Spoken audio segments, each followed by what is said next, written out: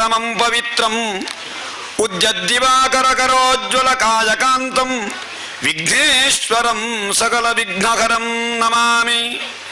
त्वां विघ्नदलनेति च सुन्दरेति भक्तप्रियेति सुखदेति फलप्रदेति विद्याप्रदेत्यघहरेति च ये स्तुवन्ति तेभ्यो गणेशवरदो भव नित्यमेव।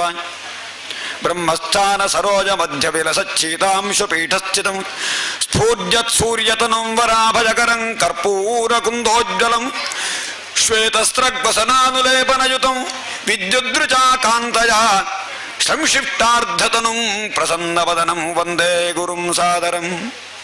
व्यासाय विष्णुरूपाय व्यासरूपाय विष्णवे नमो वै ब्रह्मनिधये वासिष्ठाय नमो नमः। यं प्रव्रजन्तमनुपेतमपेतकृत्यं द्वैपायनो विरह कातर आजुघाव पुत्रेति तन्मयतया तरवोऽभिनेदुः तं सर्वभूतहृदयं मुनिमानतोऽस्मि। यस्वानुभावमखिलश्रुतिसारमेकम् अध्यात्मदीपम् अतिथितीर्षतां तमोऽन्धं संसारिणां करुणयाः पुराणगुह्यं तं व्याससूनुमुपयामि गुरुं मुनीनां। जन्माद्यस्तयतोऽन्वयातितरतश्चार्थेष्वभिज्ञस्वराट् तेने ब्रह्महृदाय आदिकवये मुह्यं दियत्सूरजः तेजोवारिमृदां यथा विनिमयो यत्र त्रिसर्गो मृषा धाम्ना स्वेन सदा निरस्तकुहकं सत्यं परं धीमहि। धर्मप्रोज्झितकैतवोऽत्र परमो निर्मत्सराणां सतां वेद्यं वास्तवमत्र वस्तु शिवदं तापत्रयोन्मूलनं। श्रीमद्भागवते महामुनिकृते किं वा परैरीश्वरः सद्यो हृद्यवरुध्यते कृतिभिः शुश्रूषिभिस्तत्क्षणात्। निगमकल्पतरोर्गलितं फलं शुकमुखादमृतद्रवसंयुतं पिबत भागवतं रसमालयं मुहुरहो रसिकाः भुवि भावुकाः। सच्चिदानन्दरूपाय विश्वोत्पत्त्यादिहेतवे तापत्रय विनाशाय श्रीकृष्णाय वयं नमः। पक्काद नारद पराशर पुण्डरीक व्यासाम्बरीश शुक शौनक भीष्मदाल्भ्यान् रुक्माङ्गदार्जुन वसिष्ठ विभीषणादीन् पुण्यानिमान् परम भागवतां नमामि। ओं नमो भगवते वासुदेवाय ओं नमो भगवते वासुदेवाय ओं नमो भगवते वासुदेवाय। श्रीकृष्ण गोविंद हरे मुरारे श्रीकृष्ण गोविंद हरे मुरारे हे नाथ नारायण वासुदेव प्रद्युम्न दामोदर विश्वमूर्ते मुकुंद विष्णु भगवन् नमस्ते। श्रीकृष्ण गोविंद हरे मुरारे हे नाथ नारायण वासुदेव प्रद्युम्न दामोदर विश्वमूर्ते मुकुंद विष्णु भगवन् नमस्ते।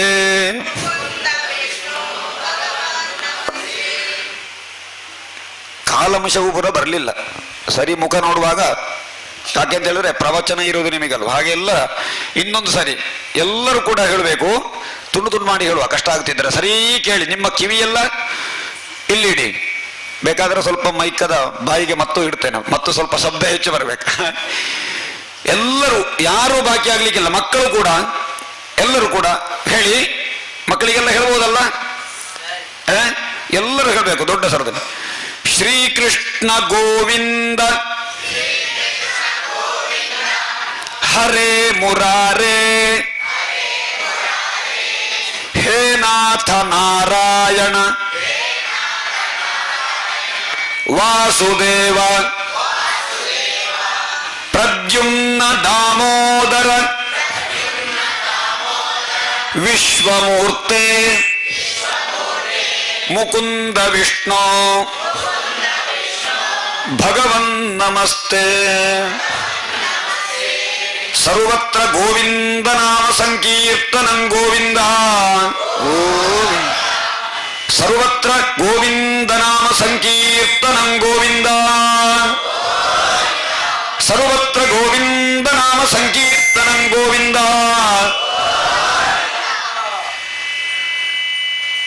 ಭಗವಂತನಾದ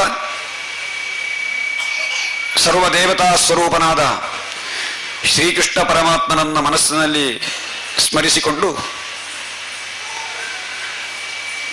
ಭಾಗವತ ಸಪ್ತಾಹ ಯಜ್ಞಾಚರಣೆಯ 5ನೇ ದಿವಸದ ಪಾರಾಯಣವನ್ನ ಮುಗಿಸಿ ಕಲ್ಪೋಕ್ತ ಪೂಜಾರಾಧನೆಯಲ್ಲಾಗಿ ಈ ಸಾಯಂಕಾಲದ ಹೊತ್ತು ಭಗವಂತ ನುಡಿಸಿದಂತೆ ಯಥಾಸಾಧ್ಯ ಅವನ ಕುರಿತಾದ ಕಥಾ ಕುಸುಮವನ್ನ ಭಗವಂತನಿಗೆ ಸಮರ್ಪಣೆ ಮಾಡುವ ನಿಟ್ಟಿನಲ್ಲಿ ಯಥಾಮತಿ ಯಥಾಸಾಧ್ಯವಾಗಿ ಎಲ್ಲ ಭಕ್ತ ವೃಂದದ ಮುಂದೆ ಕಥಾ ಪ್ರವಚನವನ್ನ ಮಾಡಲಿಕ್ಕೆ ಭಗವಂತನ ಅನುಜ್ಞೆಯನ್ನು ಬೇಡ್ತಾ ಯಥಾಸಾಧ್ಯವಾಗಿ ಪ್ರಯತ್ನವನ್ನ ಮಾಡ್ತೇನೆ. ನಿನ್ನೆಯ ದಿವಸ ಶ್ರೀಕೃಷ್ಣನ ಜನ್ಮ ಆಗಿದೆ.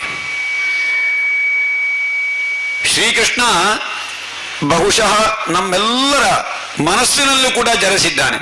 ಯಾಕೆಂತ ಹೇಳಿದ್ರೆ ಅವನ ಕುರಿತಾಗಿ ನಿನ್ನೆ ಜನ್ಮ ಉತ್ಸವ, ಇವತ್ತು ಅವನ ವಿವಾಹೋತ್ಸವ, ಇದನ್ನೆಲ್ಲ ಮಾಡಿ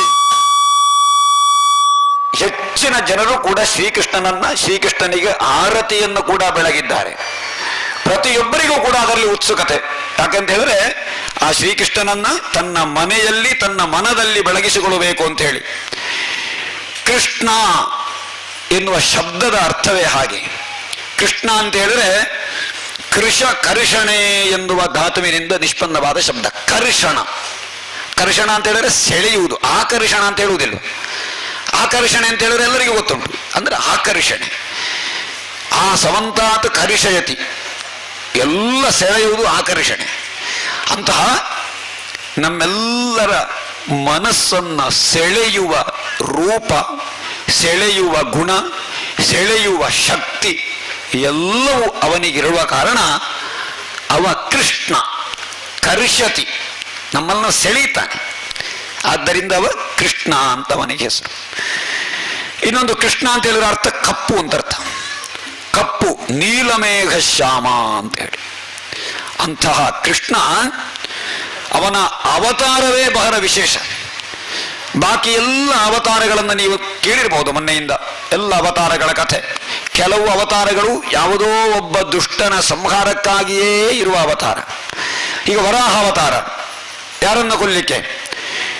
ಹಿರಣ್ಯಾಕ್ಷನನ್ನ ಕೊಲ್ಲಿಕ್ಕೆ ವರಾಹ ಅವತಾರ. ಹಿರಣ್ಯ ಕಶ್ಯಪವನ್ನ ಕೊಲ್ಲಿಕ್ಕೆ ನರಸಿಂಹಾವತಾರ.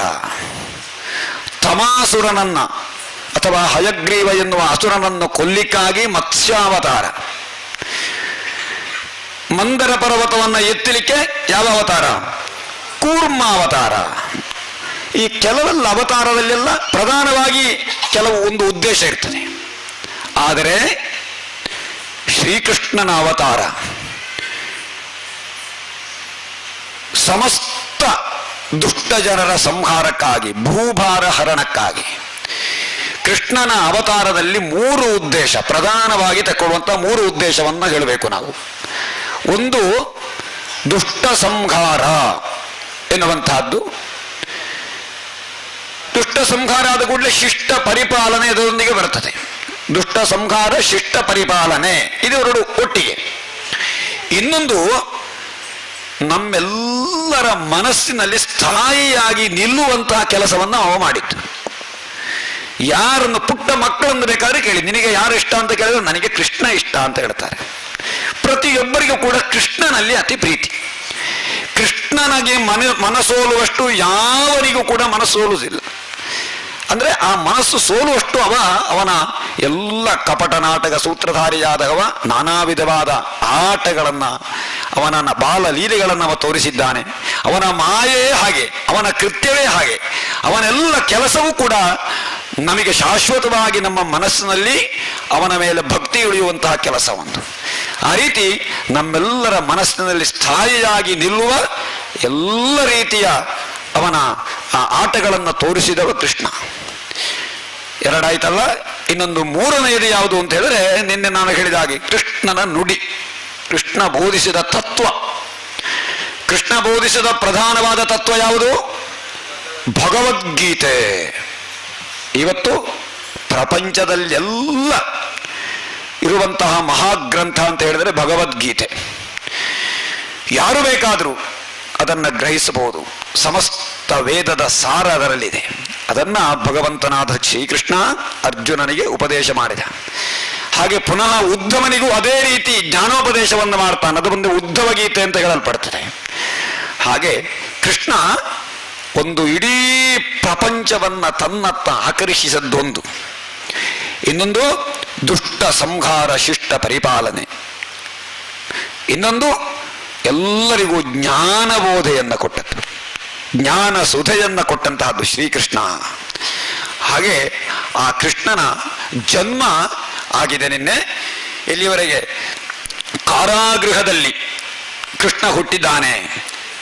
ಕೃಷ್ಣ ಹುಟ್ಟಿದ ತತ್ಕ್ಷಣ ಕೃಷ್ಣ ತಾನು ಶಿಶು ರೂಪವನ್ನು ಬಿಟ್ಟು ಅತ್ಯಂತ ದೊಡ್ಡವನಾಗಿ ತನ್ನ ವಿಶ್ವರೂಪ ದರ್ಶನವನ್ನು ವಸುದೇವ ದೇವಕಿಯರಿಗೆ ಕೊಟ್ಟಂತೆ. ಆಗ ಆ ವಿಶ್ವರೂಪ ಅವನ ಸಹಜ ರೂಪವನ್ನ, ಮೂಲ ಮಹಾವಿಷ್ಣುವಿನ ಸ್ವರೂಪವನ್ನು ಅವ ತೋರಿಸ್ತಾನೆ. ಆ ಮೂಲ ಸ್ವರೂಪವನ್ನು ಕಂಡು ವಸುದೇವ ಸ್ತೋತ್ರ ಮಾಡ್ತಾನೆ. ತಮದ್ಭುತಂ ಬಾಲಕಮಂಬುಜೇ ಕ್ಷಣಂ ಚತುರ್ಭುಜಂ ಶಂಖ ಗದಾರ್ಯುಧಾಯುಧಂ ಶ್ರೀವತ್ಸಲಕ್ಷ್ಮಂಗಲಶೋಭಿಕೌಸ್ತುಭಂ ಪೀತಾಂಬರಂ ಸಾಂದ್ರ ಪಯೋಧ ಸೌಭಗಂ. ಅದ್ಭುತವಾದ ಬಾಲಕವ, ಇಷ್ಟರವರೆಗೆ ಯಾರೂ ಕಾಣದ, ಈ ಮುಂದೆಯೂ ಯಾರಿಗೂ ಕಾಣಲಾಗದ ಅತ್ಯದ್ಭುತವಾದ ಬಾಲಕನನ್ನು ನೋಡಿದರು. ಅಂಬುಜೇಕ್ಷಣ ಅಂದರೆ ತಾವರೆಯ ಕಣ್ಣು, ಅವನಿಗೆ ತಾವರೆಯ ಎಸಳಿನಂತಿರುವಂತಹ ಕಣ್ಣು. ಚತುರ್ಭುಜಂ, 4 ಕೈಗಳು. ಈ 4 ಕೈಗಳಲ್ಲಿ 4 ಆಯುಧಗಳು. ಯಾವುದೆಲ್ಲ? ಭಗವಂತನ ಶಂಖ ಚಕ್ರ ಗದಾ ಪದ್ಮ. ಇದು ಎಲ್ಲರಿಗೂ ಗೊತ್ತುಂಟು. ಯಾಕೆ ಅಂತ ಹೇಳಿದ್ರೆ ಈಗ ಎಲ್ಲ ಮನೆಯ ಬಾಗಿಲಲ್ಲಿ ಅದೇ ಇರುವುದು. ಈಗ ಎಲ್ಲರಿಗೂ ಕೂಡ ಶಂಖ ಚಕ್ರ ಗದಾ ಪದ್ಮ. ಮನೆಯ ಬಾಗಿಲಿಗೂ ಕೂಡ ಅದನ್ನೀಗ ಚಿತ್ರಿಸ್ತಾರೆ. ಯಾಕೆಂತ ಹೇಳಿದ್ರೆ ಅದು ಭಗವಂತನ ಚಿಹ್ನೆ, ಪ್ರಧಾನವಾದ ಚಿಹ್ನೆ. ಆಯುಧ ಅದು. ಆ ಆಯುಧ ಯಾಕೆ, ಅದರ ಆ ಆಯುಧದ ತತ್ವ ಏನು ಅಂತ ಹೇಳಿದ್ರೆ ಕೇವಲ ದುಷ್ಟ ಸಂಹಾರ ಮಾತ್ರ ಅಲ್ಲ. ಶಂಖ ಎನ್ನುವುದು ಇರುವುದು ಧರ್ಮದ ಸಂಕೇತ ಅಂತ. ಇದು ಧರ್ಮ ಸಂಸ್ಥಾಪನೆಗೋಸ್ಕರವಾಗಿ ಶಂಖ ಇರುವಂತಹದ್ದು. ಶಂಖವನ್ನ ನಾದ ಮಾಡಿದರೆ ಎಲ್ಲ ಅಸುರರ ನಾಶ ಆಗ್ತದೆ. ಗರ್ಭಾದೇವಾರಿ ನಾರೀಣಾಂ ವಿಶೀರಿಯಂತೆ ಸಹಸ್ರಧ ತವ ನಾದೇನ ಪಾತಾಳೆ ಪಾಂಚಜನ್ಯ ನಮೋಸ್ತುತೆ. ಶಂಖವನ್ನು ನಾವು ಮುಸ್ಸಂಜೆಯ ಹೊತ್ತು ನಾದ ಮಾಡಬೇಕು ಅಂತ ಯಾಕೆ ಹೇಳುದು ಅಂತ ಹೇಳಿದ್ರೆ, ನಾದ ಮಾಡಿದ ತಕ್ಷಣ ಆ ಪರಿಸರದಲ್ಲಿರುವ ಎಲ್ಲ ಅಸುರರು ನಾಶವಾಗುವುದು ಮಾತ್ರ ಅಲ್ಲ, ಪಾತಾಳದಲ್ಲಿ ಇರುವ ರಾಕ್ಷಸರ ಪತ್ನಿಯರ ಗರ್ಭವೂ ನಾಶ ಆಗ್ತಾರೆ ಅಂತ. ತವನಾದೇನ ಪಾತಾಳೆ ಗರ್ಭ ದೇವಾರಿ ನಾರೀಣಾಂ, ದೇವತೆಗಳ ಶತ್ರುಗಳಾದ ಅಸುರರ ಪತ್ನಿಯರ ಗರ್ಭ ಸಹಸ್ರ ಹೋಳಾಗ್ತದೆ. ಅಂತಹ ಶಕ್ತಿ ಇರುವುದು ಪಾಂಚಜನ್ಯಕ್ಕೆ. ಹಾಗೆ ಈ ಲೋಕದಲ್ಲಿ ಶಂಖ ಎನ್ನುವುದು ಖ ಎಂದರೆ ಆಕಾಶ, ಶಂ ಅಂದರೆ ಶುಭ. ಆಕಾಶ ಅಂತ ಹೇಳಿದ್ರೆ ಭೂಮಿ ಬಿಟ್ಟು ನಮಗೆ ಎಲ್ಲ ಕೇಳುವಂತಹ ಎಲ್ಲ ಪ್ರದೇಶ, ನಮ್ಮ ಭೂಮಿ ಬಿಟ್ಟು ಕಾಣುವಂತಹ ಎಲ್ಲ ಪ್ರದೇಶವು ಆಕಾಶ. ಸುತ್ತಮುತ್ತಲೆಲ್ಲ ಇರುವುದು ಆಕಾಶ. ಇದು ಈ ಆಕಾಶದಲ್ಲಿ ಶುಭವಾದ ತರಂಗವನ್ನ ಏಳಿಸುವ, ಶುಭವನ್ನು ತಂದುಕೊಡುವ ನಾದವನ್ನು ಕೊಡುವಂತಹದ್ದು ಯಾವುದು ಅಂತ ಹೇಳಿದ್ರೆ ಶಂಖ. ಅದಕ್ಕೆ ಶಂಖ ಅಂತ ಹೇಳಿ. ಹಾಗೆ ಕೈಯಲ್ಲಿ ಶಂಖ. ಇನ್ನೊಂದು ಚಕ್ರ. ಚಕ್ರ ಎನ್ನುವುದು ಅರ್ಥದ ಸಂಕೇತ. ಅರ್ಥ ಅಂತ ಹೇಳಿದ್ರೆ ಸಂಪತ್ತು, ಸಕಲ ವಿಧವಾದ ಸಂಪತ್ತು. ಇನ್ನೊಂದು ಗದೆ. ಇದು ಧರ್ಮ ಅರ್ಥ ಕಾಮ, ಕಾಮನೆ. ಕಾಮ ಅಂತ ಹೇಳಿದ್ರೆ ಒಂದೇ ಶಬ್ದಕ್ಕೆ ಶಬ್ದಾರ್ಥವನ್ನು ಮಾತ್ರ ಇಟ್ಕೊಂಡು ಹೇಳುವುದಲ್ಲ, ಕಾಮನೆ. ನಮ್ಮೆಲ್ಲರ ಅಭೀಷ್ಟವೇ ಕಾಮ ಅಂತ ಹೇಳಿದ್ರೆ. ನಮಗೇನೆಲ್ಲ ಬೇಕು, ಭಗವಂತನ ಭಕ್ತರಿಗೆ ಬೇಕಾದ್ದನ್ನು ಒದಗಿಸಿಕೊಡುವಂತಹದ್ದು ಗದೆ ಅಂತೆ. ಗದೆ ಇನ್ನೊಂದು ಕೊನೆಯದ್ದು ಯಾವುದು? ಪದ್ಮ. ಪದ್ಮ ಮೋಕ್ಷದ ಸಂಕೇತ. ಭಗವಂತನು ಈ ಪ್ರಪಂಚವನ್ನ ಸೃಷ್ಟಿ ಮಾಡಬೇಕು ಅಂತ ಕಲ್ಪಿಸಿದ ತಕ್ಷಣ ಅವನ ನಾಭಿಯಲ್ಲಿ ಹುಟ್ಟಿದ್ದು ಯಾವುದು? ಯಾವುದು? ಕಮಲ. ಮೊನ್ನೆ ಕಥೆ ಹೇಳಿದ್ದೇನೆ ನಾನು. ಕಮಲ ಅಲ್ವಾ? ಮೊದಲು ನಾಭಿಯಲ್ಲಿ ಹುಟ್ಟಿದಂತ ಕಮಲ. ಆ ಕಮಲದಲ್ಲಿ ಸ್ವಯಂಭೂವಾಗಿ ತಾನು ಉದಿಸಿದ. ಆದ್ದರಿಂದ ಭಗವಂತನನ್ನ ಸೇರ್ಲಿಕ್ಕೆ ಕಮಲವೇ ಸಂಕೇತ. ಧರ್ಮ, ಅದಕ್ಕೆ 4ಕ್ಕೆ 4 ಪುರುಷಾರ್ಥ ಆಯಿತು. ಧರ್ಮ, ಅರ್ಥ, ಕಾಮ, ಮೋಕ್ಷಗಳೆಂಬ 4 ಪುರುಷಾರ್ಥಗಳನ್ನ ಭಕ್ತರಿಗೆ ಒದಗಿಸುವ ಭಗವಂತ ಕೈಯಲ್ಲಿ 4 ಆಯುಧಗಳನ್ನ 4 ಕೈಯಲ್ಲಿ ಧರಿಸಿಕೊಂಡಿದ್ದಾನೆ. ಶ್ರೀವತ್ಸಲಕ್ಷ್ಮಂ ಅಂದ್ರೆ ಶ್ರೀವತ್ಸದ ಲಾಂಛನ ಅವನ ಎದೆಯಲ್ಲಿದೆ. ಅದರ ಕಥೆಯನ್ನೆಲ್ಲ ಹೇಳ್ತಾರೆ ಭಾಗವತದಲ್ಲಿ. ಭೃಗು ಮಹರ್ಷಿಯ ಲಾಂಛನ ಶ್ರೀವತ್ಸ ಲಾಂಛನ. ಗಲಶೋಭಿ ಕೌಸ್ತುಭಂ, ಕೌಸ್ತುಭದಿಂದ ಶೋಭಿಸಿದ್ದಾನೆ, ಕೌಸ್ತುಭ ಮಣಿಯಿಂದ. ಪೀತಾಂಬರ, ಅರಸಿನ ಪೀತಕ್ಕೂ ಅರಸಿನಕ್ಕೂ ಸ್ವಲ್ಪ ವ್ಯತ್ಯಾಸ. ಅಂದ್ರೆ ಪೀತಾಂಬರ ಅಂತ ಹೇಳಿದ್ರೆ ಆ ಒಂದು ಪೀತಾಂಬರವಾದ ಬಣ್ಣ ಅಂತ ಒಂದುಂಟು.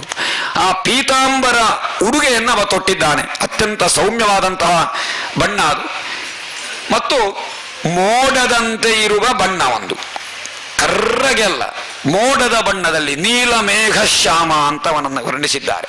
ಹಾಗೆ ಕೊರಳಲ್ಲಿ ಮಹಾರ್ಘ ವೈಡೂರ್ಯ ಕಿರೀಟ ಕುಂಡಲ, ವಜ್ರ ವೈಡೂರ್ಯಗಳಿಂದ ಕೂಡಿದಂತಹ ಕಿರೀಟ ಕುಂಡಲ ಎಲ್ಲ, ಗುಂಗುರು ಕೂದಲು, ಸೂರ್ಯನ ಕಿರಣದಂತೆ ಹೊಳೆಯುತ್ತಿರುವಂತಹ ಕೂದಲುಗಳು, ಒಡ್ಯಾಣ, ಕೇಯೂರ, ಕರದಲ್ಲಿ ಕಂಕಣ, ಇದೆಲ್ಲವೂ ಕೂಡ ಇದರಿಂದ ಅವ ಶೋಭಿಸಿಕೊಂಡಿದ್ದ.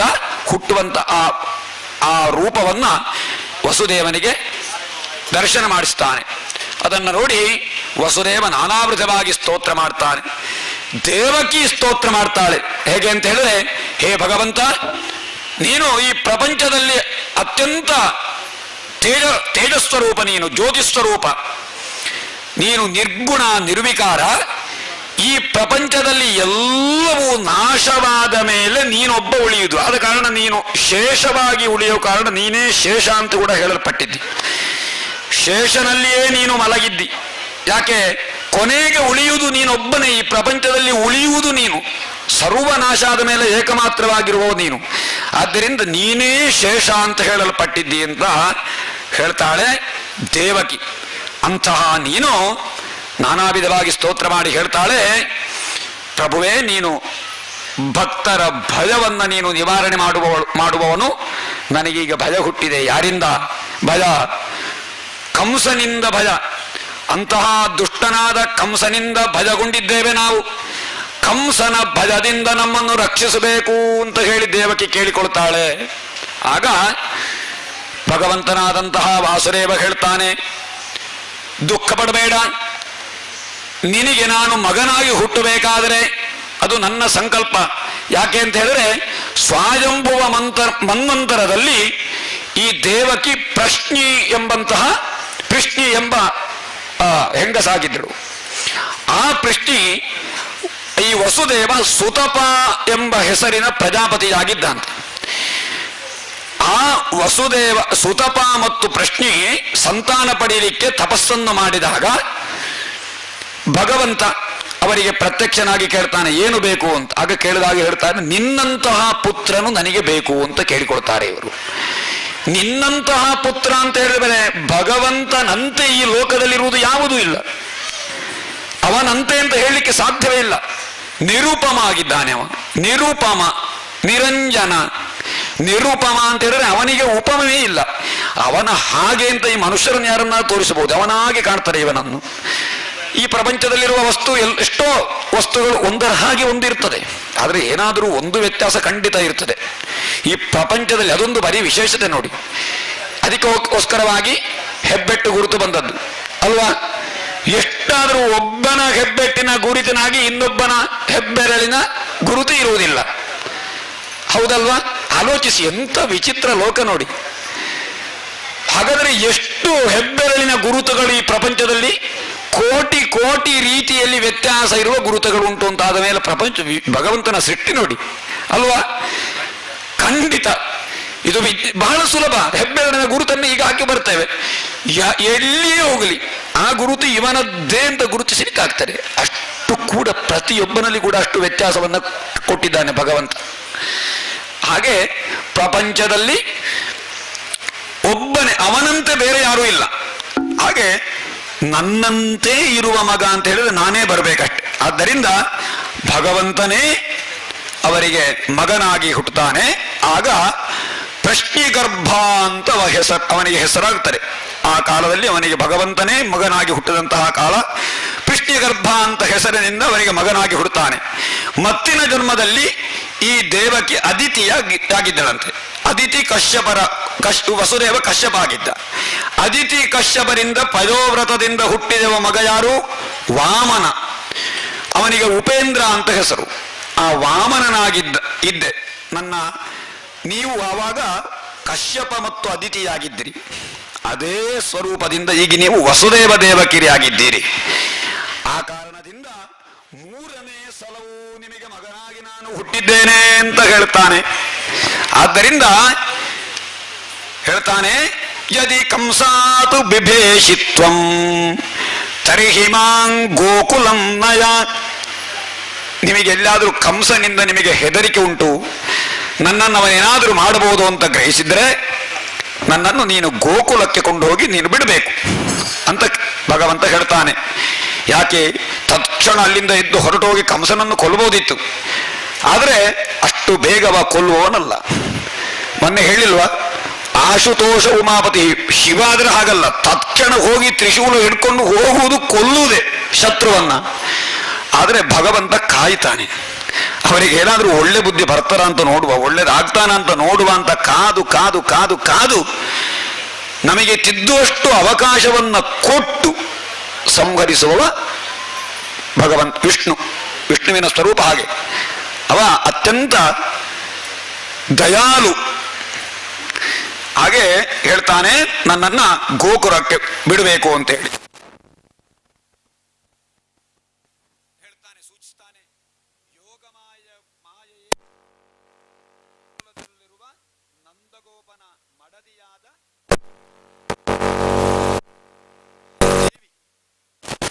ಆ ಮಗಳು, ಹೆಣ್ಣು ಶಿಶು ಅದು. ಆ ಶಿಶು ಅಲ್ಲಿ ಈಗ ಇದೆ. ನನ್ನನ್ನು ತೆಕ್ಕೊಂಡು ಹೋಗಿ ಅಲ್ಲಿ ನಂದಗೋಕುಲದಲ್ಲಿ ಯಶೋದೆಯ ಸನಿಹದಲ್ಲಿ ಇರಿಸಿ, ಅಲ್ಲಿರುವಂತಹ ಯಶೋದೆಗೆ ಜನಿಸಿದಂತಹ ಹೆಣ್ಣು ಮಗುವನ್ನ ತಂದು ಈ ಕಾರಾಗೃಹದಲ್ಲಿ ನೀನು ಇರಿಸಬೇಕು ಅಂತ ಸೂಚನೆ ಕೊಡ್ತಾನೆ. ಆ ರೀತಿ ಸೂಚನೆ ಕೊಟ್ಟ ಕ್ಷಣ ಭಗವಂತ ಹುಟ್ಟಿದ ತತ್ಕ್ಷಣ ಈ ವಸುದೇವ ದೇವಕಿಯರ ಕೈಗೆ ತೊಡಸಿದಂತಹ ಕಡಗ ಏನುಂಟ ಅಂದರೆ ಸರಪಳಿ, ಕಬ್ಬಿಣದ ಸರಪಳಿ, ಚಿನ್ನದ್ದಲ್ಲ, ಕಬ್ಬಿಣ ಸರಪಳಿ ಏನುಂಟೋ ಆ ಸರಪಳಿ ತನ್ನಿಂದ ತಾನೇ ಬಿಚ್ಚಲ್ಪಡ್ತದೆ. ಯಾಕೆ ಅಂತ ಹೇಳಿದ್ರೆ ಎಲ್ಲಿ ಭಗವಂತನ ದರ್ಶನ ಆಗ್ತದೆ ಆ ಕ್ಷಣ ಬಂಧನಗಳೆಲ್ಲ ಕಳಚಿ ಹೋಗ್ತಾರೆ ಅಂತೆ, ಕರ್ಮ ಬಂಧನವೂ ಕಳಚಿ ಹೋಗ್ತಾರೆ. ಹಾಗೆ ಈ ವಸುದೇವ ದೇವಕಿಯರ ಕೈಗೆ ಕಾಲಿಗೆ ಸುತ್ತಿದಂತಹ ಸರಪಣಿ ಎಲ್ಲ ಬಿಚ್ಚಿ ಹೋಗ್ತದೆ. ಬಿಚ್ಚಿ ಹೋಗಿ ಆ ಕೃಷ್ಣನನ್ನ ವಾಸುದೇವ ಎತ್ತುತ್ತಾನೆ. ಎತ್ತುವಾಗ ಸೂರ್ಯೋದಯ ಆಗುವಾಗ ಅಂಧಕಾರ ಯಾವ ರೀತಿ ನಿವಾರಣೆ ಆಗ್ತದೋ ಅದೇ ರೀತಿ ವಸುದೇವನಿಗೆ ಬೆಳಕು ಕಾಣ್ತದೆ. ಕಂಡು ಇದ್ದಕ್ಕಿದ್ದಂತೆ ಅಲ್ಲಿಂದ ದ್ವಾರಪಾಲಕರಿಗೆಲ್ಲ ನಿದ್ದೆ ಬರ್ತದೆ. ಮಾಯಾಶಕ್ತಿಯಿಂದ ನಿದ್ದೆ ಬರದೇ ಇದ್ದವರಿಗೆ ಗೊತ್ತಾಗ್ತಾರೆ. ಯಾರಿಗೂ ಗೊತ್ತಾಗದ ಹಾಗೆ ವಸುದೇವ ಈ ಮಗುವನ್ನ ಎತ್ತಿಕೊಂಡು ಹೊರಗೆ ಬರ್ತಾನೆ. ಬಾಗಿಲಿಗಳೆಲ್ಲ ತೆರೆಯಲ್ಪಡ್ತದೆ. ಅದೇ ಸಮಯದಲ್ಲಿ ಮೋಡಗಳು ತುಂತುರು ಮಳೆಯನ್ನು ಸುರಿಸ್ತಾ ಇರ್ತದೆ.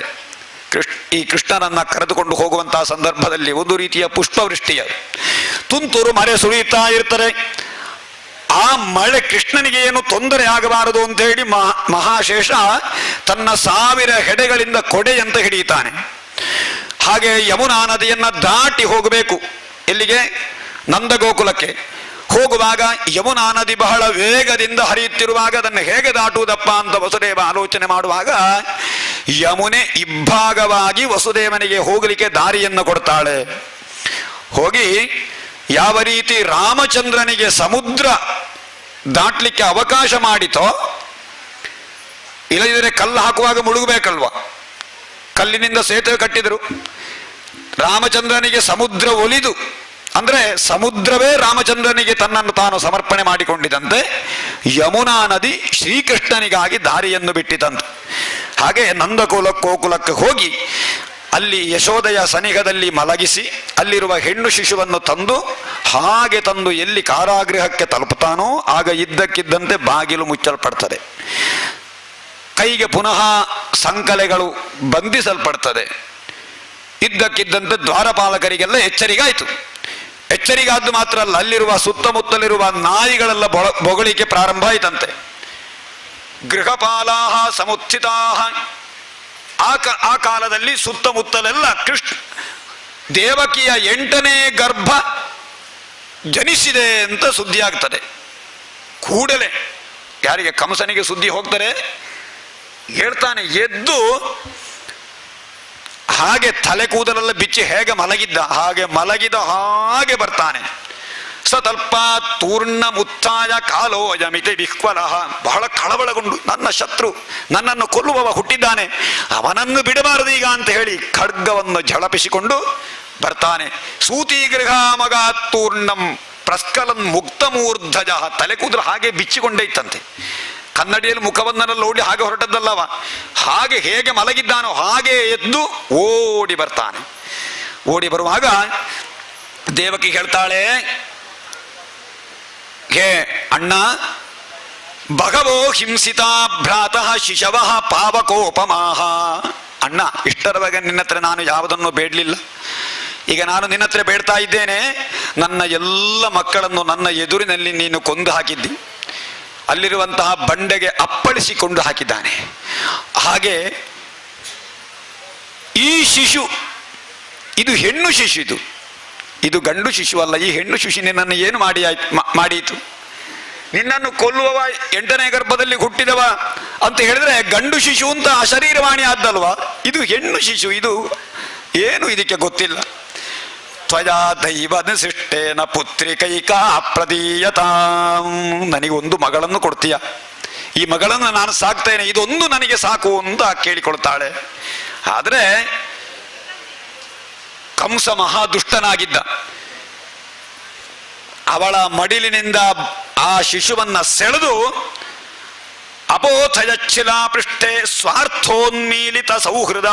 ಅಲ್ಲಿರುವಂತಹ ದೊಡ್ಡ ಬಂಡೆಕಲ್ಲಿಗೆ ಅದನ್ನ ಬಡೀತಾನೆ. ಶಿಶುವನ್ನ ಬಡಿಲಿಕ್ಕೆ ಅಂತ ಆ ಶಿಶುವನ್ನ ಮೇಲೆ ಎತ್ತುವಾಗ ಸಾ ತದ್ಧಸ್ತಾತ್ ಸಮುತ್ಪತ್ಯ ಸದ್ಯೋ ದೇವ್ಯಂಬರಂಗತ.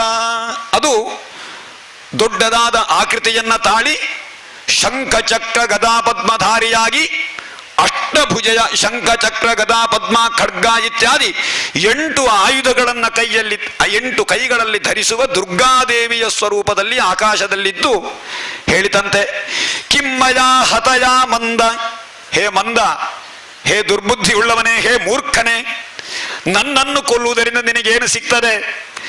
ನಿನ್ನ ಪೂರ್ವಜನ್ಮದ ಶತ್ರು ಯಾವುದೋ ಒಂದು ಜಾಗದಲ್ಲಿ ಬೆಳೀತಾ ಇದ್ದಾನೆ, ನಿನ್ನನ್ನು ಅವ ಖಂಡಿತ ಕೊಲ್ಲುತ್ತಾನೆ. ಯತ್ರ ಕ್ವವ ಪೂರ್ವ ಶತ್ರು ಮಾ ಹಿಂಸೀಹಿ ಕೃಪಣಾನ್ ವೃಥ. ಹಾಗೆ ಆ ಮಾಯಾಸ್ವರೂಪಿಣಿಯಾದ ಭಗವತಿ ಹೇಳ್ತಾಳೆ. ಆ ಸಂದರ್ಭದಲ್ಲಿ ಕಂಸನಿಗೆ ಪಶ್ಚಾತ್ತಾಪ ಆಗ್ತದೆ. ನೋಡಿ, ಕಂಸನಿಗೆ ಒಳ್ಳೆಯ ಬುದ್ಧಿ ಬರ್ತದೆ ಆ ಸಮಯದಲ್ಲಿ. ಛೇ, ನಾನೆಂಥ ತಪ್ಪು ಮಾಡಿದೆ. ಆ ದೇವಿಯ ದರ್ಶನ ಆಯ್ತವನಿಗೆ. ಕೃಷ್ಣ ಹುಟ್ಟಿದ ಭೂಮಿಗೆ ಅವ ಬಂದ, ಭಗವಂತ ಹುಟ್ಟಿದ ಭೂಮಿಗೆ ಬಂದ ಕ್ಷಣ ಅವನ ಎಲ್ಲ ಕತ್ತಲು ಅಂಧಕಾರ ಎಲ್ಲ ನಿವಾರಣೆಯಾಯಿತು. ಮನಸ್ಸಿನ ಅಂಧಕಾರ ನಿವಾರಣೆಯಾಗಿ ಮನಸ್ತತ್ವದ ಅಭಿಮಾನಿ ದೇವತೆಯಾದ ದುರ್ಗೆಯ ದರ್ಶನ ಆಗ್ತದೆ ಅವನಿಗೆ. ದುರ್ಗೆ ಈ ಜಾತಕದಲ್ಲಿ ಜೋಯಿಸರು ಹೇಳ್ತಾರೆ, ಮನಸ್ಸಿಗೆ ಅಭಿಮಾನಿ ದೇವತೆ ಅಭಿಮಾನಿ ಗ್ರಹ ಯಾರು? ಚಂದ್ರ. ಚಂದ್ರಮಾ ಮನಸೋ ಜಾತಃ ಪುರುಷ ಸೂಕ್ತದಲ್ಲಿ ಹೇಳುದಾಗ ಚಂದ್ರನಿಗೆ ಅಭಿಮಾನಿ ದೇವತೆ ಯಾರು? ದುರ್ಗೆ. ಜೋಯಿಸರು ಹೇಳುದಾಗೆ ಚಂದ್ರನಿಂದ ದುರ್ಗೆಯನ್ನ ನೋಡುವಂತಹದ್ದು. ಚಂದ್ರನಿಂದ, ಆದ್ದರಿಂದ ದುರ್ಗೆಯ ದರ್ಶನವೂ ಆಯಿತವನಿಗೆ. ಆಗ ಮನಸ್ಸಿನಲ್ಲಿರುವ ಎಲ್ಲ ಪ್ರಕೋಪಗಳು, ಎಲ್ಲ ರೀತಿಯ ದುಷ್ಟತನ ಎಲ್ಲ ದೂರ ಆಗಿ ಹೇಳ್ತಾನೆ, ಅಹೋ ಭಗಿನ್ಯಹೋ ಭಾಮ, ಹೇ ಭಾವ, ಹೇ ತಂಗಿ, ನನ್ನನ್ನು ಕ್ಷಮಿಸಬೇಕು. ಮಯಾವಾಂಬತ ಪಾಪ್ಮನ ಪುರುಷಾದ ಇವಾಪತ್ಯಂ ಭಗವೋ ಹಿಂಸಿತಾ ಸುತಾಹ. ನಿನ್ನ ಮಕ್ಕಳನ್ನೆಲ್ಲ ನನ್ನ ಕೈಯಾರೆ ಕೊಂದಿದ್ದೇನೆ, ನನ್ನ ಈ ಕೈಯಿಂದಲೇ ಕೊಂದಿದ್ದೇನೆ, ಎಂಥ ಪಾಪಿ ನಾನು. ದೈವಮಪ್ಯನೃತಂ ಭಕ್ತಿನ ಮರ್ತ್ಯಾಯೇವ ಕೇವಲಂ. ದೇವತೆಗಳು ಸುಳ್ಳು ಹೇಳ್ತಾರಲ್ವಾ, ಎಂಥ ಸುಳ್ಳು ಹೇಳಿದ್ದಾರೆ ಆ ಶರೀರವಾಣಿಯಲ್ಲಿ.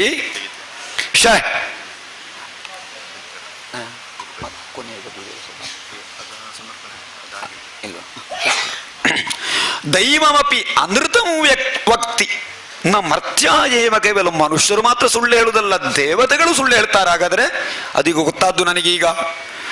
ಆದ್ದರಿಂದ ಯದ್ವಿಶ್ರಂಭಾದಕಂ ಪಾಪ ಸ್ವಸುರ್ ನಿಗತವಾನ್ ಶಿಶೂನ್. ಅದರಲ್ಲಿ ದೇವತೆಗಳ ಮಾತಿನಲ್ಲಿ ವಿಶ್ವಾಸ ಇಟ್ಟು ಅವರು ಸತ್ಯವನ್ನೇ ಹೇಳ್ತಾರೆ ಅಂತ ಹೇಳಿ ತಿಳಿದು ನನ್ನ ತಂಗಿಯ ಎಲ್ಲ ಶಿಶುಗಳನ್ನು ನಾನು ನಾಶ ಮಾಡಿದೆ, ದೂರ ಕೊಂದಿದ್ದೇನೆ. ಆದ್ದರಿಂದ ದೇವಕಿಯರ, ವಸುದೇವ ದೇವಕಿಯರ ಕೈಯನ್ನು ಹಿಡಿದು ಪಾದಕ್ಕೆ ಬಿದ್ದು ಕೇಳಿಕೊಳ್ತಾನೆ, ನೋಡಿ, ಕ್ಷಮಧ್ವಂ ಕ್ಷಮಿಸಿ, ಮಮ ದೌರಾತ್ಮ್ಯಂ ಸಾಧವೋ ದೀನವತ್ಸಲಾಹ.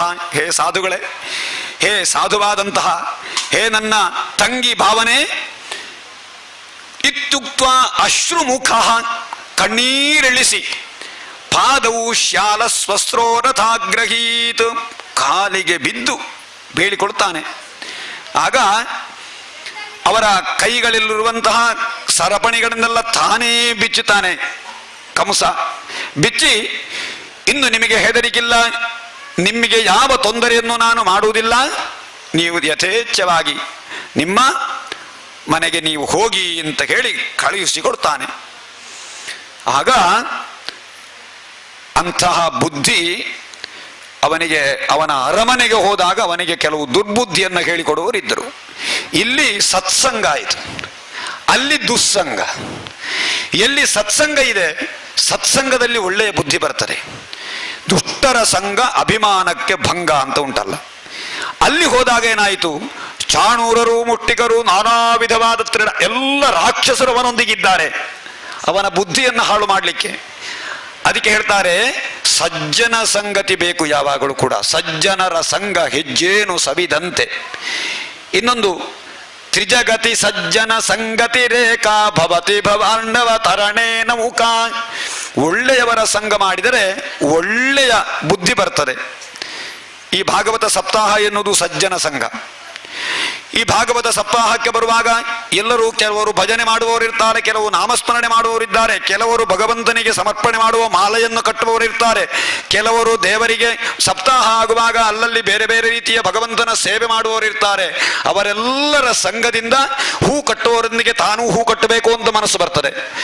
ಬಳಸುವವರಾಗ ನಾನೂ ಬಳಸಬೇಕು ಅಂತ ಎಲ್ಲರಿಗೂ ಕೂಡ ಅನ್ನವನ್ನು ಬಡಿಸಬೇಕು ಅಂತ ಅವರಿಗೆ ಆಗ್ತದೆ. ನಾನೂ ದೇವರಿಗೆ ಆರತಿ ಮಾಡಬೇಕು ಅಂತ ಆಗ್ತದೆ. ಒಬ್ಬರು ಇಬ್ಬರು ಆರತಿ ಮಾಡುವುದನ್ನು ನೋಡಿ, ಹಾಗಾದರೆ ನಾನೂ ಕೃಷ್ಣನಿಗೆ ಆರತಿ ಮಾಡಬಹುದೇ ಅಂತ ನೋಡಿ ಎಷ್ಟು ಹೊತ್ತಾಯಿತು ಆರತಿ ಮಾಡೋದು. ಇದು ಯಾಕೆ? ಸತ್ಸಂಗ. ಭಗವಂತನಾದ ಕೃಷ್ಣನಿಗೆ ಆರತಿ ಮಾಡುವ ಅವಕಾಶ ಇವತ್ತು ಸಿಕ್ಕಿದೆ. ಎಂಥ ಆ ಕೃಷ್ಣ, ಆ ಮೂರ್ತಿ ಅದು ಸಾಮಾನ್ಯದ್ದಲ್ಲ. ಸಪ್ತಾಹದಲ್ಲಿ ನಾವು ಪೂಜಿಸಿ ವಿಶೇಷವಾಗಿ ಆ ಶಕ್ತಿಯನ್ನು ಆ ಮೂರ್ತಿಯಲ್ಲಿ ತುಂಬಿ, ಆ ಮೂರ್ತಿಗೆ ವೇದೋಕ್ತವಾಗಿ ಎಲ್ಲ ರೀತಿಯಲ್ಲಿಯೂ ಕೂಡ ವಿವಾಹ ಸಂಸ್ಕಾರವನ್ನ ಮಾಡಿ ಆ ಶಕ್ತಿಯನ್ನು ತುಂಬಿಸಿಕೊಂಡಂತಹ ಆ ಕೃಷ್ಣನ ವಿಗ್ರಹವನ್ನ ಅಲ್ಲಿರಿಸಿ ಪೂಜಿಸಿದಂತಹ ವಿಗ್ರಹಕ್ಕೆ ನಿಮ್ಮ ಕೈಯಾರೆ ಆರತಿ ಎತ್ತಿದ್ದು ಸಜ್ಜನ ಸಂಘದಿಂದ. ಆದ್ದರಿಂದ ತ್ರಿಜಗತಿ, ಮೂರು ಲೋಕದಲ್ಲಿಯೂ ಕೂಡ ಸಜ್ಜನ ಸಂಗತಿ ರೇಖಾ ಭವತಿ ಭವ ಅರ್ಣವ ತರಣೆ ನೌಕಾ. ಸಂಸಾರವೆಂಬ ಸಾಗರವನ್ನ ದಾಟ್ಲಿಕ್ಕೆ ಇರುವಂತಹ ನೌಕೆ ಸಜ್ಜನ ಸಂಘ ಅಂತ. ಸಜ್ಜನರೊಟ್ಟಿಗೆ ಸೇರಿದರೆ ತನ್ನಷ್ಟಕ್ಕೆ ಆ ದೋಣಿ ನಮ್ಮ ಸಂಸಾರ ಸಾಗರವನ್ನು ದಾಟಿಸ್ತದೆ ಅಂತ ಹೇಳ್ತಾರೆ. ಹಾಗೆ ಇವ ಏನು ಮಾಡಿದ, ಇವನಿಗೆ ಇಷ್ಟರವರೆಗೆ ಸಜ್ಜನರಾದ ದೇವಕಿ ತನ್ನ ತಂಗಿ ಭಾವನಾ ಸಂಘ, ಅಷ್ಟು ಮಾತ್ರ ಅಲ್ಲ, ದೇವಿಯ ದರ್ಶನ, ಕೃಷ್ಣನ ಜನ್ಮಭೂಮಿಯಲ್ಲಿ ಇವ ಇದ್ದ ಕಾರಣ ಒಳ್ಳೆ ಬುದ್ಧಿ ಬಂದದ್ದು. ಆದರೆ ಇಲ್ಲಿ ಏನು ಮಾಡಿದ್ರು, ಎಲ್ಲ ದುಷ್ಟ ಬುದ್ಧಿಯ ದೈತ್ಯರೆಲ್ಲ ಅವನಿಗೆ ಹೇಳ್ತಾನೆ, ನಾವು ಇಷ್ಟು ಪರಾಕ್ರಮಗಳು ನಿನ್ನತ್ರ ಸೇರಿದ್ದು ಯಾಕೆ? ನಿನಗೆ ರಕ್ಷಣೆ ಕೊಡ್ಲಿಕ್ಕೆ ಅಲ್ವಾ? ಆದ್ದರಿಂದ ನೀನು ಈಗ ದೊಡ್ಡ ಒಂದು ಸನ್ಯಾಸಿಯಾಗಿ ಮಾತನಾಡಿಕೊಂಡಿದ್ದರೆ ನಾವೇನು ಮಾಡಬೇಕು? ನಿನಗೆ ಅವನಲ್ಲಿ ಹೆದರಿಕೆ ಯಾಕೆ? ನಿನ್ನನ್ನು ಅವ ಕೊಲ್ತಾನೆ. ಕೊಲ್ಲುವಂತಹ ಅವ ಎಲ್ಲಿದ್ದಾನೆ ಅಂತ ಹೇಳುವುದು ಹೇಗೆ? ಮಹಾಮಾಯಾವಿಗಳವರೆಲ್ಲ ದೇವತೆಗಳೆಲ್ಲ. ಆದ್ದರಿಂದ ನಮ್ಮ ಶತ್ರುಗಳ ಪಕ್ಷಪಾತಿಗಳಾದಂತಹ ದೇವತೆಗಳು ನಮಗೆ ಹೇಗೆ ಮೋಸ ಮಾಡ್ತಾರೆ ಅಂತ ಹೇಳಿಕ್ಕಾಗುವುದಿಲ್ಲ. ಆದ್ದರಿಂದ ಹೇ ಕಂಸ, ಹೆದರಬೇಡ, ನಾವಿದ್ದೇವೆ, ಅವರನ್ನು ವಿರೋಧಿಸಬೇಕು ಅಂತ ಹೇಳ್ತಾನೆ. ಆ ರೀತಿಯಲ್ಲಿ ಪುನಃ ಕಂಸನಿಗೆ ಬುದ್ಧಿ ತಿರುಗುತ್ತದೆ. ಅಯ್ಯೋ, ನಾನು ಹಾಗಾದ್ರೆ ತಪ್ಪು ಮಾಡಿದೇನಾ, ನೋಡ್ಬೇಕಾಗಾದ್ರೆ ಒಂದು ಕೈ ಅಂತ ಹೇಳಿ ಪುನಃ ಅವರನ್ನ ವಿರೋಧಿಸಲಿಕ್ಕೆ ಹೊರಡ್ತಾನೆ. ಹಾಗೆ ಆ ಕಥೆಯಲ್ಲಿರ್ತಾರೆ. ಇನ್ನು ಈಚೆ ಬದಿಯಲ್ಲಿ ಭಗವಂತನ ಜನ್ಮೋತ್ಸವ ಎಲ್ಲಿ? ನಂದಗೋಕುಲದಲ್ಲಿ ಅಳುವ ಶಬ್ದ ಕೇಳುವಾಗ ಯಶೋದೆಗೆ ಎಚ್ಚರಿಕೆ ಆಗ್ತದೆ. ಪ್ರಸವವಾಗುವಾಗ ಅವಳಿಗೆ ಪ್ರಜ್ಞೆಯೇ ಇರಲಿಲ್ಲಂತೆ. ಅದು ಹುಟ್ಟಿದ್ದು ಹೆಣ್ಣೋ ಗಂಡೋ ಅಂತ ಯಾರಿಗೂ ಗೊತ್ತಿಲ್ಲ. ಅಲ್ಲಿರುವಂತಹ ಎಲ್ಲರಿಗೂ ಮಾಯೆ ಆವರಿಸಿತ್ತು. ಈ ಶಿಶು ಇಲ್ಲಿ ಬಂದು ಮಲಗುವ ತನಕ ಯಾರಿಗೂ ಎಚ್ಚರಿಕೆ ಇರಲಿಲ್ಲ. ಮಗು ಅಳಿಲಿಕ್ಕೆ ಪ್ರಾರಂಭ ಮಾಡ್ತಾರೆ. ಯಾರು? ಈ ಕೃಷ್ಣ ಅಳಿಲಿಕ್ಕೆ ಪ್ರಾರಂಭ ಮಾಡುವಾಗ ಎಚ್ಚರಿಕೆ ಆಗ್ತಾರೆ. ಎತ್ತಿ ನೋಡುವಾಗ ಗಂಡು ಮಗು. ಸಂತೋಷ ಆಯಿತು. ಎಷ್ಟೋ ಸಮಯ ಆಯಿತು ವಿವಾಹ ಆಗಿ. ನಂದಗೋಪನಿಗೆ ಮಕ್ಕಳಿರಲಿಲ್ಲ. ಭಗವಂತನ ವರಪ್ರಸಾದದಿಂದ ಒಂದು ಗಂಡು ಮಗು ಹುಟ್ಟಿದೆ. ಭಗವಂತನೇ ಹುಟ್ಟಿದ್ದಾನೆ ಅಂತ ಅವರಿಗೆ ಗೊತ್ತಿಲ್ಲ.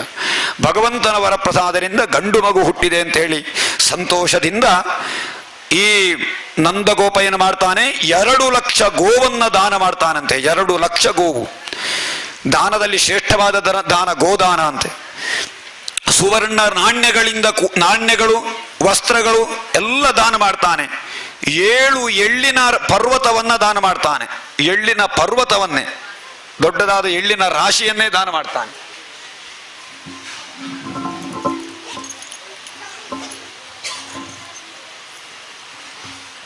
ಎಳ್ಳಿನ ಪರ್ವತವನ್ನೇ ದಾನ ಮಾಡ್ತಾನೆ. ಆಮೇಲೆ ಸಂಸ್ಕಾರ, ಅವನಿಗೆ ಬೇಕಾದನ್ನ ಜಾತಕರ್ಮಾದಿ ಸಂಸ್ಕಾರಗಳನ್ನೆಲ್ಲ ಮಾಡ್ತಾನೆ.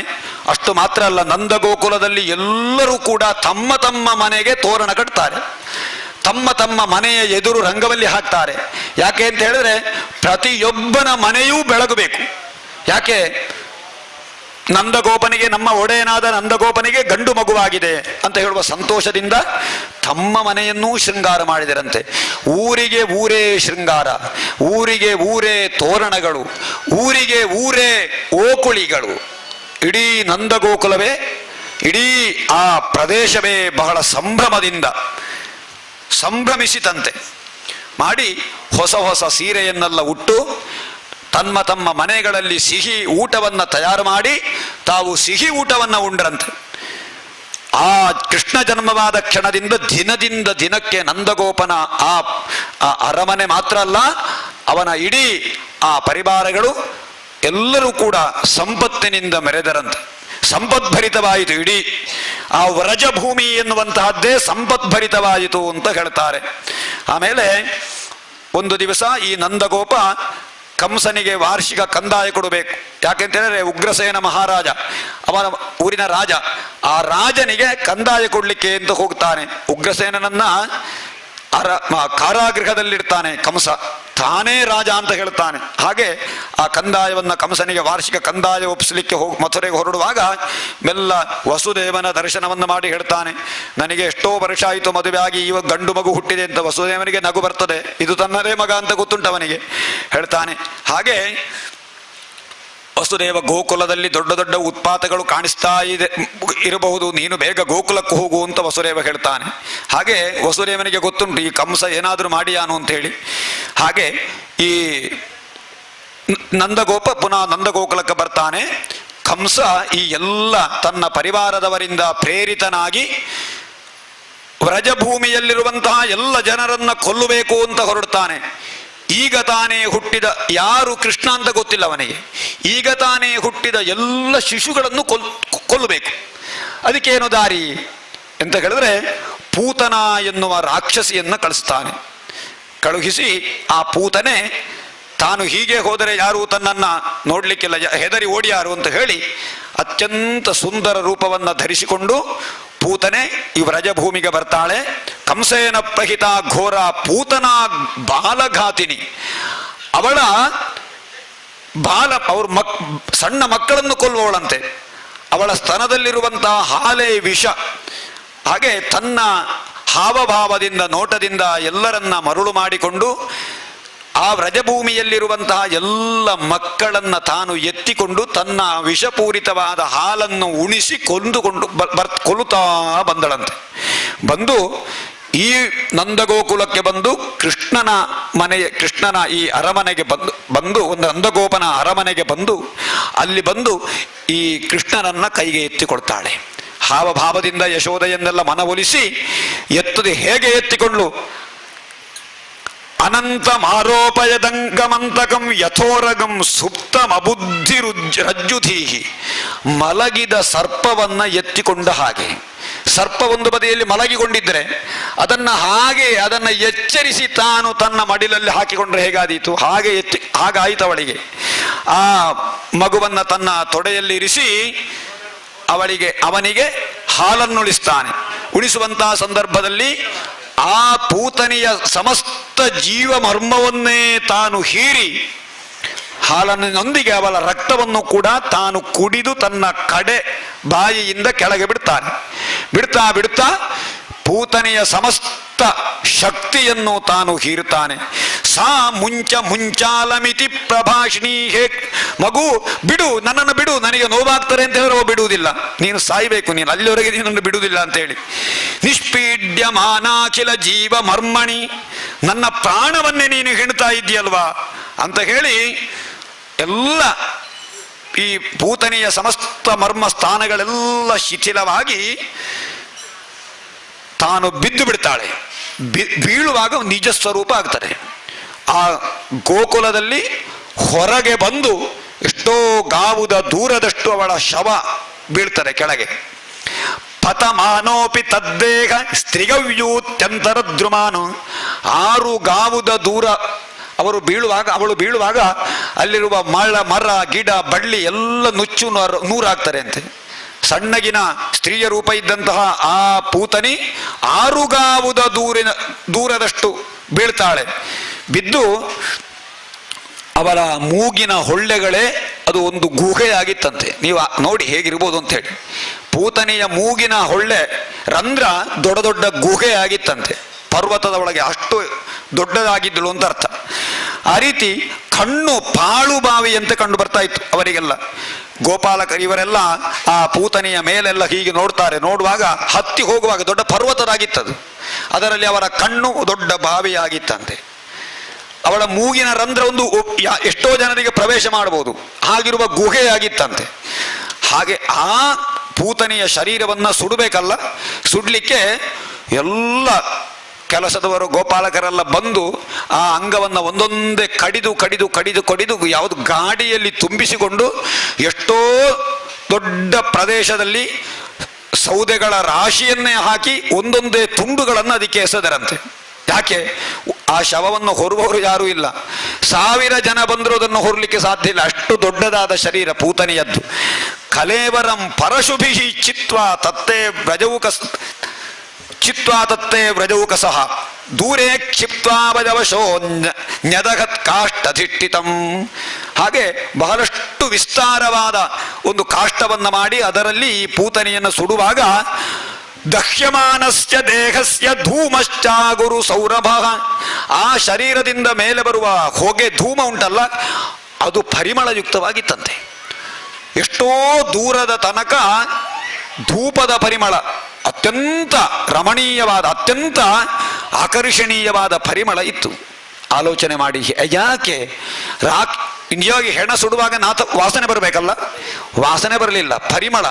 ಯಾಕೆ ಅಂತ ಹೇಳಿದ್ರೆ ಕೃಷ್ಣ ಅವಳ ಸ್ತನವನ್ನು ತನದಿಂದ ತಾನು ಹಾಲನ್ನು ಸ್ವೀಕಾರ ಮಾಡಿದ್ದ. ಆಗ ಅವಳಲ್ಲಿರುವ ಸಮಸ್ತ ಪಾಪಗಳು ದೋಷಗಳೆಲ್ಲ ನಿವಾರಣೆಯಾಯಿತಂತೆ. ಆ ಪಾಪಗಳನ್ನೆಲ್ಲ ಕಳೆದಂತಹ ಪೂತನೆಯ ಶರೀರದಲ್ಲಿ ಕೃಷ್ಣ ಸ್ಪರ್ಶದಿಂದ ಸಮಸ್ತ ಅಮೃತವೂ ತುಂಬಿಕೊಂಡಿತ್ತು. ಕೃಷ್ಣನ ಸ್ಪರ್ಶ ಆದರೆ ಸಾಕಂತೆ. ಹಾಗೆ ಅವಳ ಶರೀರ ಇಡೀ ಪರಿಮಳಯುಕ್ತವಾಗಿ, ಶರೀರ ಸುಡುವಾಗ ಆ ಶರೀರದಿಂದ ಪರಿಮಳ ಹೊರಟಿತಂತೆ. ಅಂತಹ ಪೂತನಿ, ಎಷ್ಟೋ ಶಿಶುಗಳನ್ನು ಕೊಂದಂತಹ ಪೂತನಿ, ಪೂತನ ಲೋಕ ಬಾಲಗ್ನಿ ರಾಕ್ಷಸಿ ರುಧಿರಾಶನ, ರಾಕ್ಷಸಿಯಾಗಿ ಕೇವಲ ರಕ್ತವನ್ನೇ ಆಹಾರವಾಗಿ ನಿತ್ಯಲೂ ಸ್ವೀಕಾರ ಮಾಡುವ, ಎಷ್ಟೋ ಸಾವಿರ ಸಹಸ್ರ ಮಕ್ಕಳನ್ನು ಕೊಂದ ಆ ಪೂತನಿ ಪರಮಾತ್ಮನಿಗೆ ತನ್ನ ಸ್ತನವನ್ನು ಕೊಟ್ಟು, ಹಾಲನ್ನು ಕೊಟ್ಟು, ಸ್ತನಂದತ್ವಾಪ ಸದ್ಗತಿಯನ್ನು ಹೊಂದಿಳಿದು ಅಂತಾದರೆ, ಕಿಂ ಪುನಃ ಶ್ರದ್ಧೆಯ ಭಕ್ತ್ಯ, ಭಕ್ತಿಯಿಂದ ಕೃಷ್ಣನಿಗೆ ಹಾಲು ಸಮರ್ಪಣೆ ಮಾಡಿದರೆ ಎಷ್ಟು ಸಂತೋಷಗೊಳ್ಳಬಹುದವ? ಆಲೋಚನೆ ಮಾಡಿ. ಕೃಷ್ಣನಿಗೆ ನೀವು ಭಕ್ತಿ ಇಲ್ಲದೆ ಅವನನ್ನು ಕೊಲ್ಲಬೇಕು ಅಂತ ಅವನನ್ನು ಸ್ಪರ್ಶ ಮಾಡಿದರೆ ಮೋಕ್ಷ ಸಿಗ್ತಾರೆ ಅಂತಾದರೆ, ಸಮಸ್ತ ಪಾಪ ನಿವಾರಣೆ ಆಗ್ತಾರೆ ಅಂತಾದರೆ, ಸ್ವತಃ ಶ್ರೀಕೃಷ್ಣನಿಗೆ ನೈವೇದ್ಯ ಮಾಡಿದರೆ, ಶ್ರೀಕೃಷ್ಣನಿಗೆ ಪುಷ್ಪ ಸಮರ್ಪಣೆ ಮಾಡಿದರೆ, ಶ್ರೀಕೃಷ್ಣನಿಗೆ ಆರತಿ ಮಾಡಿದರೆ, ಶ್ರೀಕೃಷ್ಣನಿಗೆ ಸೇವೆಯನ್ನು ಮಾಡಿದರೆ ಹೇಗಾದೀತು? ಖಂಡಿತ ಅವ ನಮ್ಮ ಕಷ್ಟಗಳನ್ನು, ಸಮಸ್ತ ದುರಿತಗಳನ್ನು ಅವ ಪರಿಹರಿಸ್ತಾನೆ ಅಂತ ಖಂಡಿತವಾಗಿ ಭಾಗವತದಲ್ಲಿ ಹೇಳಿದ್ದಾರೆ. ಕಿಂ ಪುನಃ ಶ್ರದ್ಧೆಯ ಭಕ್ತ್ಯ ಕೃಷ್ಣಾಯ ಪರಮಾತ್ಮನೆ ಯಚ್ಚನ್ ಪ್ರಿಯತಮಂ ಕಿನ್ನು ರಕ್ತಾಸ್ತನ್ಮಾತರೋ ಯಥಾ. ಹಾಗೆ ಕೃಷ್ಣ ಪ್ರತಿಯೊಬ್ಬರಿಗೂ ಕೂಡ ಭಕ್ತನು ತಾನು ಭಕ್ತಿಯಿಂದ ಸಮರ್ಪಣೆ ಮಾಡಿದರೆ ಅವ ಖಂಡಿತ ಒಲಿಯುತ್ತಾನೆ ಅಂತ ಈ ಕಥೆಯಲ್ಲಿ ತತ್ವವನ್ನು ಹೇಳಿದ್ದಾರೆ. ಇನ್ನು ಮತ್ತಿನ ರಾಕ್ಷಸ ಶಕಟಾಸುರ. ಈ ಶಕಟಾಸುರ ಹಿರಣ್ಯಾಕ್ಷನ ಮಗಂತೆ, ಉತ್ಕಚ ಎನ್ನುವವ. ಆ ಶಕಟಾಸುರ ಏನು ಮಾಡಿದ ಅಂತ ಹೇಳಿದ್ರೆ, ಒಂದು ಸಲ ಲೋಮಶ ಮಹರ್ಷಿಗಳ ಆಶ್ರಮದ ಪರಿಸರದಲ್ಲಿರುವ ಮರಗಳನ್ನೆಲ್ಲ ಕಡ್ದಂತೆ, ಮರಗಳನ್ನೆಲ್ಲ ಕಿತ್ತು ಅದರಲ್ಲಿರುವ ಹಣ್ಣುಗಳನ್ನೆಲ್ಲ ಯಥೇಷ್ಟ ತಿಂದು ಇಡೀ ವನವನ್ನೇ ನಾಶ ಮಾಡಿದಂತೆ ಹಿರಣ್ಯಾಕ್ಷನ ಮಗ ಉತ್ಕಚ. ಆ ಸಮಯದಲ್ಲಿ ಲೋಮಶ ಮಹರ್ಷಿಗಳು ಅವನಿಗೆ ಉತ್ಕಚನಿಗೆ ಶಾಪ ಕೊಡ್ತಾರೆ, ನೀನು ದೇಹರಹಿತನಾಗಿ ರಾಕ್ಷಸನಾಗಿ ನೀನು ಹುಟ್ಟು ಅಂತೇಳಿ. ಹಾಗೆ ಅವನಿಗೆ ದೇಹ ಇಲ್ಲ ಸರಿಯಾದ್ದು, ಯಾವುದೋ ಒಂದು ರೂಪವನ್ನು ತಾಳ್ತಾನೆ. ಯಾವುದಾದ್ರು ಒಂದು ಬಂಡಿಯ ಮೇಲೆ, ಬಂಡಿಯ ಹಾಗೆ ಆದರೆ ಇನ್ನೊಂದು ಯಾವುದೋ ವಾಹನದಾಗೆಯೋ, ಯಾವುದೋ ಪ್ರಾಣಿಯಾಗಿಯೋ, ಯಾವುದೋ ಪಕ್ಷಿಯಾಗಿಯೋ, ಅಂತೂ ಅದೇ ಶರೀರದಲ್ಲಿ ಅವನಿಗೆ ಇರ್ಲಿಕ್ಕಾಗುವುದಿಲ್ಲ. ಅಂತಹ ದೇಹರಹಿತವಾದ ಒಂದು ಸ್ವರೂಪ ಅವನಿಗೆ, ಅದು ಶಾಪ. ಅವನು ಈ ಕಂಸನೊಂದಿಗೆ ಸೇರಿದ್ದ. ಹಾಗೆ ಕಂಸ ಕಳಿಸಲ್ಪಟ್ಟು ಈ ಕೃಷ್ಣನನ್ನ ಕೊಲ್ಲಬೇಕು ಅಂತ ಕಳಿಸುತ್ತಾನೆ. ಆಗ ತಾನೇ ಮುದ್ದು ಕೃಷ್ಣ ತನ್ನ ರೋಹಿಣಿ ಪುತ್ರನಾದಂತಹ ಬಲರಾಮನೊಂದಿಗೆ 3 ತಿಂಗಳು ಕಳೆದಾಗ ಬೋರಲು ಬೀಳ್ತಾನೆ, ಅಂದರೆ ಕವುಚಿ ಬೀಳ್ತಾನೆ. ಮಗು ಕವುಚಲಿಕ್ಕೆ ಪ್ರಾರಂಭ ಮಾಡುವುದು ಯಾವಾಗ? 3ನೇ ತಿಂಗಳಿಗೆ ಅಂದಾಜು ಅಂತ ಹೇಳ್ತಾರೆ. ಹಾಗೆ ಕೆಲವರಿಗೆ ಬಹಳ ತಡ ಆಗ್ತದೆ. 3ನೇ ತಿಂಗಳಾಗುವಾಗ ಕವುಚಿ ಬಿದ್ದಾಗ ಸಂತೋಷ. ಮಗು ಒಂದೊಂದೇ ತನ್ನ ಕೆಲಸ ಶುರು ಮಾಡಿದಾಗ ಒಂದೊಂದೇ ಭಗವಂತನ ಆರಾಧನೆ ಮಾಡ್ತಾರೆ, ಹಬ್ಬ ಆಚರಿಸುವುದು. ಮಗು ಹೊಸ್ತಿಲು ದಾಟಿದಾಗ ತೆಂಗಿನಕಾಯಿಯನ್ನು ದೇವರಿಗೆ ನೈವೇದ್ಯ ಮಾಡಿ ಪಾಯಸ ಮಾಡಬೇಕು ಅಲ್ವಾ? ಹೊಸ್ತಿಲು ದಾಟುವಾಗ ಹಾಗೆ ಮಾಡಬೇಕು. ಮಗು ಯಾವಾಗ ಎದ್ದು ನಿಂತಿತು ಆವಾಗ ಪುನಃ ಸಂಭ್ರಮ. ಮಗುವಿನ ಒಂದೊಂದೇ ಕೆಲಸ ವೃದ್ಧಿಯಾದ ಹಾಗೆ ಸಂಭ್ರಮಾಚರಣೆ ಮಾಡುವಂತಹದ್ದು ನಮ್ಮ ಪದ್ಧತಿ ಉಂಟು ಹಿರಿಯರ ಕಾಲದಲ್ಲಿ. ಮಗು ಹೊಸ್ತಿಲು ದಾಟಿತು, ಇವತ್ತು ಪಾಯಸ ಮಾಡಬೇಕು ಅಂತೇಳಿ. ಹಾಗೆ ರೋಹಿಣಿ ನಕ್ಷತ್ರವನ ಜನ್ಮ ನಕ್ಷತ್ರವಾಗಿತ್ತು ಆ ದಿವಸ. ಅವನಿಗೆ ಎಣ್ಣೆಯನ್ನೆಲ್ಲ ಪೂಸಿ ಹಚ್ಚಿ ಮಗುವಿಗೆ ಸ್ನಾನ ಎಲ್ಲ ಮಾಡಿಸಿದಾಗ ಬಹಳ ಬ್ರಾಹ್ಮಣರೆಲ್ಲ ಬಂದು ಆಶೀರ್ವಾದವನ್ನೆಲ್ಲ ಮಾಡ್ತಾರೆ. ಅವನನ್ನು ತೂಗಿ ಪಾಡಿ ಮಲಗಿಸ್ತಾಳೆ. ಯಾರು? ಯಶೋದೆ. ಇದ್ದಕ್ಕಿದ್ದಂತೆ ಅವನ ತೊಟ್ಟಿನಲ್ಲಿ ಮಲಗಿದ್ದಾಗ ಅವನ ತೊಟ್ಟಿನ ಹತ್ತಿರಕ್ಕೆ ಒಂದು ಗಾಡಿ ಬರ್ತದೆ, ಶಕಟ ಗಾಡಿ. ಆ ಗಾಡಿ ಬಂದು ತೊಟ್ಟಿಲಿಗೆ ಗುದ್ದುತ್ತದೆ. ಆಗ ಇದ್ದಕ್ಕಿದ್ದಂತೆ ಕೃಷ್ಣ ಕೈಕಾಲು ಆಡಿಸಿ ಆ ಗಾಡಿಯನ್ನು ತುಳಿತಾನೆ ತನ್ನ ಕಾಲಿನಿಂದ. ತಾನು ಕಾಲನ್ನು ಮೇಲೆ ಮಾಡಿ ಗಾಡಿಗೆ ಒಂದು ತುಳಿತಾನೆ. ಕೃಷ್ಣನ ಕಾಲಿನ ತುಳಿತಕ್ಕೆ ಒಳಗಾಗಿ ಅದು ತಲೆ ಕೆಳಗಾಗಿ ಬೀಳ್ತದೆ ಮತ್ತು ಅದಕ್ಕೆ ತುಳಿತಾನೆ. ಆಗ ಇದ್ದಕ್ಕಿದ್ದ ಹಾಗೆ ಅದರಿಂದ ಅದು ಒಡೆದು ನುಚ್ಚು ನೂರಾಗಿ ಅದರಿಂದ ಈ ಶಕಟಾಸುರ ಮೇಲೆ ಬಂದು ಅವ ಕೃಷ್ಣನಿಗೆ ನಮಸ್ಕಾರ ಮಾಡಿ ತನ್ನ ಶಾಪ ವಿಮೋಚನೆಯಾಗಿ ಅವ ತನ್ನ ಪೂರ್ವಸ್ವರೂಪವನ್ನು ಪಡೆಯುವುದರೊಂದಿಗೆ ಅವನಿಗೆ ಮುಂದೆ ಮೋಕ್ಷ ಆಗ್ತಾರೆ ಅಂತೆ. ಹಾಗೆ ಒಂದು ದಿನ ಯಶೋದೆ ಮುದ್ದು ಕೃಷ್ಣನನ್ನ ತೊಡೆ ಮೇಲೆ ಕೂರಿಸಿ ಆಡ್ತಾ ಇರುವಂತಹ ಸಂದರ್ಭದಲ್ಲಿ ಇದ್ದಕ್ಕಿದ್ದಾಗೆ ಒಬ್ಬ ಭಾರ ಆಗ್ತಾನೆ. ಅಯ್ಯೋ ಯಾಕೆ ಹೀಗೆ ಭಾರ ಆಗ್ತಾನೆ ಅಂತ ಹೇಳಿ ಆ ಮಗುವನ್ನ ಕೆಳಗೆ ಬಿಡ್ತಾಳೆ. ಕೆಳಗೆ ಬಿದ್ದ ಕ್ಷಣ ದೊಡ್ಡದಾದ ಸುಂಟರ ಗಾಳಿ ಬರ್ತದೆ. ಸುಂಟರ ಗಾಳಿ ಬಂದು ಅದು ತೃಣಾವರ್ತ ಎಂಬ ರಾಕ್ಷಸ ಸೃಷ್ಟಿಸಿದ ಮಾಯೆ. ಆ ಸುಂಟರ ಗಾಳಿ ಇವನನ್ನ ಎತ್ತಿ ಆಕಾಶಕ್ಕೆ ಕೊಂಡು ಹೋಗ್ತದೆ. ಅವ ಇದ್ದಕ್ಕಿದ್ದಾಗೆ ಕೃಷ್ಣ ಭಾರ ಆಗ್ತಾನೆ. ಆ ಗಾಳಿಗೆ ಕೃಷ್ಣನನ್ನು ಹೊರಲಿಕ್ಕೆ ಸಾಧ್ಯ ಆಗುವುದಿಲ್ಲ. ಇನ್ನೇನು ಮಾಡುವುದು ಅಂತ ಆ ಗಾಳಿ ಮತ್ತೂ ಮೇಲಕ್ಕೆ ಹಾರಿಸಲಿಕ್ಕೆ ಪ್ರಯತ್ನಿಸಿದಾಗ ಕೃಷ್ಣನ ಭಾರವನ್ನು ಸಹಿಸದೆ ಅಸುರಾಕೃತಿಯನ್ನು ತಾಳ್ತಾರೆ. ಯಾವುದು ಈ ತಾಳ್ತಾನೆ ತೃಣಾವರ್ತ. ಅವನ ತೃಣಾವರ್ತನ ಕೊರಳನ್ನು ಹಿಡಿದು ಹಿಸುಕಿ ಅವನನ್ನ ಕೊಲ್ತಾನೆ ಕೃಷ್ಣ. ಆಮೇಲೆ ಬೇರೆ ಬೇರೆ ರಾಕ್ಷಸನ್ನೆಲ್ಲ ಕೊಲ್ತಾನೆ.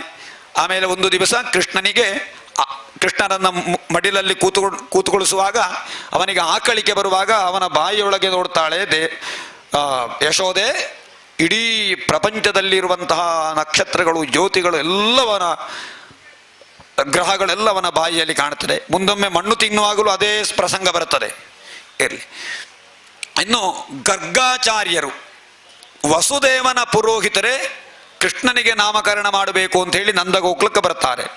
ನಂದಗೋಪನಿಗೆ ಗೊತ್ತಿಲ್ಲ. ಗರ್ಗಾಚಾರ್ಯರು ಸ್ವತಃ ಬಂದು ಕೃಷ್ಣನಿಗೆ ನಾಮಕರಣವನ್ನ ನಾನೇ ಮಾಡುವುದು ಅಂತ ಗರ್ಗಾಚಾರ್ಯರು ಹೇಳ್ತಾರೆ. ಆ ಗರ್ಗಾಚಾರ್ಯರು ಯಾಕೆ ಅಂತ ಹೇಳಿದ್ರೆ ಒಬ್ಬೊಬ್ಬರಿಗೆ ಒಂದೊಂದು ಕುಲ ಪುರೋಹಿತರು ಅಂತ ಇರ್ತಾರೆ. ಆ ಕುಲ ಪುರೋಹಿತರೇ ಸಂಸ್ಕಾರವನ್ನ ಮಾಡಬೇಕಂತೆ. ಹಾಗೆ ವಸುದೇವನಿಗೆ ಕುಲ ಪುರೋಹಿತರು ಗರ್ಗಾಚಾರ್ಯರು. ಗರ್ಗಾಚಾರ್ಯರೇ ಈ ನಂದಗೋಪನ ಮನೆಗೆ ಈ ವಸುದೇವನ ಮಗ ಅಲ್ಲಿದ್ದಾನೆ ಅಂತ ತಿಳಿದು ಅಲ್ಲಿಗೆ ಬಂದು ಅವನಿಗೆ ನಾಮಕರಣವನ್ನು ನಾನು ಮಾಡಿಸ್ತೇನೆ ಅಂತ ಹೊರಡುತ್ತಾನೆ. ಕೃಷ್ಣನಿಗೆ ನಾಮಕರಣ ಆಗ್ತದೆ. ಬಲರಾಮನಿಗೆ ರಾಮ, ಇನ್ನೊಬ್ಬ ರೋಹಿಣಿಯ ಮಗನಿಗೆ ಅವನಿಗೆ ರಾಮ ಅಂತ ಹೆಸರು. ರಾಮ ಅಂತ ಹೇಳಿದ್ರೆ ರಮಯತಿ, ಲೋಕವನ್ನು ರಮಿಸ್ತಾನೆ ಅಂತ ಅರ್ಥ. ಆಮೇಲೆ ಕರ್ಷಣ, ದೇವಕಿಯ ಗರ್ಭದಿಂದ ಸೆಳೆಯಲ್ಪಟ್ಟು ರೋಹಿಣಿಯ ಉದರಕ್ಕಿಟ್ಟ ಕಾರಣ ಕರ್ಷಯತಿ, ಸೆಳೆಯಲ್ಪಟ್ಟ ಕಾರಣ ಅವನಿಗೆ ಸಂಕರ್ಷಣ ಅಂತ ಹೆಸರು, ಸೆಳೆಯಲ್ಪಟ್ಟವ. ಇನ್ನು ಕೃಷ್ಣನಿಗೆ, ಕೃಷ್ಣ ತ್ರೇತಾಯುಗದಲ್ಲಿ ಕೃತಯುಗದಲ್ಲಿ ಶ್ವೇತವರ್ಣನಾಗಿರ್ತಾನೆ ಭಗವಂತ, ತ್ರೇತಾಯುಗದಲ್ಲಿ ರಕ್ತವರ್ಣನಾಗಿರ್ತಾನೆ ಅಂತ ಅಂದರೆ ಸ್ವಲ್ಪ ಕೆಂಪಗೆ. ದ್ವಾಪರ ಯುಗದಲ್ಲಿ ಪೀತವರ್ಣನಾಗಿ ಹುಟ್ಟಿ ದ್ವಾಪರದ ಕಡೆಯ ಸಮಯದಲ್ಲಿ ಕೃಷ್ಣನಾಗಿ ಅವತರಿಸ್ತಾನೆ. ಆದ್ದರಿಂದ ಇವನಿಗೆ ಕೃಷ್ಣ ವರ್ಣದಿಂದಿದ್ದ ಕಾರಣ ಕೃಷ್ಣ. ಈ ಲೋಕವನ್ನೇ ಸೆಳೆಯುವ ಆಕರ್ಷಿಸುವ ಸ್ವರೂಪವಾದ ಕಾರಣವೂ ಕೂಡ ಅವನಿಗೆ ಕೃಷ್ಣ ಅಂತ ಹೆಸರನ್ನಿಡ್ತಾರೆ. ಆಮೇಲೆ ದಿನದಿಂದ ದಿವಸಕ್ಕೆ ಕೃಷ್ಣನ ಆಟ ಎಲ್ಲ ಕೂಡ ಹೆಚ್ಚಾಗ್ತಾ ಹೋಗ್ತಾರೆ. ಮಕ್ಕಳು ದೊಡ್ಡವರಾಗ್ತಾ ಹೋದಾಗೆ ಅವರ ಆಟ ಒಂದೊಂದೇ ವ್ಯತ್ಯಾಸ ಆಗ್ತಾರೆ. ಹರಕೊಂಡು ಹೋಗುವಾಗ ಮಾಡುವ ಆಟ ಬೇರೆ, ಆ ಚಂದ ಬೇರೆ ಅದು. ಹಾಗೆಂತ ಹೇಳಿ ಮೊಣಕಾಲಿನ ಹೂವನ್ನು ಊರಿಕೊಂಡು ಹೋಗುವಂತಹ ಕಾಲದಲ್ಲಿ ಆಡುವ ಆ ಒಂದು ದೃಶ್ಯ ಬೇರೆ, ಅವರು ಆಡುವ ಆಟ ಬೇರೆ. ನಡ್ಕೊಂಡು ಹೋಗುವಾಗ ಮಾಡುವ ಆಟ ಬೇರೆ. ಹಾಗೆ ಒಂದಕ್ಕಿಂತ ಒಂದು ಭಿನ್ನ, ಒಂದಕ್ಕಿಂತ ಒಂದು ಸುಂದರ. ಆದರೆ ಮಕ್ಕಳು ದೊಡ್ಡವಾಗುವಾಗ ಅವರ ಸಣ್ಣಗಿನ ಆಟಗಳನ್ನು ನಾವು ಯಾವಾಗಲೂ ಯಾವ ಕಾಲದಲ್ಲಿಯೂ ಕೂಡ ತಂದೆ ತಾಯಿಗಳು ಅದರಿಂದ ವರ್ಜಿತರಾಗಬಾರದು, ಅದನ್ನು ಮಿಸ್ ಮಾಡಿಕೊಳ್ಬಾರದು. ವ್ಯಾವಹಾರಿಕವಾಗಿ ಹೇಳುವಾಗ ಮಕ್ಕಳ ಆಟವನ್ನೆಲ್ಲ ನಾವು ಅನುಭವಿಸಬೇಕು, ಅದನ್ನು ನೋಡಿ. ಇದು ಇಲ್ಲೊಂದು ವಿಶೇಷವಾದ ಸೂಚನೆ. ಇದು ನಾವು ನಮ್ಮ ಕೆಲಸ ಆಯಿತು ಅಂತ ಹೇಳಿ ಈಗಿನ ಕಾಲದಲ್ಲಿ ಮಾಡುವ ದೊಡ್ಡ ತೊಂದರೆ ಏನು ಅಂತ ಹೇಳಿದ್ರೆ, ಗಂಡನೂ ಕೆಲಸಕ್ಕೆ ಹೋಗುವುದು, ಹೆಂಡತಿಯೂ ಕೆಲಸಕ್ಕೆ ಹೋಗುವಾಗ ಮಕ್ಕಳನ್ನು ನೋಡ್ಲಿಕ್ಕೆ ಅಂತ ಹೇಳಿ ಒಬ್ಬ ಜನವನ್ನ ಬೇರೆ ತರಿಸುವುದು, ತಂದು ಆ ಮಗುವನ್ನ ಸ್ನಾನ ಮಾಡಿಸುವುದು, ಆ ಮಗುವಿಗೆ ಉಣಿಸುವುದು, ಆ ಮಗುವನ್ನ ನೋಡುವುದು, ಮಲಗಿಸುವುದು. ಆ ಮಗುವ ಎಲ್ಲಿಗೆ ಹೋಗ್ತಾರೋ ಅಲ್ಲಿಗೆಲ್ಲ ಹೋಗಲಿ ನೋಡ್ಲಿಕ್ಕೆಲ್ಲ ಯಾರು ಇನ್ನೊಬ್ಬರು. ಆ ಮಗುವಿಗೆ ಎಲ್ಲಾದರೂ ಎಡೆಯಲ್ಲಿ ಬಂದು ಉಣಿಸ್ಲಿಕ್ಕೆ ಮಾತ್ರ. ಅವರಿಗೆ ಮಗುವಿನ ಆಟವನ್ನು ನೋಡುವ ಯೋಗ ಅವರಿಗಿಲ್ಲ. ಅಷ್ಟು ಮಾತ್ರ ಅಲ್ಲ, ದೊಡ್ಡವರಾದ ಮೇಲೆ ಯಾರು ಈ ನಿಜವಾಗಿ ಅವರ ಮನಸ್ಸಿನಲ್ಲಿ ಪ್ರೀತಿ ಇರುವುದು, ಅವಳನ್ನು ಯಾರು ಲಾಲನೆ ಪಾಲನೆ ಪೋಷಣೆ ಯಾರು ಮಾಡಿದ್ದಾರೋ ಅವರ ಮೇಲೆ ಅಷ್ಟೇ ಹೊರತು ತಂದೆ ತಾಯಿಗಳಲ್ಲಿ ಪ್ರೀತಿ ಉಳಿಲಿಕ್ಕೆ ಸಾಧ್ಯ ಉಂಟ ಹೇಳಿ? ಸಾಧ್ಯವೇ ಇಲ್ಲ. ದಯವಿಟ್ಟು ತಿಳ್ಕೊಳ್ಳಿ, ತಮ್ಮ ಮಕ್ಕಳನ್ನು ತಾನೇ ಸ್ನಾನ ಮಾಡಿಸಬೇಕು, ತಮ್ಮ ಮಕ್ಕಳಿಗೆ ತಾನೇ ಉಣಿಸಬೇಕು, ತನ್ನ ಮಕ್ಕಳ ಆಟವನ್ನು ನೋಡಿ ನೋಡಿ ನೋಡಿ ಅದನ್ನು ನಾವು ಅನುಭವಿಸಬೇಕು. ಆ ಅನುಭವ ಇನ್ನು ಮಗು ದೊಡ್ಡಾದ ಮೇಲೆ ಸಿಗ್ತದ? ದೊಡ್ಡಾದ ಮೇಲೆ ನಮ್ಮನ್ನು ಬಿಟ್ಟು ಇನ್ನೊಂದು ದೇಶಕ್ಕೆ ಎಲ್ಲಾದರೂ ಹೋಗಬಹುದು. ಆ ಮಗುವನ್ನ ಯಾವಾಗ ಇವ ಮಾತನಾಡಿಸುವುದು, ಮಗುವನ್ನ ಯಾವಾಗ ಆಟ ಆಡಿಸುವುದು, ಮಗುವಿನ ನಗು ಮುಖವನ್ನ ಯಾವಾಗ ನೋಡುವುದು? ಮಕ್ಕಳ ಆಟ ಅಂತ ಹೇಳಿದ್ರೆ ಅದು ಎಷ್ಟೋ ಜನ್ಮದ ಸುಕೃತ ಅದನ್ನು ನೋಡುವಂತಹದ್ದು. ಹಾಗೆ ಈ ಕೃಷ್ಣನ ಆಟಗಳನ್ನೆಲ್ಲ ನೋಡಿ ವಸುದೇವ ನಂದಗೋಪ ಯಶೋದೆಯರಿಗೆ ಅತ್ಯಂತ ಸಂತೋಷ ಆಗ್ತದೆ. ವಸುದೇವ ದೇವಕರಿಗೆ ಆ ಭಾಗ್ಯ ಇಲ್ಲ, ನಂದಗೋಪನಿಗೆ ಸಿಕ್ಕಿದೆ ಆ ಭಾಗ್ಯ. ಅದನ್ನು ಮುಂದೆ ಹೇಳ್ತಾರೆ, ವಸುದೇವ ಹೇಳ್ತಾನೆ ಆ ಭಾಗ್ಯ ನನಗಿಲ್ಲ ಅಂತ ಹೇಳಿ. ಹಾಗೆ ಕೆಲವೇ ದಿವಸಗಳಲ್ಲಿ ಈ ಕೃಷ್ಣ ಮತ್ತು ಬಲರಾಮರು ಅಂಬೆಗಾಲನ್ನಿಕ್ಕಿ ತನ್ನ ಮೊಳಕಾಲಿನಿಂದ ಹೋಗಲಿಕ್ಕೆ ಪ್ರಾರಂಭ ಮಾಡ್ತಾರೆ. ಮೊಣಕಾಲಿನಿಂದ ಜಾನುಭ್ಯಾಂ ಸಹಪಾಣಿಭ್ಯಾಂ ರಿಂಗಮಾಣೋ ವಿಜಕ್ರತುಹು ಹೋಗ್ತಾ ಇರುವಾಗ ಅವರ ಕಾಲಿನ ಸೊಂಟದಲ್ಲಿ ಕಟ್ಟಿದಂತಹ ಗೆಜ್ಜೆಯ ನಾದ, ಆಚೆ ಈಚೆ ಹೋಗುವಾಗ ಕಿಲ ಕಿಲ ನಗು. ಅವರ ಯಾರು ಅಜ್ಞಾತ ವ್ಯಕ್ತಿಗಳು, ಯಾರು ಗುರುತ ಇಲ್ಲದವರು ಬಂದಾಗ ಅವರನ್ನು ಹೀಗೆ ನೋಡಿ ಪುನಃ ಹಿಂದಿರುಗಿ ಈಚೆ ಬದಿಗೆ ಹೋಗುವಂತಹದ್ದು ಹಾವ ಭಾವ ಅದನ್ನೆಲ್ಲ ನೋಡಿ ಅತ್ಯಂತ ಸಂತೋಷದಿಂದ ಕಾಲ ಕಳೆಯುತ್ತಾರೆ. ಅವರ ಮೈಗೆ ಅಂಟಿದಂತಹ ಧೂಳಿನ ಅಂಗರಾಗ, ಆ ಮಣ್ಣಿನಿಂದ ಕೂಡಿದ ಮಕ್ಕಳನ್ನು ನೋಡ್ಲಿಕ್ಕೂ ಅತ್ಯಂತ ಸಂತೋಷ ಅಂತ. ಮಕ್ಕಳು ಆಟ ಆಡುವಾಗ ಮಣ್ಣಾಯಿತು ಅಂತೇಳಿ ನಾವು ಗದರಿಸಬಾರದು, ಮಣ್ಣಲ್ಲಿ ಹೋಗ್ಬೇಕು ಅವರು. ಈಗಿನ ಕಾಲದಲ್ಲಿ ಸ್ವಲ್ಪ ಮಣ್ಣಾಗಲಿಕ್ಕೆ ಗೊತ್ತಿಲ್ಲ. ನಿಜವಾಗಿ ಮಕ್ಕಳು, ನಾನು ಹೇಳುವುದು, ಮಕ್ಕಳನ್ನು ಹಾಗೆ ಸ್ವಲ್ಪ ಬಿಡಬೇಕು ಹೊರಗೆಲ್ಲ. ನಾವು ನೋಡಿಕೊಂಡಿದ್ದರೂ ಕೂಡ ನಿಜವಾಗಿ ಆರೋಗ್ಯ ಇರುವುದು ಅದರಿಂದ. ನೆಲದ ಮಣ್ಣು ಮಕ್ಕಳಿಗೆ ಮೈಗೆ ಒಳ್ಳೆಯದು, ಭೂಮಿಯ ಮಣ್ಣು ಯಾವಾಗಲೂ ಹಾಗೆ ನೋಡಿ. ನಾವು ಮಕ್ಕಳಿಗೆ ಸ್ವಲ್ಪ ಮಣ್ಣಾದರೂ ಕೂಡ ಅದನ್ನು ಆಗಲೇ ಶುಚಿಗೊಳಿಸಿ ಅಯ್ಯೋ ಮಣ್ಣಾಯಿತು ಅಂತ ಹೇಳ್ತೇವೆ. ಹಾಗೆ ಮಾರ್ಗದ ಬದಿಯಲ್ಲೆಲ್ಲ ಎಷ್ಟೋ ಮಕ್ಕಳು ಮಾರ್ಗದಲ್ಲಿಯೇ ಬೆಳೆಯುವವರನ್ನು ನಾವು ನೋಡುವುದಿಲ್ವಾ? ಎಷ್ಟೋ ಕಡೆ ಡೇರೆ ಇತ್ಯಾದಿಗಳನ್ನೆಲ್ಲ ಹಾಕಿ ಆ ಮಕ್ಕಳನ್ನ ಅಲ್ಲಿಯೇ ಇರುವಂತಹ ತೊರೆಯ ನೀರಲ್ಲಿ ಸ್ನಾನ ಮಾಡಿಸ್ತಾರೆ. ಆ ತೊರೆಯ ನೀರನ್ನು ಕುಡಿಸ್ತಾರೆ. ಅವರಿಗೆ ಏನಾಗುವುದಿಲ್ಲ, ಜ್ವರವೂ ಇಲ್ಲ, ಏನೂ ಇಲ್ಲ. ಯಾಕೆ? ಪ್ರಕೃತಿಯೇ ಅವರಿಗೆ ಒಲಿದಿರ್ತದೆ. ನಾವು ಹಾಗೆ ಸ್ವಲ್ಪ ಮಕ್ಕಳನ್ನು ಹಾಗೆ ಬೆಳೆಸಬೇಕಂತೆ.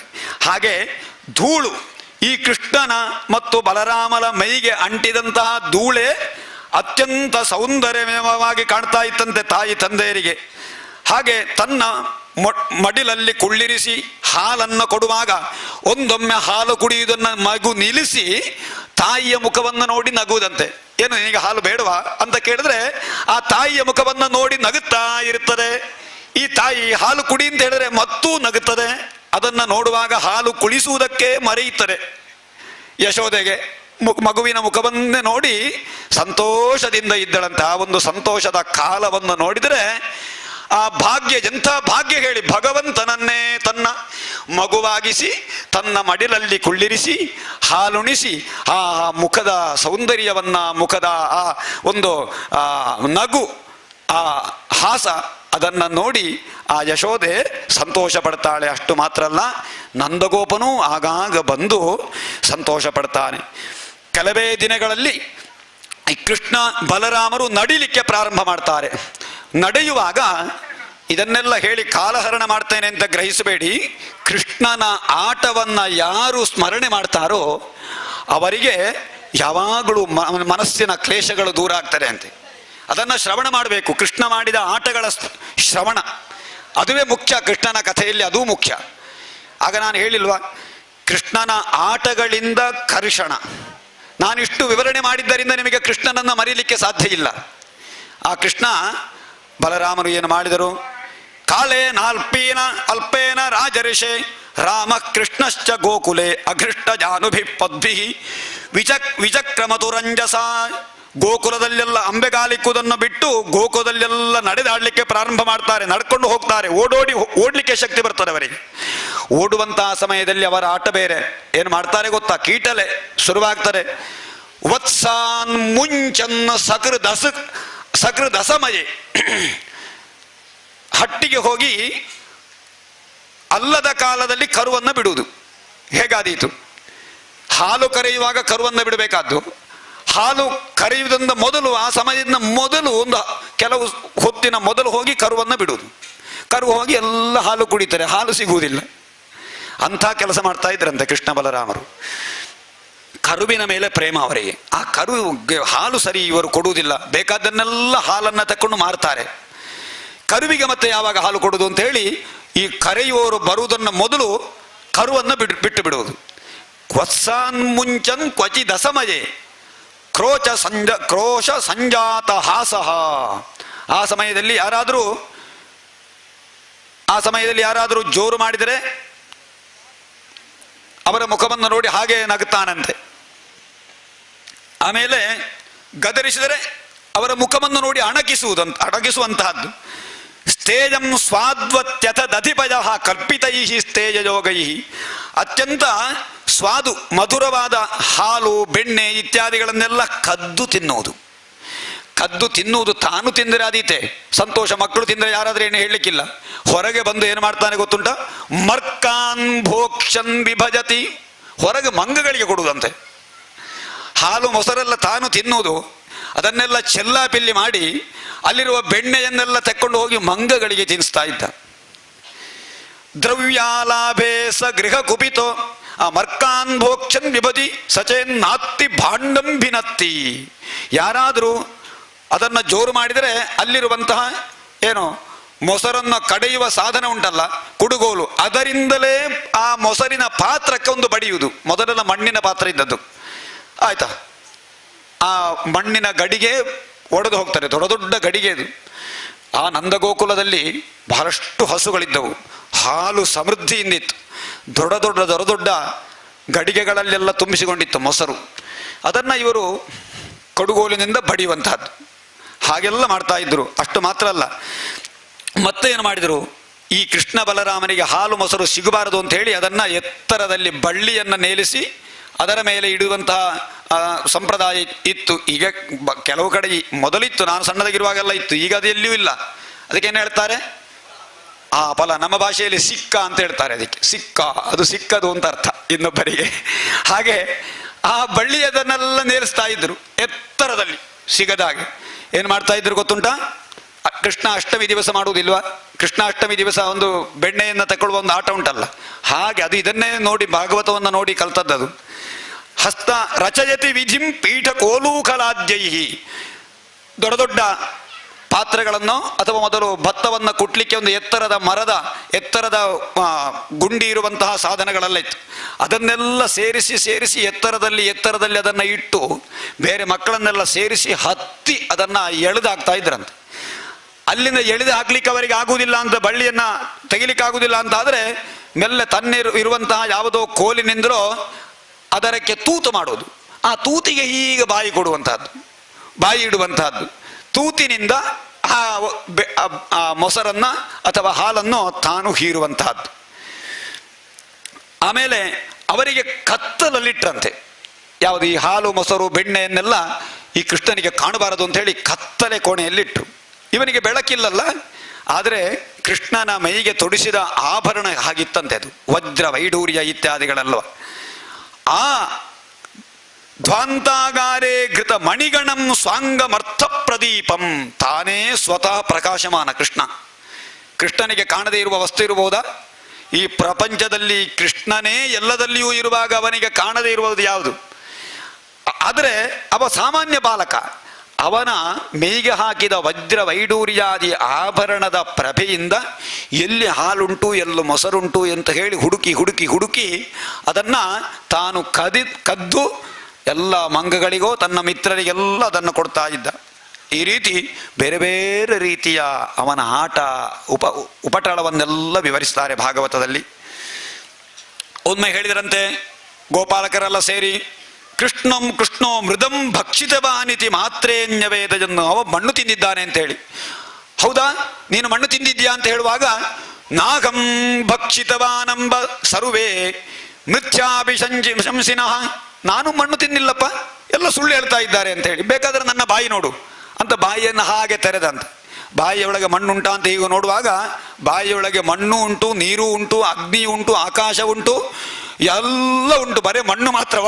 3 ಲೋಕ ಅಲ್ಲ, 7 ಲೋಕಗಳು ಉಂಟು. ಪ್ರಪಂಚವೇ ಅವನ ಬಾಯಿಯಲ್ಲಿ ಉಂಟು. ಸಾ ತತ್ರ ದದೃಶೇ ವಿಶ್ವಂ ಜಗತ್ ಸ್ಥಾಸ್ತು ಚ ಖಂ ದಿಶಃ. ಸ ಅದ್ರಿದ್ವೀಪಾಬ್ಧಿ ಭೂಗೋಲಂ ಸ್ವವಾಯುವ್ಯಗ್ನಿಂ ದುತಾರಕಂ. ಅಗ್ನಿ, ಚಂದ್ರ, ಎಲ್ಲ ನಕ್ಷತ್ರಗಳು, ಎಲ್ಲ ದ್ವೀಪಗಳು, ಸಮುದ್ರ, ಸಮಸ್ತ ಭೂಗೋಳ ಎಲ್ಲವನ್ನು, ಜ್ಯೋತಿಶ್ಚಕ್ರಂ ಜಲಂ ತೇಜೋ ನಭಸ್ವ ನಿಜ ದೇವಚ, ಎಲ್ಲವೂ ಅವನ ಬಾಯಿಯೊಳಗೆ ಕಾಣ್ತದೆ. ಇಡೀ ಪ್ರಪಂಚವೇ ಬಾಯಿಯೊಳಗೆ ಕಂಡು ಇದ್ದಕ್ಕಿದ್ದ ಹಾಗೆ ಯಶೋದೆಗೆ ಮೂರ್ಛೆ ತಪ್ಪಿ ಹೋಗ್ತದೆ. ತಪ್ಪಿ ಹೋಗಿ ಪುನಃ ಎಚ್ಚರಿಗಾದಾಗ ಕೃಷ್ಣನ ಬಾಯಿಯಲ್ಲಿ ಏನು ನೋಡಿದ್ದೇನೆ ಅಂತ ಹೇಳೋದು ಮರೆತು ಹೋಗ್ತಾರೆ ಮಾಯೆಯಿಂದ. ಮರೆತು ಹೋಗದಿದ್ರೆ ಎಲ್ಲರೂ ಬಂದು ಕೃಷ್ಣನನ್ನ ನಮಸ್ಕಾರ ಮಾಡಬಹುದಷ್ಟೆ. ಮುಂದೆ ಕತೆ ಹೇಗೆ ಹೋಗುವುದು? ಹೋಗ್ತಾರ? ಆ ಕೃಷ್ಣನ ತಾನು ಭಗವಂತ ಅಂತ ಲೋಕಕ್ಕೆ ಅಷ್ಟು ಬೇಗ ಗೊತ್ತಾಗಬಾರದು. ಹಾಗೆ ಇದ್ದಾಗ ಎಚ್ಚರಿಗಾದಾಗ ಮರೆತು ಹೋಗ್ತಾರೆ. ಒಮ್ಮೆ ಭಗವಂತನಂತೆ ತಿಳಿಸುವುದು, ಇನ್ನು ಭಗವಂತನಲ್ಲ ಅಂತ ಹೇಳಿ ಮಾಯೆ ಆವರಿಸುವುದು. ನಮಗೂ ಹಾಗೆ ಭಗವಂತನ ನೋಡಿ ನಮಗೆ ಈ ಪ್ರವಚನವನ್ನೆಲ್ಲ ಕೇಳುವಾಗ ಒಮ್ಮೆ ಒಳ್ಳೆ ಭಕ್ತಿ ಬರ್ತದೆ. ಭಕ್ತಿ ಬಂದು ಇಲ್ಲಿ ಸತ್ಯ ದರ್ಶನ ಆಗ್ತದೆ ನಿಮಗೆ. ಹೌದು, ಎಂಥ ಒಂದು, ಯಾವಾಗಲೂ ಆ ಕೃಷ್ಣನನ್ನು ಮರಿಬಾರದಪ್ಪ. ನಮಗೆ ಎಲ್ಲ ಕಷ್ಟ ಪರಿಹಾರ ಆಗಬೇಕಾದ್ರೆ ಕೃಷ್ಣನನ್ನು ಸ್ಮರಣೆ ಮಾಡಬೇಕು ಅಂತ ಇವತ್ತು ಶ್ರೀಕೃಷ್ಣ ಗೋವಿಂದ ಹರೇ ಮುರಾರೆ ಅಂತ ನಾಳೆ ಬೆಳಗ್ಗೆ ಹೇಳುವಾಗ ಸ್ವಲ್ಪ ನೆನಪಿರ್ತದೆ. ಪುನಃ ನಾಡಿದಾಗುವಾಗ ಅದನ್ನು ಆಚರಣೆ ಮಾಡಿದಾಗ ಏನಿಲ್ಲ, ಭಾಗವತ ಸಪ್ತಾಹದ್ದೇ ನೆನಪಿಲ್ಲ, ಯಾವಾಗ ಅಂತದ್ದು ಅದು ಅಂತ ಹೇಳಿ. ಹಾಗೆ ಎಲ್ಲರಿಗೂ ಅಷ್ಟೇ ಮಾಯೆ ಆವರಿಸ್ತದೆ. ಆ ಮಾಯೆ ಆವರಿಸಿದ ಹಾಗೆ ಕೃಷ್ಣನನ್ನ ಗಟ್ಟಿಯಾಗಿ ನಮ್ಮ ಮನಸ್ಸಿನಲ್ಲಿ ನಾವು ಇಟ್ಟುಕೊಳ್ಬೇಕಂತೆ. ಹಾಗೆ ಮಾಯೆ ಆವರಿಸಿ ಅವಳಿಗೆ ಗೊತ್ತಾಗುವುದಿಲ್ಲ. ಒಂದೊಮ್ಮೆ ಇನ್ನೊಂದು ಘಟನೆ ನಡೆಯುತ್ತದೆ. ಏನು? ಉಲೂಕಲ ಬಂಧನ. ಏಕದಾ ಗೃಹದಾಸೀಷು ಯಶೋದಾನಂದ ಗೇಹಿನಿ ಕರ್ಮಾಂತರ ನಿಯುಕ್ತಾಸು ನಿರ್ಮಮಂಥ ಸ್ವಯಂ ದಧೀ. ಈ ಯಶೋದೆಗೆ ಮೊಸರು ಕಡಿಲಿಕ್ಕೆ ಜನ ಇಲ್ಲ ಅಂತಲ್ಲ, ಬೇಕಾದಷ್ಟು ಜನ ಸೇವಕರಿದ್ದಾರೆ. ಆದರೆ ಒಂದು ದಿವಸ ತಾನೇ ಮೊಸರು ಕಡಿದು ಕೃಷ್ಣನಿಗೆ ಬೆಣ್ಣೆ ಉಣಿಸಬೇಕು ಅಂತ ಆಯಿತು ಅವಳಿಗೆ. ನೋಡಿ, ಅದೊಂದು ತಾನೇ, ಮೊನ್ನೆ ಹೇಳಿದ ಹಾಗೆ ತಾನೇ ತಯಾರು ಮಾಡಿ ಅದನ್ನು ಕೃಷ್ಣನಿಗೆ ಕೊಡಬೇಕು. ಸೇವಕರೆಲ್ಲ ಮಾಡಿದರೆ ತನಗೆ ಅದು ಸಮಾಧಾನ ಆಗಲಿಲ್ಲ. ತಾನೇ ಕೃಷ್ಣನಿಗೆ ಬೆಣ್ಣೆ ಉಣಿಸಬೇಕು ಅಂತ ಹೇಳಿ ಮೊಸರು ಕಡಿತಾಳೆ. ದೊಡ್ಡದಾದ ಭಾಂಡ, ಆ ಭಾಂಡಕ್ಕೆ ಅಷ್ಟು ದೊಡ್ಡ ಕುಡುಗೋಲು, ಆ ಕುಡುಗೋಲಿಗೆ ಬಳ್ಳಿ, ದೊಡ್ಡದಾದ ಬಳ್ಳಿ. ತಾನು ಒಳ್ಳೆಯ ಪಟ್ಟೆ ಸೀರೆಯನ್ನು ಉಟ್ಕೊಂಡು ತಲೆಯಲ್ಲಿ ಮಲ್ಲಿಗೆಯ ಪರಿಮಳದ ಮಾಲಿಕೆಯನ್ನು ಉಟ್ಟುಕೊಂಡು ಅತ್ಯಂತ ಸುಂದರಿಯಾದ ಯಶೋದೆ ತಾನು ಮೊಸರು ಕಡಿತಾ ಇರ್ತಾಳೆ. ಕ್ಷೌಮಂ ವಾಸಃ ಪೃಥು ಕಟಿತಟೆ ಬಿಭ್ರತಿ ಸೂತ್ರನದ್ಧಂ ಎಲ್ಲ ವಿವರಿಸ್ತಾರೆ. ಅದರೊಂದಿಗೆ ತನ್ನ ಸ್ತನದಲ್ಲಿಯೂ ಕೂಡ ಮಗನ ಮೇಲಿನ ಮಮತೆಯಿಂದ, ಪ್ರೀತಿಯಿಂದ ತನ್ನಿಂದ ತಾನೇ ಹಾಲು ಒಸರ್ತಾ ಇತ್ತಂತೆ. ಹಾಗೆ ಮೊಸರು ಕಡಿಯುತ್ತಾ ಇರುವಂತಹ ಸಂದರ್ಭದಲ್ಲಿ ಅವಳ ತಲೆಯಲ್ಲಿ ಇರುವಂತಹ ಮಲ್ಲಿಗೆ ಎಲ್ಲ ಒಂದೊಂದೇ ಎಸಳು ಕೆಳಗೆ ಬೀಳ್ತಾ ಇತ್ತು. ಆ ಮಲ್ಲಿಗೆ ಯಾಕೆ ಕೆಳಗೆ ಬೀಳ್ತಿತ್ತು ಅಂತ ಋಷಿ ಮುನಿಗಳು ದಾಸರೆಲ್ಲ ಅದನ್ನು ಹೊಗಳ್ತಾರೆ. ಹೇಗೆ ಅಂತ ಹೇಳಿದ್ರೆ, ಆ ಮಲ್ಲಿಗೆ ನಾನು ಯಶೋದೆಯ ತಲೆಯಲ್ಲಿ ಇರುವಂತಹ ನಾನು ಕೃಷ್ಣನ ಪಾದವನ್ನು ಸೇರಬೇಕು ಅಂತ ಹೇಳಿ ಒಂದೊಂದೇ ಆಗಿ ಕೆಳಗೆ ಬೀಳ್ತಾರೆ ಅಂತ. ಆ ಕಡೆಯುವಂತಹ ಸಂದರ್ಭದಲ್ಲಿ ಅವಳು ಒಳೆಯಲ್ಲಿಟ್ಟಂತಹ ಹಾಲು ಮೇಲೆ ಬಂದು ಉಕ್ಕಿ ಕೆಳಗೆ ಒಲೆಗೆ ಬಿತ್ತಂತೆ. ಹಾಲು ಒಲೆಗೆ ಬಿದ್ದಾಗ ವಾಸನೆ ಬರ್ತದಲ್ವಾ? ಏನಿದು ಹಾಲು ಒಲೆಗೆ ಬಿದ್ದ ವಾಸನೆ ಬರ್ತಾರೆ ಅಂತ ಹೇಳಿ ಆಚೆ ಈಚೆ ನೋಡ್ತಾಳೆ. ಆ ಹಾಲು ಯಾಕೆ ಒಲೆಗೆ ಬಿತ್ತು ಗೊತ್ತುಂಟ? ಆ ಹಾಲು ಮನಸ್ಸಿನಲ್ಲಿ ಗ್ರಹಿಸಿದಂತೆ, ನಾನು ಈ ಗಡಿಗೆಯಲ್ಲಿ ತುಂಬಿಕೊಂಡು ನಾನು ಬೇಯ್ತಾ ಇದ್ದೇನೆ, ನಾನು ಇಲ್ಲಿಂದ ಹೊರಟು ಯಶೋದೆಯ ಸ್ತನದಲ್ಲಿ ಹೋಗಿ ಸೇರಬೇಕು, ಆದರೆ ಮಾತ್ರ ಕೃಷ್ಣನ ಹೊಟ್ಟೆಗೆ ನಾನು ಹೋಗ್ಲಿಕ್ಕಾಗ್ತದೆ. ಆದ್ದರಿಂದ ನನ್ನ ಈ ಜನ್ಮ ಇದನ್ನು ಕಳೆದುಕೊಳ್ಬೇಕು. ನಾನು ಅಗ್ನಿಯಲ್ಲಿ ಬಿದ್ದು ಇನ್ನೊಮ್ಮೆ ಪುನರ್ಜನ್ಮವನ್ನ ಪಡೆದು, ಆ ಹಾಲು ಹೇಳುವುದು ಪುನರ್ಜನ್ಮವನ್ನ ಪಡೆದು ಯಶೋದೆಯ ಸ್ಥಾನದಲ್ಲಿ ಹೋಗಿ ಸೇರ್ತೇನೆ ಅಂತ ಆಲೋಚನೆ ಮಾಡಿ ಬಿದ್ದದಂತೆ. ದಾಸರ ಕಲ್ಪನೆ, ಋಷಿಮುನಿಗಳ ಕಲ್ಪನೆ ನೋಡಿ, ಹಾಗಾಗಿರಬಹುದು ಅದು. ಹಾಗೆ ಒಲೆಯಲ್ಲಿ ಹಾಲು ಬಿತ್ತು ಅಂತ ಹೇಳಿ ಆಲೋಚನೆ ಮಾಡ್ತಾಳೆ. ಆಗ ಈ ಉಲೂಕಲ ಅಂದರೆ ಈ ಮೊಸರನ್ನ ಕಡಿಯುವಂತಹ ಸಂದರ್ಭದಲ್ಲಿ ಕೃಷ್ಣ ಮೆಲ್ಲ ಹಿಂಬದಿಯಿಂದ ಬಂದು ಯಶೋದೆಯ ಬೆನ್ನಿಗೆ ಬಿದ್ದಂತೆ. ಬೀಳುವಂತಹ ಕಾಲದಲ್ಲಿ ಕೃಷ್ಣನನ್ನ ಬಹಳ ಸಂತೋಷದಿಂದ ಮೊಸರು ಕಡೆಯುವುದನ್ನು ನಿಲ್ಲಿಸಿ ತನ್ನ ಮಡಿಲಲ್ಲಿ ಕುಳ್ಳಿರಿಸಿ ಹಾಲನ್ನು ಕೊಡ್ತಾ ಇದ್ರಂತೆ. ತಮಂಕ ಮಾರೂಢಮಪಾಯಯತ್ಸ್ತನಂ ಸ್ನೇಹಸ್ತುತಂ ಸಸ್ಮಿತಮೀಕ್ಷತಿ ಮುಖಂ. ಅವನ ಮುಗುಳು ನಗುವನ್ನು ನೋಡ್ತಾ ತಾನು ಮೈ ಮರೆತು ಕೃಷ್ಣನಿಗೆ ಹಾಲು ಕೊಡುವಾಗ ಈ ಒಲೆಗೆ ಹಾಲು ಬಿದ್ದದ್ದು. ಆ ಸಮಯದಲ್ಲಿ ಬಿದ್ದಾಗ ಹಾಲನ್ನು ಒಲೆಯಿಂದ ಇಳಿಸಬೇಕು ಅಂತೇಳಿ ಒಮ್ಮೆ ಕೃಷ್ಣನನ್ನ ಕೆಳಗಿಳಿಸಿ ಹಾಲನ್ನ ಒಲೆಯಿಂದ ಇಳಿಸಲಿಕ್ಕೆ ಅಂತ ಒಳಗೆ ಹೋದಾಗ ಕೃಷ್ಣನಿಗೆ ಅರ್ಧ ಹಾಲು ಕುಡಿದಾಗ ಕೋಪ ಬಂತಂತೆ. ಯಾವಾಗಲೂ ಮಕ್ಕಳಿಗೆ ಅರ್ಧ ಹಾಲು ಕುಡಿಸಿ ಕೆಳಗಿಳಿಸಿದರೆ ಹೇಗಾದೀತು, ಕೆಳಗಿಳಿಸಿದ್ರಂತೆ. ಆಗ ಸಿಟ್ಟು ಬಂದು ಅದೇ ಕುಡುಗೋಲಿನಿಂದ ಆ ಮೊಸರ ಗಡಿಗೆಗೆ ಒಂದು ಬಡಿದಂತೆ. ಬಡಿದಾಗ ಅದು ಒಡೆದಿತ್ತು. ಬೆಣ್ಣೆ ಬದುವ ಕಾಲ, ಬೆಣ್ಣೆ ಬಂದಿತ್ತು. ಆವಾಗ ಅದನ್ನು ಸ್ವಲ್ಪ ಇರುವುದು ಬೆಣ್ಣೆ ಬರಲಿಕ್ಕೆ, ಎಲ್ಲ ನೆಲದಲ್ಲೆಲ್ಲ ಬೆಣ್ಣೆ ಚೆಲ್ಲಿತಂತೆ. ಓಡೋಡಿ ಏನೋ ಶಬ್ದ ಆಯಿತು ಅಂತ ಒಳಗಿನಿಂದ ಓಡಿ ಬರುವಾಗ, ಯಶೋದೆ ಬರುವಾಗ ಕೃಷ್ಣ ಅಲ್ಲಿರಲಿಲ್ಲ. ಎಲ್ಲಿಗೋದ ಕೃಷ್ಣ, ತುಂಟ ಕೃಷ್ಣ ಅಂತ ಹೇಳಿ ಆಚೆ ಈಚೆ ನೋಡಿದಾಗ ಹೊರಗೆ ಓಡುವಾಗ ಆ ಬೆಣ್ಣೆಯನ್ನು ಮಂಗಗಳಿಗೆ ತಿನ್ನಿಸ್ತಾ ಇದ್ದ ಮಾಮೂಲಿನಂತೆ. ಕಳ್ಳ ಕೃಷ್ಣ, ಸಿಕ್ಕಿ ಬಿದ್ದೆ ನೀನು ಅಂತ ಹೇಳಿ ಕೃಷ್ಣನನ್ನ ಅಟ್ಟಿಸಿಕೊಂಡು ಹೋಗ್ತಾಳೆ. ಕೃಷ್ಣ ಓಡ್ತಾನೆ, ಇವನನ್ನ ಇವತ್ತು ಬಿಡಬಾರದು, ಇಷ್ಟವರೆಗೆ ಮಾಡಿದ ಉಪಟಳ ಸಾಕು ಅಂತ ಹೇಳಿ ಕೈಯಲ್ಲಿ ಬೆತ್ತ ಹಿಡ್ಕೊಂಡು ಹೋಗ್ತಾಳೆ ಅಂತ. ಬೆತ್ತ ತಾಮಾತ್ತ ಎಷ್ಟಿಂ ಪ್ರಸಮೀಕ್ಷ ಸತ್ವರ ತಥೋವರುಹ್ಯಾಪ ಸಸಾರ ಭೀತವತ್. ನನ್ನ ತಾಯಿ ಬೆತ್ತ ಹಿಡ್ಕೊಂಡು ಬರ್ತಾ ಇದ್ದಾಳೆ ಅಂತ ಕೃಷ್ಣ ಹೆದರಿದಂತೆ. ತಾಯಿಗೆ ಕೃಷ್ಣ, ಇಡೀ ಲೋಕವೇ ಕೃಷ್ಣನಿಗೆ ಹೆದರ್ತದೆ, ಇಡೀ ಪ್ರಪಂಚವೇ ಕೃಷ್ಣನಿಗೆ ಹೆದರುವಂತಹ ಸಂದರ್ಭ. ಕೃಷ್ಣನಿಗೆ ಹೆದರಿಗುಂಟ. ತಾಯಿಗೆ ತಾನು ಹೆದರಿದವನಂತೆ ನಟಿಸಿಕೊಂಡು ಓಡ್ತಾ ಇದ್ದಾಗೆ, ತುಂಟ ನಿಲ್ಲು ನಿಲ್ಲು ನಿಲ್ಲು ಅಂತ ಯಶೋದೆ ಅವನ ಹಿಂದಿನಿಂದ ಓಡಿಕೊಂಡು ಬರ್ತಾಳೆ. ಬಂಗಾರದ ಬೆತ್ತ ಕೃಷ್ಣನಿಗೆ ಹೊಡಿಲಿಕ್ಕೆ ಓಡಿಕೊಂಡು ಬರ್ತಾ ಇದ್ದಾಳೆ. ಬರುವಾಗ ಕೃಷ್ಣ ಸಿಗಲಿಲ್ಲ. ಇಡೀ ನಂದಗೋಕುಲದ ಇಡೀ ಸುತ್ತಮುತ್ತಲೆಲ್ಲ ಓಡಿ ಆ ವ್ರಜಭೂಮಿಯಲ್ಲಿ ಸಿಕ್ಕಾಪಟ್ಟೆ ಓಡ್ತಾನೆ. ಕೃಷ್ಣ ಓಡಿದಷ್ಟು ಓಡ್ಲಿಕ್ಕೆ ಇವಳಿಗೆ ಸಾಧ್ಯ ಉಂಟ? ಒಳ್ಳೆ ಥೋರ ಶರೀರ, ಒಳ್ಳೆ ಆ ಶರೀರವನ್ನು ಹೊತ್ತುಕೊಂಡು, ಒಳ್ಳೆಯ ಗಟ್ಟಿಮುಟ್ಟಾದ ಶರೀರವನ್ನು ಹೊತ್ತುಕೊಂಡು ಇವಳು ಓಡುವುದೆಲ್ಲಿಗೆ? ಕೃಷ್ಣ ಓಡುವುದು. ಸಣ್ಣ ಮಕ್ಕಳು ಓಡಿದಾಗೆ ನಮಗೆ ಓಡ್ಲಿಕ್ಕೆ ಆಗ್ತದ? ಓಡ್ತಾಳೆ ಓಡಿ ಆಗುವಾಗ ಅವಳ ತಲೆಯಲ್ಲಿರುವಂತಹ ಎಲ್ಲ ಹೂವಿನ ಮಾಲೆ ಎಲ್ಲ ಕೆಳಗೆ ಬೀಳ್ತದೆ. ಮುಖದಲ್ಲಿ ಹಾಕಿದ ತಿಲಕ ಎಲ್ಲವೂ ಕೂಡ ಬೆವರಿನಿಂದ ನೀರಾಗಿ ಮುಖದಲ್ಲೆಲ್ಲ ಆಯ್ತಂತೆ ಕೆಂಪು. ಆ ತಿಲಕ ಮುಖವೆಲ್ಲ ಕೆಂಪಾಯಿತು. ತಾನು ಹುಟ್ಟಿದ್ದ ಸೀರೆ ಎಲ್ಲವೂ ಕೂಡ ಸಡಿಲಾಯಿತು. ಎಲ್ಲವೂ ಅಂದರೆ ಆಭರಣಗಳೆಲ್ಲ ಶಿಥಿಲವಾಯಿತು. ಓಡಿ ಆದಾಗ ಕೃಷ್ಣನಿಗೆ ಈ ತಾಯಿಯ ಮುಖವನ್ನು ನೋಡಿ ಬಹಳ ಬೇಸರ ಆಯಿತು. ಯಾಕೆ ಅಂತ ಹೇಳಿದ್ರೆ, ಅಯ್ಯೋ ನನಗಾಗಿ ತಾಯಿ ಈಗ ಓಡ್ತಾ ಇದ್ದಾಳಲ್ವಾ, ತಾಯಿಯ ಪರವಶತೆಗೆ ಮೆಚ್ಚಿ ಕೃಷ್ಣ ಸಿಕ್ಕಿಬಿದ್ದ. ಹಾಗೆ ಕೃಷ್ಣ ಸಿಗಬೇಕಾದ್ರೆ ನಾವು ನಮ್ಮ ಮೈಯನ್ನ ಮರೆತು ಓಡಬೇಕಂತೆ. ಓಡುವುದು ಯಾವ ದಾರಿಯಲ್ಲಿ? ಧರ್ಮದ ಹಾದಿಯಲ್ಲಿ. ನಾವು ನಮ್ಮೆಲ್ಲರ ಕ್ಲೇಶ ಪಾಶಗಳನ್ನು ನಾನು ನನ್ನದು ಎನ್ನುವ ಅಹಂಕಾರವನ್ನ ಮರೆತು, ನನ್ನದು ಅಂತ ಹೇಳುದು ಈ ಪ್ರಪಂಚದಲ್ಲಿ ಯಾವುದೂ ಇಲ್ಲ, ಎಲ್ಲವೂ ನಿನ್ನದೇ ಭಗವಂತ, ನೀನೊಬ್ಬ ಸಿಕ್ಕಿದರೆ ಸಾಕು ನನಗೆ, ನಿನ್ನನ್ನು ಬಿಟ್ಟು ನಾನು ಏನನ್ನೂ ಬಯಸುವುದಿಲ್ಲ, ನೀನೇ ಸಾಕು ಅಂತ ಹೇಳಿ ಭಗವಂತನನ್ನ ಅರಸಿಕೊಂಡು ನಾವು ಸರ್ವವನ್ನು ತ್ಯಾಗ ಮಾಡಿ ಯಾವಾಗ ಹೋಗ್ತೇವೆಯೋ ಆಗ ಭಗವಂತ ನಮಗೆ ಸಿಗ್ತಾನೆ. ಆ ಭಗವಂತನನ್ನ ನಾವು ಆವಾಗ ಕಟ್ಟಿ ಹಾಕಬಹುದು. ಕಟ್ಟಿ ಹಾಕಿದರೂ ಕೂಡ ಅಲ್ಲಿಯೇ ಇರ್ತಾನೆ. ಆದ್ದರಿಂದ ಸ್ನೇಹವೆಂಬ ಭಕ್ತಿ ಎಂಬ ಪಾಶದಿಂದ ಭಗವಂತನನ್ನ ನಾವು ಕಟ್ಟಿ ಹಾಕಲಿಕ್ಕೆ ಬೇಕಾದ್ದು ಸರ್ವ ತ್ಯಾಗ ಅಂತ ಹೇಳುವಂತಹ ತತ್ವವನ್ನು ಇದರಲ್ಲಿ ಹೇಳ್ತಾರೆ. ಕೃಷ್ಣ ಸಿಕ್ಕಿಬಿದ್ದಾಗ ಕೃಷ್ಣ ಬಹಳ ದುಃಖದಿಂದ ಅಳ್ತಾನೆ. ಅಯ್ಯೋ ಅಮ್ಮ ಬಡಿಬೇಡ, ನನಗೆ ಹೊಡಿಬೇಡ ಅಂತ ಹೇಳಿ. ಕೃಷ್ಣ ಹೀಗೆ ಯಾವಾಗ ಹೊಡಿತಾಳೆ ಇವಳು ಅಂತ ಹೇಳಿ ತಾಯಿಯನ್ನ ಹೆದರಿಕೆಯಿಂದ ನೋಡುವಾಗ ಕರುಣೆ ಉಂಟಾಗ್ತಾರೆ. ಯಾರಿಗೆ? ತಾಯಿ ಯಾವಾಗಲೂ ಮಗು ಹಾಗೆ ಹತ್ತಿರ ಬಂದರೆ ಮತ್ತೆ ಹೊಡಿಲಿಕ್ಕೆ ಮನಸ್ಸು ಬರ್ತದ? ತ್ಯಕ್ತ್ವಾ ಯಷ್ಟಿಂ ಸುತಂ ಭೀತಂ ವಿಜ್ಞಾಯಾರ್ಭಗವತ್ಸಲ.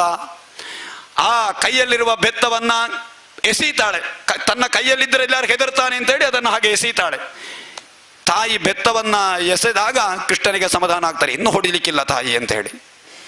ಸರಿ, ಆಮೇಲೆ ಮತ್ತೆ ಈ ಕೃಷ್ಣ ಇನ್ನು ಉಪಟಳ ಮಾಡಿದರೆ ಕಷ್ಟ, ಕೃಷ್ಣನನ್ನು ಕಟ್ಟಿ ಹಾಕಬೇಕು ಅಂತ ಹೊರಡ್ತಾಳೆ. ಇಡೀ ಪ್ರಪಂಚವನ್ನೇ ತನ್ನ ಹಿಡಿತದಲ್ಲಿ ಇಟ್ಟುಕೊಳ್ಳುವ, ಇಡೀ ಪ್ರಪಂಚ, ಮೊನ್ನೆ ಹೇಳಿದ ಹಾಗೆ ಸೂತ್ರಧಾರಿ ಅಲ್ವಾ ಕೃಷ್ಣ? ಬೊಂಬೆಯಾಟದ ಹಾಗೆ ನಾವೆಲ್ಲ ಬೊಂಬೆಗಳು, ಕೃಷ್ಣ ಸೂತ್ರಧಾರಿ. ಆ ಸೂತ್ರ ಪ್ರಪಂಚವನ್ನೇ ತನ್ನ ಸೂತ್ರದಿಂದ ನಡೆಸುವ ಕೃಷ್ಣನನ್ನ ಯಶೋದೆ ಕಟ್ಟಿ ಹಾಕಲಿಕ್ಕೆ ಹೊರಡ್ತಾಳೆ. ಒಂದು ಬಳ್ಳಿಯನ್ನು ತರಿಸಿ ಅಲ್ಲಿರುವಂತಹ ಉಲೂಕಲ ಅಂತ ಹೇಳಿದ್ರೆ ಭತ್ತವನ್ನು ಕುಟ್ಟುವ ಸಾಧನ. ಮೊದಲು ನೆಲಕ್ಕುಳಿ ಅಂತ ಇತ್ತು, ನೆಲದಲ್ಲಿ ಗುಳಿ, ಹಾಗಲ್ಲ, ಅದರಿಂದಲೂ ಮತ್ತೊಂದು ಸಾಧನ ಇತ್ತು. ಎತ್ತರದ ಕಲ್ಲಿನ ಒಂದು ಡಮರ ಆಕೃತಿಯ ಒಂದು ವಸ್ತು, ಅದರಲ್ಲಿ ಮೇಲೆ ಒಂದು ಹೊಂಡ, ತೂತು ಇತ್ತಲ್ಲ, ಆ ತೂತಿನಲ್ಲಿ ಭತ್ತ ಕುಟ್ಟುವಂತಹದ್ದು. ಅದಕ್ಕೆ ಕೃಷ್ಣನನ್ನ ಕಟ್ಟಿ ಹಾಕಿದ್ದು. ಕಟ್ಟಿ ಹಾಕಲಿಕ್ಕೆ ಅಂತ ಪ್ರಯತ್ನ ಮಾಡ್ತಾಳೆ. ಕಟ್ಟಿ ಹಾಕುವಾಗ 1-2 ಅಂಗುಲದಷ್ಟು ಕಡಿಮೆ ಆಗುವುದು ಬಳ್ಳಿ. ಪುನಃ ಬಳ್ಳಿಯನ್ನು ಗಂಟು ಹಾಕ್ತಾಳೆ, ಅದಕ್ಕೆ ಇನ್ನೊಂದು ಬಳ್ಳಿಯನ್ನು ತಂದು ಕಟ್ಟಿ ಹಾಕುವಾಗ ಪುನಃ 2 ಅಂಗುಲ ಕಡಿಮೆ. ಪುನಃ ತರ್ತಾಳೆ. ನಂದಗೋಕುಲದಲ್ಲಿರುವ ಬಳ್ಳಿಗಳು ಎಲ್ಲ ಬರ್ತದೆ ಕಟ್ಟಿ ಹಾಕಲಿಕ್ಕೆ. ಎಲ್ಲ ತುದಿಗೆ ತುದಿ ಸೇರಿಸಿ ಸೇರಿಸಿ ಎಷ್ಟು ಸೇರಿಸಿದರೂ ಕೃಷ್ಣನನ್ನು ಕಟ್ಟಿ ಹಾಕಲಿಕ್ಕೆ ಸಾಧ್ಯ ಆಗುವುದಿಲ್ಲ. ಅಷ್ಟು ಕಷ್ಟಪಟ್ಟು ಆಗ ಬೆವರ್ಲಿಕ್ಕೆ ಶುರುವಾಗ್ತಾರೆ ಯಶೋದೆಗೆ. ಅಯ್ಯೋ, ಕಟ್ಟಿ ಹಾಕ್ಲಿಕ್ಕೆ ಆಗುವುದಿಲ್ಲಲ್ವ, ಹೇಗೆ ಕಟ್ಟಿ ಹಾಕುವುದು ಇವನನ್ನು ಅಂತ ಆಲೋಚನೆ ಮಾಡಿ ಈ ಯಶೋದೆಯ ಪರಿಸ್ಥಿತಿಯನ್ನು ನೋಡಿ ಕೃಷ್ಣ ಬಂಧನಕ್ಕೆ ಒಳಗಾಗ್ತಾನೆ. ಕಟ್ಟಿ ಹಾಕಲಿಕ್ಕೆ ಒಪ್ತಾನೆ. ಹಾಗೆ ಕೃಷ್ಣನನ್ನು ಕಟ್ಟಿ ಹಾಕ್ತಾಳೆ. ಕಟ್ಟಿ ಹಾಕಿ ಸ್ವಮಾತು ಸ್ವಿನ್ನಗಾತ್ರಾಯ ವಿಶ್ರಬ್ಧ ಕಬರಸ್ತ್ರಜ ದೃಷ್ಟ ಪರಿಶ್ರಮಂ ಕೃಷ್ಣ ಕೃಪಯಾಸೀತ್ ಸ್ವಬಂಧನೆ. ಕೃಪೆಯಿಂದ ಬಂಧನಕ್ಕೆ ಒಳಗಾದ. ಹಾಗೆ ಕಟ್ಟಿ ಹಾಕಿದಳು, ತನ್ನ ಕೆಲಸಕ್ಕೆ ಹೋಗ್ತಾಳೆ. ಕೃಷ್ಣ ಆಚೀಚ ನೋಡ್ತಾನೆ. ನೋಡಿ ಅವನಿಂದ ಒಂದು ಕೆಲಸ ಆಗಬೇಕಾಗಿದೆ. ಆ ಕಟ್ಟಿ ಹಾಕಿದಂತಹ ಒರಳನ್ನು ಅದನ್ನು ಹಾಗೆ ಬಳ್ಳಿಯಲ್ಲಿ ಎಳಕೊಂಡು ಎಳಕೊಂಡು ಎಳಕೊಂಡು ಎಳಕೊಂಡು ಬರ್ತಾನೆ. ಅವನ ಅಂಗಳದಲ್ಲಿ ಬುಡ ಒಂದೇ ಶಾಖೆ 2 ಆಗಿರುವಂತಹ ಒಂದು ವೃಕ್ಷ ಇತ್ತಂತೆ. ಆ ವೃಕ್ಷದ ಮಧ್ಯದಲ್ಲಿ ಅದನ್ನು ಹಾಕಿ ಅದನ್ನು ಸೆಳೆದಾಗ ಆ ವೃಕ್ಷ ಮುಗುಚಿ ಬಿತ್ತಂತೆ. ಆ ತತ್ಕ್ಷಣ ಅದರಿಂದ 2 ಮಹಾ ತೇಜಸ್ವಿ ಪುರುಷರು ಮೇಲೆ ಬರ್ತಾರೆ. ಅವರು ಕುಬೇರನ ಮಕ್ಕಳಂತೆ, ನಳಕೂಬರ ಮಣಿಗ್ರೀವರು ಅಂತೇಳಿ. ಹಿಂದೆ ಅವರು ಮಂದಾಕಿನಿ ತೀರದಲ್ಲಿ, ಅಂದರೆ ಗಂಗೆಯ ಮೊದಲಿನ ಸ್ವರೂಪ ಅದೊಂದು ಮಂದಾಕಿನಿ. ಆ ಮಂದಾಕಿನಿ ತೀರದಲ್ಲಿ ರಮಣೀಯವಾದ ವಾರುಣಿ ಎಂಬ ಮದ್ಯವನ್ನು ಕುಡಿದು ಅತ್ಯಂತ ಸಂತೋಷದಿಂದ ತನ್ನ ಪತ್ನಿಯರೊಂದಿಗೆ ವಿಹರಿಸ್ತಾ ಮಂದಾಕಿನಿ ತೀರದಲ್ಲಿ ವಿಹರಿಸ್ತಾ ಇದ್ರಂತೆ. ಆ ಸಮಯದಲ್ಲಿ ದೇವಋಷಿಗಳಾದ ನಾರದರು ಬರುವಾಗ ಅವರಿಗೆ ಗೌರವವನ್ನೇ ಕೊಡುವುದಿಲ್ಲ. ಮದೋನ್ಮತ್ತರಾಗಿ ಅವರು ಹೀಗೆ ವಿಹರಿಸುವುದನ್ನು ಕಂಡು ನೀವು ಜಡವಾದ ವೃಕ್ಷ ಜನ್ಮದಲ್ಲಿ ಹುಟ್ಟಿ ಅಂತ ನಾರದರು ಶಾಪ ಕೊಡ್ತಾರೆ. ಅದಕ್ಕೆ ಅವರು ಪುನಃ ಹುರಿಶಾಪವನ್ನು ಬೇಡಿದಾಗ ಹಿಂದೆ ಮುಂದೆ ಕೃಷ್ಣನಾವತಾರ, ಭಗವಂತ ಕೃಷ್ಣಾವತಾರ ತಾಳಿದಾಗ ನಿಮಗೆ ಮೋಕ್ಷ ಪ್ರಾಪ್ತಿಯಾಗ್ತಾರೆ ಅಂತ ಹೇಳಿ ಆ ಹುರಿಶಾಪವನ್ನು ಕೊಡ್ತಾರೆ ನಾರದ ಮಹರ್ಷಿಗಳು. ಆಮೇಲೆ ಉಲೂಕಲ ಬಂಧನ ಅಂತ ಹೇಳುವಂತಹ ಕಥೆ ಆಯಿತು. ಯಮಳಾರ್ಜುನರಿಗೆ ಮೋಕ್ಷ ಆಯಿತು. ಆಮೇಲೆ ಗೋಕುಲ, ಇಷ್ಟೆಲ್ಲ ರಾಕ್ಷಸರೆಲ್ಲ ಬಂದು ಈ ಕೃಷ್ಣ ಬಲರಾಮರಿಗೆ ನಮಗೆಲ್ಲ ಉಪಟಳ ಕೊಡ್ತಾ ಇದ್ದಾರೆ ಅಂತ ಆಲೋಚನೆ ಮಾಡ್ತಾರೆ ಎಲ್ಲ ಗೋಪಾಲಕರು ಮತ್ತು ನಂದಗೋಪಾಲ. ಆ ಸಮಯದಲ್ಲಿ ಒಂದು ಕಥೆಯನ್ನು ಹೇಳ್ತಾರೆ. ಒಬ್ಬ ಹಣ್ಣು ಮಾರುವವಳು ಬರ್ತಾಳಂತೆ. ಹಣ್ಣು ಮಾರುವವಳು ಬಂದು ಹಣ್ಣು ಬೇಕಾ ಅಂತ ಕೇಳಿದಾಗ ಕೃಷ್ಣ ಬೇಕು ಅಂತ ಹೇಳ್ತಾನೆ. ಕೃಷ್ಣ ಮಾತ್ರ ಇದ್ದದ್ದು ಎದುರಿನಲ್ಲಿ, ಮನೆಯ ಎದುರಿನಲ್ಲಿ. ಹಣ್ಣು ಮಾರುವವಳು ಬಂದಾಗ ನನಗೆ ಬೇಕು ಹಣ್ಣು ಬೇಕಾದರೆ ಏನಾದರೂ ತಕೊಂಡು ಬಾ, ಸ್ವಲ್ಪ ಹಣ ಏನಾದರೂ ಕೊಡು ಅಂತ ಕೇಳ್ತಾಳೆ ಹಣ್ಣು ಮಾರುವವಳು. ಕೃಷ್ಣ ಒಳಗೆ ಹೋಗಿ ಹಣ ಸಿಗುವುದಿಲ್ಲ ಅವನಿಗೆ. ಅಲ್ಲಿ ಹತ್ತಿರ ಇರುವಂತಹ ಧಾನ್ಯ, ಭತ್ತವೋ ಅಕ್ಕಿಯೋ ಏನನ್ನೋ ತನ್ನ ಪುಟ್ಟು ಕೈಯಲ್ಲಿ ಹಿಡ್ಕೊಂಡು ಬರ್ತಾನೆ. ಬಂದು ಇಕೋ ಅಂತ ಹೇಳಿ ಮನೆ ಒಳಗಿನಿಂದ ಬಂದು ಹಣ್ಣು ಇರುವ ಬುಟ್ಟಿಯ ತನಕ ಬರುವಾಗ ಕೈಯಲ್ಲಿ ಏನಿರುವುದಿಲ್ಲ. ಅವನ ಪುಟ್ಟ ಕೈಯಿಂದ ಪೂರ ಎಲ್ಲ ಅಕ್ಕಿ ಎಲ್ಲ ಹೊರಗೆ ಬಿದ್ದು 2 ಕಾಳು ಅಕ್ಕಿಯನ್ನು ಮಾತ್ರ ಹೀಗೆ ಹಿಡ್ಕೊಂಡು ಬಂದಂತ. ಬರುವಾಗ ಹಣ್ಣು ಮಾರುವವಳು ಹೇಳ್ತಾಳೆ, ನೀನು ನನಗೆ ಏನು ಕೊಡುವುದು ಬೇಡ, ಈ ಹಣ್ಣೆಲ್ಲ ನಿನಗೆ ಅಂತ ಭಕ್ತಿಯಿಂದ ಕೃಷ್ಣನಿಗೆ ಸಮರ್ಪಣೆ ಮಾಡ್ತಾಳೆ ಹಣ್ಣು ಮಾರುವವಳು. ಆ ಹಣ್ಣನ್ನು ಕೃಷ್ಣ ಸ್ವೀಕರಿಸಿ ಅವಳ ಬಟ್ಟಿಯಲ್ಲಿ ತುಂಬ ಸುವರ್ಣವೃಷ್ಟಿಯನ್ನು ಮಾಡಿದಂತೆ. ಕೃಷ್ಣನಿಗೆ ಭಕ್ತಿಯಿಂದ ಹಣ್ಣನ್ನು ಸಮರ್ಪಣೆ ಮಾಡಿದ್ದರಿಂದ ಅವಳಿಗೆ ಜೀವಮಾನ ಪರ್ಯಂತ ಹಣ್ಣು ಮಾರುವ ಕೆಲಸವಿರಲಿಲ್ಲ. ಹಾಗೆ ಆಮೇಲೆ ಅಲ್ಲಿ ಒಬ್ಬ ಗೋಕುಲದಲ್ಲಿ ಉಪನಂದನ ಅಂತ ಹೇಳುವ ವಯೋವೃದ್ಧ ಜ್ಞಾನವೃದ್ಧ ಒಬ್ಬ ಇದ್ದಂತೆ. ಅವಾಗ ಹೇಳಿದಂತೆ, ಇನ್ನು ನಾವು ಇಲ್ಲಿದ್ದರೆ ಆಗಲಿಕ್ಕಿಲ್ಲ, ಇಲ್ಲಿಗೆ ರಾಕ್ಷಸರು ಬರ್ತಾರೆ, ರಾಕ್ಷಸರ ಉಪಟಳ ಉಂಟು, ನಾವು ಇಲ್ಲಿಂದ ವೃಂದಾವನಕ್ಕೆ ಹೋಗಬೇಕು ಅಂತ ಹೇಳಿ ವೃಂದಾವನ ಎನ್ನುವ ವನ, ಅಲ್ಲಿ ಬೇಕಾದ ಹಾಗೆ ಸಂಚರಿಸಲಿಕ್ಕೆ, ಅದೊಂದು ಯಮುನಾ ತಟ, ಅಲ್ಲಿ ಬೇಕಾದ ಹಾಗೆ ಸಂಚಾರ ಮಾಡಲಿಕ್ಕೆ ಅತ್ಯಂತ ಸುಂದರವಾದಂತಹ ವನ ಅದು. ಆ ವೃಂದಾವನಕ್ಕೆ ಹೊರಡುತ್ತಾರೆ. ಹೋಗುವಾಗ ಎಲ್ಲರೂ ಬೇರೆ ತನ್ನ ಗಾಡಿಗಳಲ್ಲಿ ತನ್ನೆಲ್ಲ ಮನೆಯಲ್ಲಿರುವಂತಹ ಎಲ್ಲ ಉಪಕರಣಗಳನ್ನೆಲ್ಲ ತುಂಬಿಸಿಕೊಂಡು ಸಾಲು ಸಾಲಾಗಿ ಈ ಗೋಪಾಲಕರು ಅವರವರ ತಂದೆಯರು ಮತ್ತು ಗೋಪಿಕೆಯರು ಎಲ್ಲರೂ ಕೂಡ ಹೋಗ್ತಾ ಇರುವಾಗ ಕೃಷ್ಣನ ಬಗ್ಗೆ ಅವನ ಆಟ ಮತ್ತು ಅವನ ಉಪಟಳ ಇತ್ಯಾದಿಗಳನ್ನೆಲ್ಲ ಹಾಡಿನ ರೂಪದಲ್ಲಿ ಹಾಡ್ತಾ ವೃಂದಾವನಕ್ಕೆ ಹೋಗ್ತಾರೆ. ಆ ಸಮಯದಲ್ಲಿ ಅಲ್ಲಿಗೂ ಒಬ್ಬ ದೈತ್ಯ ಬರ್ತಾನೆ, ವತ್ಸಾಸುರ ಅಂತ ಹೇಳಿ. ಆ ವತ್ಸಾಸುರ ಒಂದು ಕರುವಿನ ರೂಪವನ್ನು ಧರಿಸಿಕೊಂಡು ಬರ್ತಾನೆ. ಮೊದಲಲ್ಲಿ ಗೋವೆಲ್ಲ ಇರ್ತಾರೆ, ಆ ಗೋವಿನ ಮಧ್ಯದಲ್ಲಿ ಒಂದು ಕರುವಿನ ರೂಪದಲ್ಲಿ ಬರ್ತಾನೆ. ಬಂದು ಆ ಕರುವ ಇದು ಅಸುರನ ಎಂದು ತಿಳಿದು ಕೃಷ್ಣ ಆ ಕರುವಿನ ಕಾಲನ್ನು ಹಿಡ್ಕೊಂಡು ತಿರುಗಿಸಿ ಕೊಲ್ಲುತ್ತಾನೆ. ಆ ರೀತಿ ಅಲ್ಲಿ ಒಂದು ಜಲಾಶಯಕ್ಕೆ ಹೋಗ್ತಾರೆ. ಆ ಸಮಯದಲ್ಲಿ ಅಲ್ಲಿ ಒಬ್ಬ ಬಕಾಸುರ ಇರ್ತಾನೆ. ಆ ಬಕಾಸುರನನ್ನು ಕೂಡ ಕೊಕ್ಕಿನಲ್ಲಿ ಹಿಡಿದು ಸೀಳಿ ಹಾಕ್ತಾನೆ ಕೃಷ್ಣ. ಎಲ್ಲ ಹಾಗೆ ಬೇರೆ ಬೇರೆ ಅಸುರರ ಸಂಹಾರದ ಕಥೆಯನ್ನೆಲ್ಲ ಹೇಳ್ತಾರೆ. ಮತ್ತೊಬ್ಬ ಅಘಾಸುರ ಅಂತ ಹೇಳಿ, ಅವ ಹೆಬ್ಬಾವಿನ ರೂಪ ಅವಂದು. ಅವ ತನ್ನ ಬಾಯಿಯನ್ನ ಮೇಲ್ಲೋಕಕ್ಕೆ ಅತ್ಯಂತ ಮೇಲೆ ಪ್ರಸರಿಸಿ, ತನ್ನ ಬಾಯಿಯನ್ನು ಮೇಲ್ದುಟಿಯನ್ನು ಮೇಲಕ್ಕೆ ಪ್ರಸರಿಸಿ ಕೆಳದುಟಿಯನ್ನು ಭೂಮಿಯಲ್ಲಿ ಹರಡಿ ಒಂದು ದೊಡ್ಡ ಗುಹೆಯಾಗಿತ್ತವನ ಬಾಯಿ. ಈ ಗೋಪಾಲಕರೆಲ್ಲ ಅದೊಂದು ಗುಹೆ ಅಂತ ಹೇಳಿ ಅದರ ಒಳಗೆ ಹೋಗ್ತಾರೆ. ಯಾವಾಗ ಕೃಷ್ಣ ಬರ್ತಾನೆ ಆಗ ನಾನು ನುಂಗುತ್ತೇನೆ ಅಂತ ಗ್ರಹಿಸಿದ್ದ. ಕೃಷ್ಣ ಒಳಗೆ ಬಂದಾಗ ಬಾಯಿಯನ್ನು ಮುಚ್ಚಿದಂತೆ. ಇದ್ದಕ್ಕಿದ್ದಂತೆ ಕೃಷ್ಣ ಅದರ ಒಳಗೆ ಹೋಗಿ ತನ್ನ ಶರೀರವನ್ನು ಹಿಗ್ಗಿಸಿದ, ದೊಡ್ಡದಾಗಿಸಿದ. ಆಗ ಆ ಅಘಾಸುರನ ಬಾಯಿ ಸೀಳಿ ಅಘಾಸುರ ಸತ್ತು ಹೋಗ್ತಾನೆ. ಆಮೇಲೆ ಬ್ರಹ್ಮದೇವರ ಮೋಹ ನಿರಸನ ಅಂತ ಒಂದು ಕಥೆ, ಎಲ್ಲ ಕಥೆಯನ್ನು ಕೂಡ ಸಣ್ಣ ಸಣ್ಣದಾಗಿ ಹೇಳ್ತೇನೆ. ಒಮ್ಮೆ ಬ್ರಹ್ಮದೇವರು ಕೃಷ್ಣನ ಶಕ್ತಿಯನ್ನು ಪರೀಕ್ಷಿಸಬೇಕು ಅಂತ ಹೊರಡ್ತಾನೆ. ಆ ವೃಂದಾವನದಲ್ಲಿ ಕೃಷ್ಣ ಮತ್ತು ಅವನ ಅನುಚರರೆಲ್ಲ ಗೋವನ್ನ ಮೇಯಿಸುವವರು, ಗೋಪಾಲಕರಲ್ವಾ, ಗೋಪಾಲವ ಕೃಷ್ಣ. ಹಾಗೆ ಒಂದು ದಿವಸ ಬ್ರಹ್ಮದೇವರು ಅಲ್ಲಿರುವ ಎಲ್ಲ ಕರುಗಳನ್ನು ಗೋಪಾಲಕರನ್ನ ಅಪಹರಿಸಿಕೊಂಡು ಹೋದಂತೆ. ತನ್ನ ಲೋಕಕ್ಕೆ, ಸತ್ಯಲೋಕಕ್ಕೆ ಹೋದ, ಅಪಹರಿಸಿಕೊಂಡು. ಕೃಷ್ಣ ಏನು ಮಾಡ್ತಾನೆ ಅಂತ ನೋಡಬೇಕು ಅಂತೇಳಿ. ಹಾಗೆ ಈ ಕರು ಮತ್ತು ಹಸು ತನ್ನ ದೊಡ್ಡಿಗೆ ಬರಲಿಲ್ಲ. ಯಾಕೆ? ತನ್ನ ಮಕ್ಕಳೆಲ್ಲ ಕಾಣುವುದಿಲ್ಲ ಅಂತ ಹಿರಿಯರೆಲ್ಲ ಕಳವಳಗೊಂಡಾಗ ಕೃಷ್ಣ ಇದು ಬ್ರಹ್ಮದೇವರ ಕೆಲಸ ಅಂತ ಗೊತ್ತಾಗ್ತದೆ. ಇದ್ದಕ್ಕಿದ್ದಂತೆ ಕೃಷ್ಣನೇ ಎಲ್ಲ ಕರುಗಳಾಗಿ, ಎಲ್ಲ ಗೋವುಗಳಾಗಿ, ಎಲ್ಲ ಬಾಲಕರಾಗಿ ಕೃಷ್ಣ ತಾನೇ ಆಗಿ ವೃಂದಾವನದಲ್ಲಿ ಸಂಚರಿಸ್ತಾನೆ. ತನ್ನ ಗೋವಿನ ಪಾಲಕರೆಲ್ಲ ತನ್ನ ಗೋವು ಹಟ್ಟಿಗೆ ಬಂತು ಅಂತ ಗ್ರಹಿಸ್ತಾರೆ. ಕರು ಬಂತು, ಬಾಲಕರು ಎಲ್ಲರೂ ಬಂದರು ಅಂತ ವ್ಯವಸ್ಥೆ ಮೊದಲಿನ ಹಾಗೆ ಇರುವಂತಹ ಸಂದರ್ಭದಲ್ಲಿ ಬ್ರಹ್ಮದೇವರಿಗೆ ನಾಚಿಕೆ ಆಗ್ತದೆ. ನಾನು ಅಪಹರಿಸಿದರೇನಾಯಿತು, ಪುನಃ ಅದೇ ರೀತಿಯ ಪ್ರಪಂಚವನ್ನು ಭಗವಂತ ಸೃಷ್ಟಿ ಮಾಡಿದನಲ್ವೇ ಅಂತ ಹೇಳಿ ಬ್ರಹ್ಮದೇವರು ಬಂದು ಕೃಷ್ಣದೇವರ ಪಾದಕ್ಕೆ ಬಿದ್ದು ಕೃಷ್ಣದೇವರ ಸ್ತೋತ್ರವನ್ನು ಮಾಡುವಂತಹ ಕಥೆಯನ್ನು ಹೇಳ್ತಾರೆ. ಬ್ರಹ್ಮದೇವರು ಸ್ತುತಿಯನ್ನು ಮಾಡುವಂತಹದ್ದು ಬಹಳಷ್ಟು ಇದೆ. ಆಮೇಲೆ ಕಾಳಿಂಗಮರ್ದನದ ಕಥೆ. ಈ ಕಥೆಯನ್ನೆಲ್ಲ ಕೇಳಿದರೆ ಸರ್ಪದ ಭೀತಿ ನಿವಾರಣೆ ಆಗ್ತಾರೆ ಅಂತೆ. ಈ ಕಥೆಯನ್ನು ಕೇಳಬೇಕು, ಕಾಳಿಂಗಮರ್ದನದ ಕಥೆಯನ್ನು. ಬಹಳ ವಿಷಯ ಉಂಟು ಆ ಕಥೆಯಲ್ಲಿ. ಹಿಂದೆ ಗೋಪಾಲಕರೆಲ್ಲ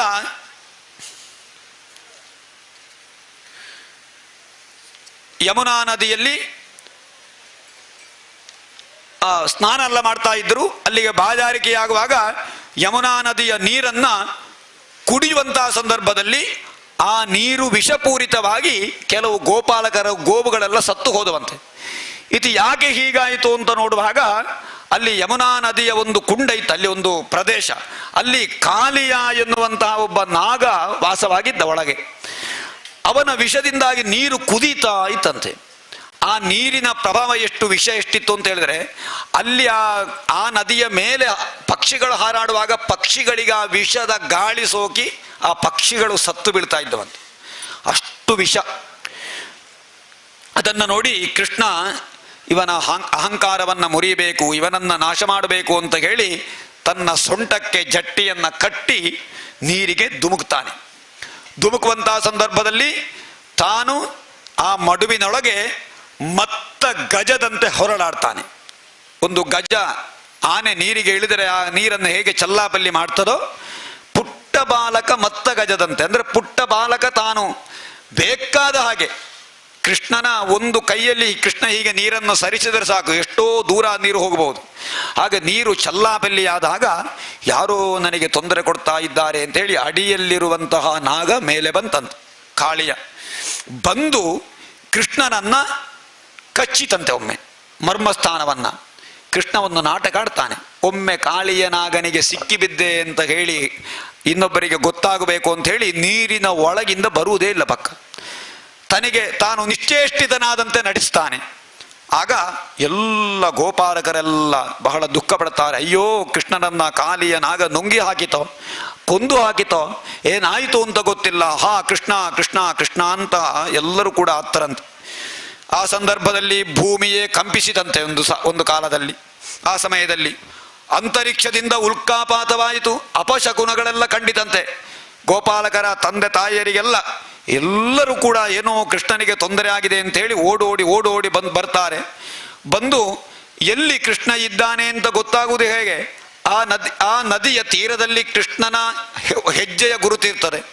ಆ ಹೆಜ್ಜೆಯ ಗುರುತು ಹಿಡ್ಕೊಂಡು ಆಚೆ ಈಚೆ ನೋಡಿ ಕೃಷ್ಣ ಎಲ್ಲಿ ಬಿದ್ದಿದ್ದಾನೆ ಅಂತ ಹುಡುಕ್ತಾ ಇರುವಂತಹ ಸಂದರ್ಭದಲ್ಲಿ ಎಲ್ಲರೂ ಕೂಡ ದುಃಖದಿಂದ ಅಳ್ತಾರೆ. ಕೃಷ್ಣ, ಎಲ್ಲಿಗೆ ಹೋದೆ ನೀನು ಒಂದು ಕ್ಷಣ ನಮ್ಮನ್ನು ಬಿಟ್ಟಿದ್ರೆ ನಮ್ಮಿಂದ ಸಾಧ್ಯ ಇಲ್ಲ, ಎಲ್ಲಿಗೆ ಹೋದೆ ಅಂತ ಹೇಳುವಾಗ ಕೃಷ್ಣನ ಅನಿಗಾಗಿ ಎಲ್ಲರೂ ದುಃಖಪಟ್ಟಿದ್ದಾರೆ, ಸ್ತೋತ್ರ ಮಾಡ್ತಾ ಎಲ್ಲರೂ ದುಃಖಿಸ್ತಾ ಇದ್ದಾರೆ ಅಂತ ಹೇಳಿ ಪುನಃ ತಾನು ಆ ಬಂಧನದಿಂದ ಬಿಡುಗಡೆಯಾಗಲಿಕ್ಕೆ ತಾನು ದೊಡ್ಡವನಾಗ್ತಾನೆ, ತಾನು ಹಿಗ್ಗುತ್ತಾನೆ. ತನ್ನ ಶರೀರವನ್ನು ಬೆಳೆಸಿದಾಗ ಈ ಕಾಲಿಯನಿಗೆ ಅದನ್ನ ತನ್ನ ಮೈಯೆಲ್ಲ ಬಹಳಷ್ಟು ಬಂಧನದಾಗಾಯಿತು. ಕಾಲಿಯ ಬಂಧನ ಬಿಡುಗಡೆಯಾಗ್ತಾರೆ, ಸಡಿಲವಾಗ್ತಾರೆ. ಇದ್ದಕ್ಕಿದ್ದಂತೆ ಕೃಷ್ಣನನ್ನ ಬಿಟ್ಟು ಇನ್ನೊಂದು ಕಡೆ ಹಾರ್ತದೆ. ಹಾರಿ ಪುನಃ ಕೃಷ್ಣನ ಹತ್ತಿರ ಬರ್ತದೆ. ಒಮ್ಮೆ ಕೃಷ್ಣ ಕಾಲಿಯನನ್ನ ಎದುರಿಸುವುದು, ಕಾಲಿಯ ಕೃಷ್ಣನನ್ನು ಎದುರಿಸುವುದು, ಮಂಡಲಾಕೃತಿಯಲ್ಲಿ ಹಾಗೆ ಹೀಗೆ ನಾಗ ಕೃಷ್ಣ ಸುತ್ತಲೂ ಪರಿಭ್ರಮಿಸುವಂತಹ ಕಾಲ. ಇದ್ದಕ್ಕಿದ್ದಂತೆ ಕಾಳಿಂಗ ತನ್ನ ಹೆಡೆಯನ್ನ ಎತ್ತುತ್ತಾನೆ. ಎತ್ತರಕ್ಕೆ ಎತ್ತಿದಾಗ ಕೃಷ್ಣನಿಗೆ ಅದುವೇ ಬೇಕಾದ್ದು, ಚಂಗನೆ ಆ ಕಾಳಿಂಗನ ತಲೆಯ ಮೇಲೆ ಕುಳಿತುಕೊಳ್ತಾನೆ. ಅವನಿಗೆ ಕಾಳಿಂಗನಿಗೆ ಬೇರೆ ಬೇರೆ 1,000 ಇದ್ದವಂತೆ. 1,000 ಹೆಡೆಗಳು. ಒಂದು ಹೆಡೆಯನ್ನು ಎತ್ತಿದಾಗ ಆ ಹೆಡೆಯಲ್ಲಿ ಮೆಟ್ಟುವುದು, ಅದನ್ನು ಪುನಃ ಅದು ದಣಿದು ಇನ್ನೊಂದು ಹೆಡೆಯನ್ನು ಎತ್ತುವಾಗ ಆ ಹೆಡೆಗೆ ಮೆಟ್ಟುವುದು. ಒಂದೊಂದೇ ಹೆಡೆಯನ್ನು ಎತ್ತಿದಾಗ ಅದಕ್ಕೆ ಮೆಟ್ಟಿ ತಾನು ತನ್ನ ಮೆಟ್ಟುವಿಕೆಯಿಂದ ನರ್ತನ ಮಾಡಿದೆ. ಅದುವೇ ಕಾಳಿಂಗ ಮರ್ದನ ನರ್ತನದಿಂದ ಆ ನಾಗನ ಎಲ್ಲ ಶರೀರ ಶಿಥಿಲಾಗಿ ಬಾಯಿಯಿಂದ ರಕ್ತವನ್ನ ಕಾರ್ತಾ ಇರುವಂತಹ ಸಂದರ್ಭ. ಆ ನಾಗನ ಪತ್ನಿಯರು ಹಲವಾರಿದ್ದರಂತೆ, ನಾಗಪತ್ನಿಯರು. ಅವರೆಲ್ಲ ಬಂದು ಕೃಷ್ಣನಿಗೆ ಶರಣಾಗ್ತಾರೆ. ಹೇ ಕೃಷ್ಣ, ತನ್ನ ತಲೆಯನ್ನ ಕೃಷ್ಣನ ಪಾದಕ್ಕೆ ಮುಟ್ಟಿಸಿ ಪ್ರಾರ್ಥನೆ ಮಾಡ್ತಾರೆ. ಹೇ ಕೃಷ್ಣ, ಅನುಗೃಹೀಶ್ವ ಭಗವಾನ್ ಪ್ರಾಣಾಂ ತ್ಯಜತಿ ಪನ್ನಗಃ ಸ್ತ್ರೀಣಾಂ ನ ಸಾಧು ಶೋಚಾನಾಂ ಪತಿ ಪ್ರಾಣ ಪ್ರದೀಯತಾಂ. ನನ್ನ ಗಂಡಂದಿರ ಪ್ರಾಣವನ್ನು ನನಗೆ ಕೊಡು ಕೃಷ್ಣ, ಕೊಲ್ಲಬೇಡ ನನ್ನ ಪತಿಯನ್ನ ಅಂತ ಹೇಳಿ ಆ ನಾಗನ ಪತ್ನಿಯರು ಪ್ರಾರ್ಥಿಸಿದಾಗ ಆ ಕೃಷ್ಣ ಕರುಣಾಮಯಿ ಆಯಿತು, ಈ ಕಾಲಿಯನನ್ನು ನಾನು ಕೊಲ್ಲುವುದಿಲ್ಲ ಅಂತ ಹೇಳಿ ಅವನನ್ನು ಬಿಟ್ಟು ಬಿಡ್ತಾನೆ. ಕಾಲಿಯ ತಲೆ ತಗ್ಗಿಸಿ ನಿಲ್ತಾನೆ. ಕಾಲಿಯನಿಗೆ ಹೇಳ್ತಾನೆ, ಹೇ ಸರ್ಪ, ಇನ್ನು ಮುಂದೆ ನೀನಿಲ್ಲಿರಬಾರದು. ನಿನ್ನ ಎಲ್ಲ ಮಕ್ಕಳು, ನಿನ್ನ ಪರಿವಾರ ಯಾರಿದ್ದಾರೋ ಇಲ್ಲಿ, ಅವರನ್ನೆಲ್ಲ ಕರ್ಕೊಂಡು ನೀನು ಹೋಗಬೇಕು, ಸಮುದ್ರಕ್ಕೆ ಹೋಗಬೇಕು. ಇಲ್ಲಿ ಬೇಡ, ನೀನು ಸಮುದ್ರಕ್ಕೆ ಹೋಗಿ ಸೇರು. ಸಮುದ್ರದಲ್ಲಿ ಬೇಕಾದಷ್ಟು ವಿಷ ಪ್ರಾಣಿಗಳಿದ್ದಾವೆ. ಸಮುದ್ರ ಅದು ಅಗಾಧ, ಅದಕ್ಕೇನು ತೊಂದರೆ ಆಗಲಿಕ್ಕೆಲ್ಲ. ಅಲ್ಲಿಗೆ ಹೋಗಿ ಈ ಕಾಳಿಂಗ ಮರ್ದನದ ಈ ಸ್ಮರಣೆ ಯಾರು ಮಾಡ್ತಾರೆ, ಯಾರು ಈ ಕಾಳಿಂಗ ಮರ್ದನದ ಕಥೆ ಕೇಳ್ತಾರೆ, ಈ ಕಾಳಿಂಗ ಮರ್ದನದ ಸ್ತೋತ್ರವನ್ನು ಯಾರು ಮಾಡ್ತಾರೆ, ಅವರಿಗೆ ಸಮಸ್ತ ವಿಧವಾದ ಸರ್ಪಗಳ ಭಯ ದೂರ ಆಗ್ತದೆ ಅಂತ ವರ ಕೊಟ್ಟಂತೆ ಹೇಳಿದ್ರಂತೆ. ಕೀರ್ತಯನ್ನು ಭಯೋ ಸಂಜೋರ್ನ್ ನ ಯುಷ್ಮದ್ ಭಯವಾಪ್ನುಜಾತು. 2 ಸಂಧ್ಯಾ ಕಾಲದಲ್ಲಿ ಯಾರು ಸ್ಮರಣೆ ಮಾಡ್ತಾರೋ, ಈಗ ಯಾವ ಕಾಲ? ಸಂಧ್ಯಾಕಾಲ ಸರಿಯಾಗಿದೆ. ಈ ಸಂಧ್ಯಾಕಾಲದಲ್ಲಿ ಕಾಳಿಂಗ ಮರ್ದನದ ಈ ಕಥೆಯನ್ನು ನೀವು ಕೇಳಬೇಕಾದ್ರೆ ಅದು ಕೃಷ್ಣನ ಸಂಕಲ್ಪ ಅಲ್ವಾ? ಸರ್ಪದೋಷ ಇಲ್ಲ ಈ ಭೂಮಿಗೆ. ಸಕಲ ವಿಧದ ಸರ್ಪದೋಷಗಳು ಕೃಷ್ಣನ ಕಥೆಯ ಈ ಕಾಳಿಂಗಮರ್ದನದ ಕಥೆಯ ಶ್ರವಣದಿಂದ ಪರಿಹಾರ ಆಗ್ತಾರೆ ಅಂತ. ಈ ಕಾಳಿಂಗ ಅಲ್ಲಿಗೆ ಏಕೆ ಬಂದ? ಕಾಳಿಂಗನಿಗೆ ಹೇಳ್ತಾನೆ, ನಿನಗಿನ್ನೂ ಭಯ ಇಲ್ಲ. ಕಾಳಿಂಗನಿಗೊಂದು ಭಯದಿಂದಾಗಿ ಅಲ್ಲಿ ಬಂದದ್ದಂತೆ. ಹೇಗೆ ಅಂತ ಹೇಳಿದ್ರೆ, ಒಮ್ಮೆ ಗರುಡ ಮತ್ತು ಸರ್ಪಗಳಿಗೂ ಗರುಡನಿಗೂ ಬಹಳಷ್ಟು ವಿರೋಧ ಇತ್ತು ಮೊದಲೊಂದು ಕಾಲದಲ್ಲಿ. ಹಿಂದೆ ಕದ್ರು ಮತ್ತು ವಿನತೆ ಅಂತ ಕಶ್ಯಪರ ಪತ್ನಿಯರು. ಈ ಕದ್ರುವಿಗೂ ವಿನತೆಗೂ ಒಂದು ಚರ್ಚೆ ಆಯ್ತಂತೆ. ದೇವಲೋಕದ ಕುದುರೆಯ ಬಾಲ ಬೆಳ್ಳಗೋ ಕಪ್ಪ ಅಂತ ಹೇಳಿ ಸ್ಪರ್ಧೆ ಆಯ್ತು. ಕದ್ರು ಹೇಳ್ತಾಳೆ ದೇವಲೋಕದ ಕುದುರೆಯ ಬಾಲ ಕಪ್ಪು ಅಂತ ಕದ್ರು. ವಿನತೆ ಹೇಳ್ತಾಳೆ ಅದು ಬೆಳ್ಳಗೆ ಅಂತ ಹೇಳಿ. ಹಾಗಾದರೆ ನೋಡಬೇಕು, ಒಂದು ಶರ್ತ ಇಡಬೇಕು ಅದಕ್ಕೆ. ಏನು ಅಂತ ಹೇಳಿದ್ರೆ, ಎಲ್ಲಿಯಾದರೂ ನೀನು ಸೋತ್ರೆ ಸೋತವರು ಗೆದ್ದವರಿಗೆ ದಾಸನಾಗಬೇಕು, ಅವರು ಹೇಳಿದ ಕೆಲಸ ಮಾಡಬೇಕು ಅಂತ ಹೇಳಿ. ಆಗ ಏನಾಯಿತು, ನಿಜವಾಗಿ ಅದು ಬೆಳ್ಳಗೆ. ಯಾವುದು? ಕುದುರೆಯ ಬಾಲ ನಿಜವಾಗಿ ಬೆಳ್ಳಗೆ. ಈ ಸರ್ಪಗಳ ಮಾತೆ ಅಲ್ಲ ಕದ್ರು. ಈ ಕದ್ರು ಸೋಲ್ಬಾರದು ಅಂತ ಹೇಳಿ ಸರ್ಪಗಳೆಲ್ಲ ಹೋಗಿ ಕುದುರೆಯನ್ನ ನೋಡುವಾಗ ಕುದುರೆಯ ಬಾಲಕ್ಕೆ ಸುತ್ತಿದ್ರಂತೆ ಕಪ್ಪಾಗಿ. ಈ ವಿನತೆ ಹೋಗಿ ನೋಡುವಾಗ ಅದು ಕಪ್ಪು ಕಂಡಿತು ವಿನತೆಗೆ. ವಿನತೆ ಸೋತಳ. ಹಾಗೆ ವಿನತೆ ಸೋತಾಗ ಕದ್ರುವಿಗೆ ದಾಸಿ ಆಗಬೇಕು ಅಂತಾಗುವಾಗ ಪರಸ್ಪರ ಅವರಲ್ಲಿ ಯಾವಾಗಲೂ ವಿರೋಧ, ಕಚ್ಚಾಡುವುದು. ಆ ಗರುಡನಿಗೂ ಸರ್ಪನಿಗೂ ವಿರೋಧ ಬರಲಿಕ್ಕೆ ಕಾರಣ ಅದು. ಸರ್ಪನನ್ನ ನಾಶ ಮಾಡಲಿಕ್ಕೆ ಗರುಡನಿಗೆ ಸಾಧ್ಯ. ಹಾಗೆ ಈ ಗರುಡ ಮತ್ತು ಸರ್ಪನಿಗೆ ಬಹಳಷ್ಟು, ಆ ಗರುಡ ಸರ್ಪಗಳನ್ನೆಲ್ಲ ನಾಶ ಮಾಡ್ತಾ ಇದ್ದ ಯಾವಾಗಲೂ ಕೂಡ. ಒಂದು ಸಲ ಸರ್ಪಗಳೆಲ್ಲ ಸೇರಿ ಒಂದು ನಿಶ್ಚಯ ಮಾಡಿದ್ರಂತೆ, ಗರುಡ ನೀನು ಸಿಕ್ಕಾಪಟ್ಟೆ ಬಂದು ನಮ್ಮ ವಂಶದವರನ್ನು ನಾಶ ಮಾಡಲಿಕ್ಕಿಲ್ಲ, ನಿನಗೆ ಒಂದೊಂದೇ ಸರ್ಪವನ್ನು ಬಲಿ ಕೊಡ್ತೇವೆ ನಾವು, ದಿವಸಕ್ಕೆ ಒಂದು ಸರ್ಪ ಸಾಕು ನಿನಗೆ, ಒಂದೆರಡು ಸರ್ಪ. ಹಾಗೆ ಒಂದು ಸಣ್ಣ ಮಾತುಕತೆ ಮಾಡಿದ್ರಂತೆ. ಮಾತುಕತೆ ಮಾಡುವಾಗ ಈ ಕಾಲಿಯ ಸರ್ಪ ಗರುಡನಿಗೆ ಹೆದರಿ ಬಂದು ಈ ಮಡುವಲ್ಲಿ ನಿಂತಂತೆ. ಈ ಕಾಲಿಯ ಮಡುವಲ್ಲಿ ಯಾಕೆ ಅಲ್ಲಿ ನಿಂತ ಅಂತ ಹೇಳಿದ್ರೆ, ಅಲ್ಲಿಗೆ ಗರುಡ ಬರಲಿಕ್ಕೆ ಸಾಧ್ಯ ಇಲ್ಲ. ಅಲ್ಲಿಗೆ ಅದಕ್ಕೊಂದು ಕಥೆ ಉಂಟು. ಗರುಡ ಯಾಕೆ ಅಲ್ಲಿಗೆ ಬರುವುದಿಲ್ಲ, ಅದು ಈ ಕಾಳಿಂಗ ಸರ್ಪನಿಗೆ ಗೊತ್ತುಂಟದು. ಹಿಂದೆ ಸೌಭರಿ ಮಹರ್ಷಿಗಳು ತನ್ನ ಸೌಭರಿ ಮಹರ್ಷಿಗಳು ಆಶ್ರಮದಲ್ಲಿ ತನ್ನ ಕರ್ಮಾನುಷ್ಠಾನವನ್ನು ಮಾಡುವಂತಹ ಸಂದರ್ಭದಲ್ಲಿ ಈ ಗರುಡ ಬಂದು ಆ ಮಡುವಿನಲ್ಲಿರುವ ಮೀನುಗಳನ್ನೆಲ್ಲ ಹಿಡಿದು ತಿನ್ನುತ್ತಾ ಇದ್ದಂತೆ. ಆಶ್ರಮದಲ್ಲಿ ಸೌಭರಿ ಮಹರ್ಷಿಗಳ ಆಶ್ರಮದ ಪರಿಸರದಲ್ಲಿ ಅದೇ ಆ ಯಮುನಾ ತೀರದಲ್ಲಿ ಮೀನುಗಳನ್ನು ತಿಂತಾ ಇದ್ದ. ಸೌಭರಿ ಮಹರ್ಷಿಗಳು ಹೇಳಿದ್ರಂತೆ, ಇನ್ನು ನೀನು ಎಲ್ಲಾರು ಇಲ್ಲಿಗೆ ಬಂದರೆ ನೀನು ಸತ್ತು ಹೋಗ್ತೀನಿ ಅಂತ ಹೇಳಿ ಬಂದರೆ. ಅದಕ್ಕೆ ಗರುಡ ಹೆದರಿ ಅಲ್ಲಿಗೆ ಬರಲಿಲ್ಲ. ಅಲ್ಲಿಗೆ ಬಂದರೆ ಗರುಡ ಸಾಯ್ತಾನೆ, ಅದು ಇವನಿಗೆ ಗೊತ್ತುಂಟು, ಕಾಳಿಂಗನಿಗೆ. ಹಾಗೆ ಸೌಭರಿ ಮಹರ್ಷಿಗಳ ಶಾಪದಿಂದ ಗರುಡನಲ್ಲಿಗೆ ಬಾರದಿರುವ ಕಾರಣ ನಾನು ಇಲ್ಲಿ ಕಾಳಿಂಗನ ಈ ಯಮುನಾ ತೀರದಲ್ಲಿ ನಾನಿದ್ದೇನೆ ಅಂತ ಹೇಳಿದಾಗ, ಇನ್ನು ನಿನಗೆ ಗರುಡನ ಭಯ ಇಲ್ಲ. ಯಾಕೆ ಗೊತ್ತುಂಟ? ನಾನು ನಿನ್ನ 1000 ತಲೆಯಲ್ಲಿಯೂ ನನ್ನ ಪಾದದ ಗುರುತುಂಟು, ಅದರಲ್ಲಿ ಪಾದ ಲಾಂಛನ. ನನ್ನ ಪಾದದ ಲಾಂಛನ ನಿನ್ನ ತಲೆಯಲ್ಲಿರುವಾಗ ಗರುಡ ನಿನಗೇನು ಮಾಡುವುದಿಲ್ಲ, ನೀನು ಬೇಕಾದರೆ ಎಲ್ಲಿಗೆ ಬೇಕಾದರೂ ಹೋಗಬಹುದು ಅಂತ ಅಭಯವನ್ನು ಕೊಡ್ತಾನೆ ಕೃಷ್ಣ. ಮತ್ತೆ ಕಾಳಿಂಗ ಮರ್ದನ ಆಯಿತು.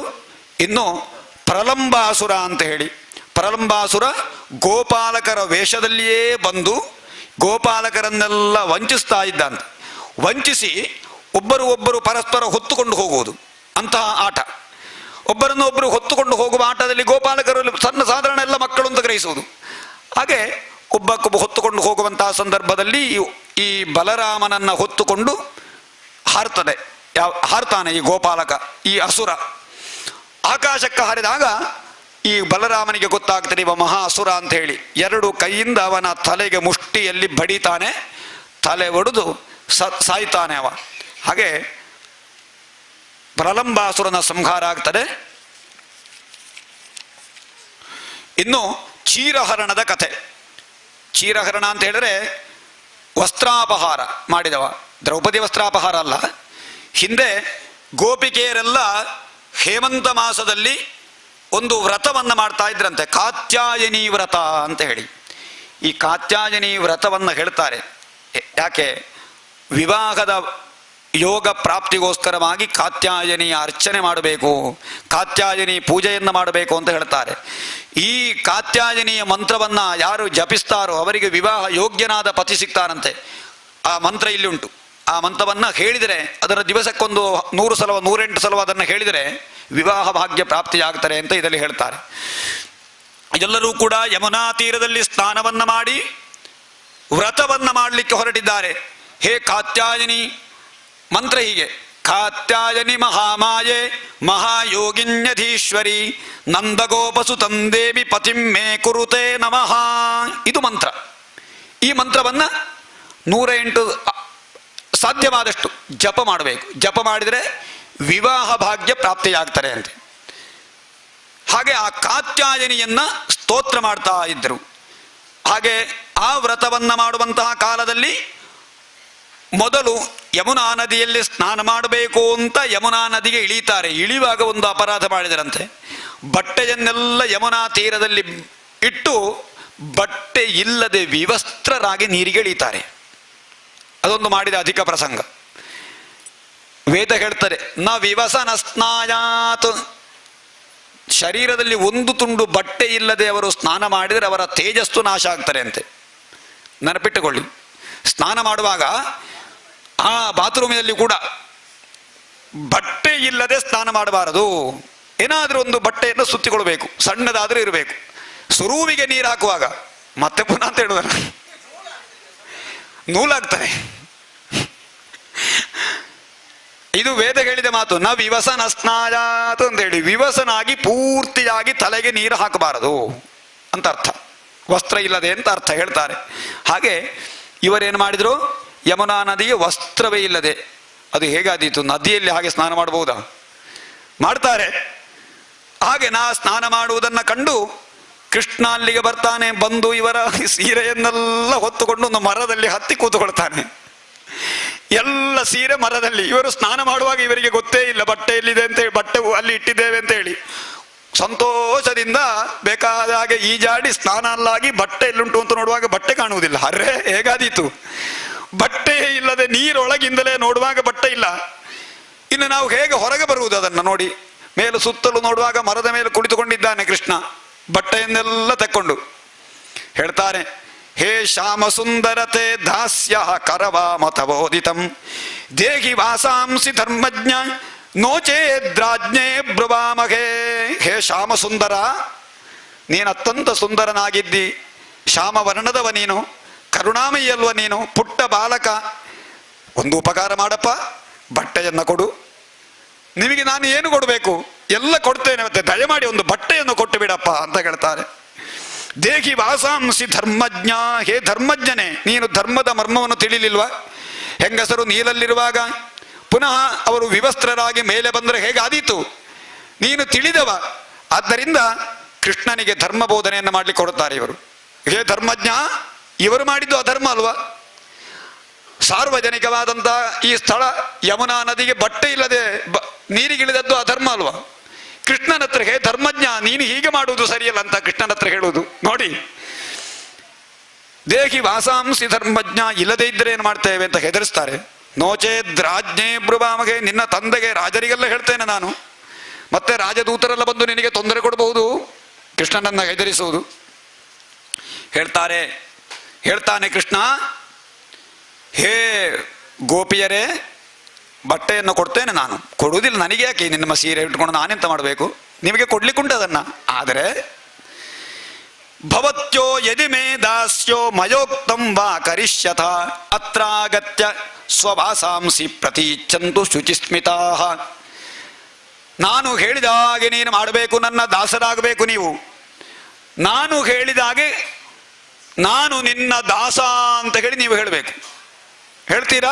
ಆಯ್ತಪ್ಪ, ನಾವು ನಿಮ್ಮ ದಾಸ, ನೀವು ಹೇಳಿದ ಹಾಗೆ ನಾನು ಮಾಡ್ತೇನೆ ಅಂತ ಒಪ್ಪಿಗೆ ಕೊಡ್ತಾರೆ ಗೋಪಿಯರು. ಒಪ್ಪಿಗೆ ಸಿಕ್ಕಿತಲ್ವಾ? ಇನ್ನೇನು ಮಾಡಬೇಕು? ಅತ್ರಾಗತ್ಯ ಸ್ವಭಾಸಾಂಸಿ, ಏನಿಲ್ಲ, ಹಾಗೆ ಮೇಲೆ ಬಂದು ನನ್ನ ಹತ್ರ ಬಟ್ಟೆ ಕೇಳಿ ಕೊಡ್ತೇನೆ ಅಂತ ಹೇಳ್ತಾನೆ ಕೃಷ್ಣ. ಅತ್ರಾಗತ್ಯ ಸ್ವಭಾಸಾಂಸಿ ಪ್ರತೀಚ್ಛಂತು ಶುಚಿಸ್ಮಿತಾ. ಕೃಷ್ಣ ಇಷ್ಟು ಹೇಳಿದಾಗ ಮಾತು ಕೊಟ್ಟಾಗಿದೆ. ಇನ್ನೇನು ಮಾಡುವುದು?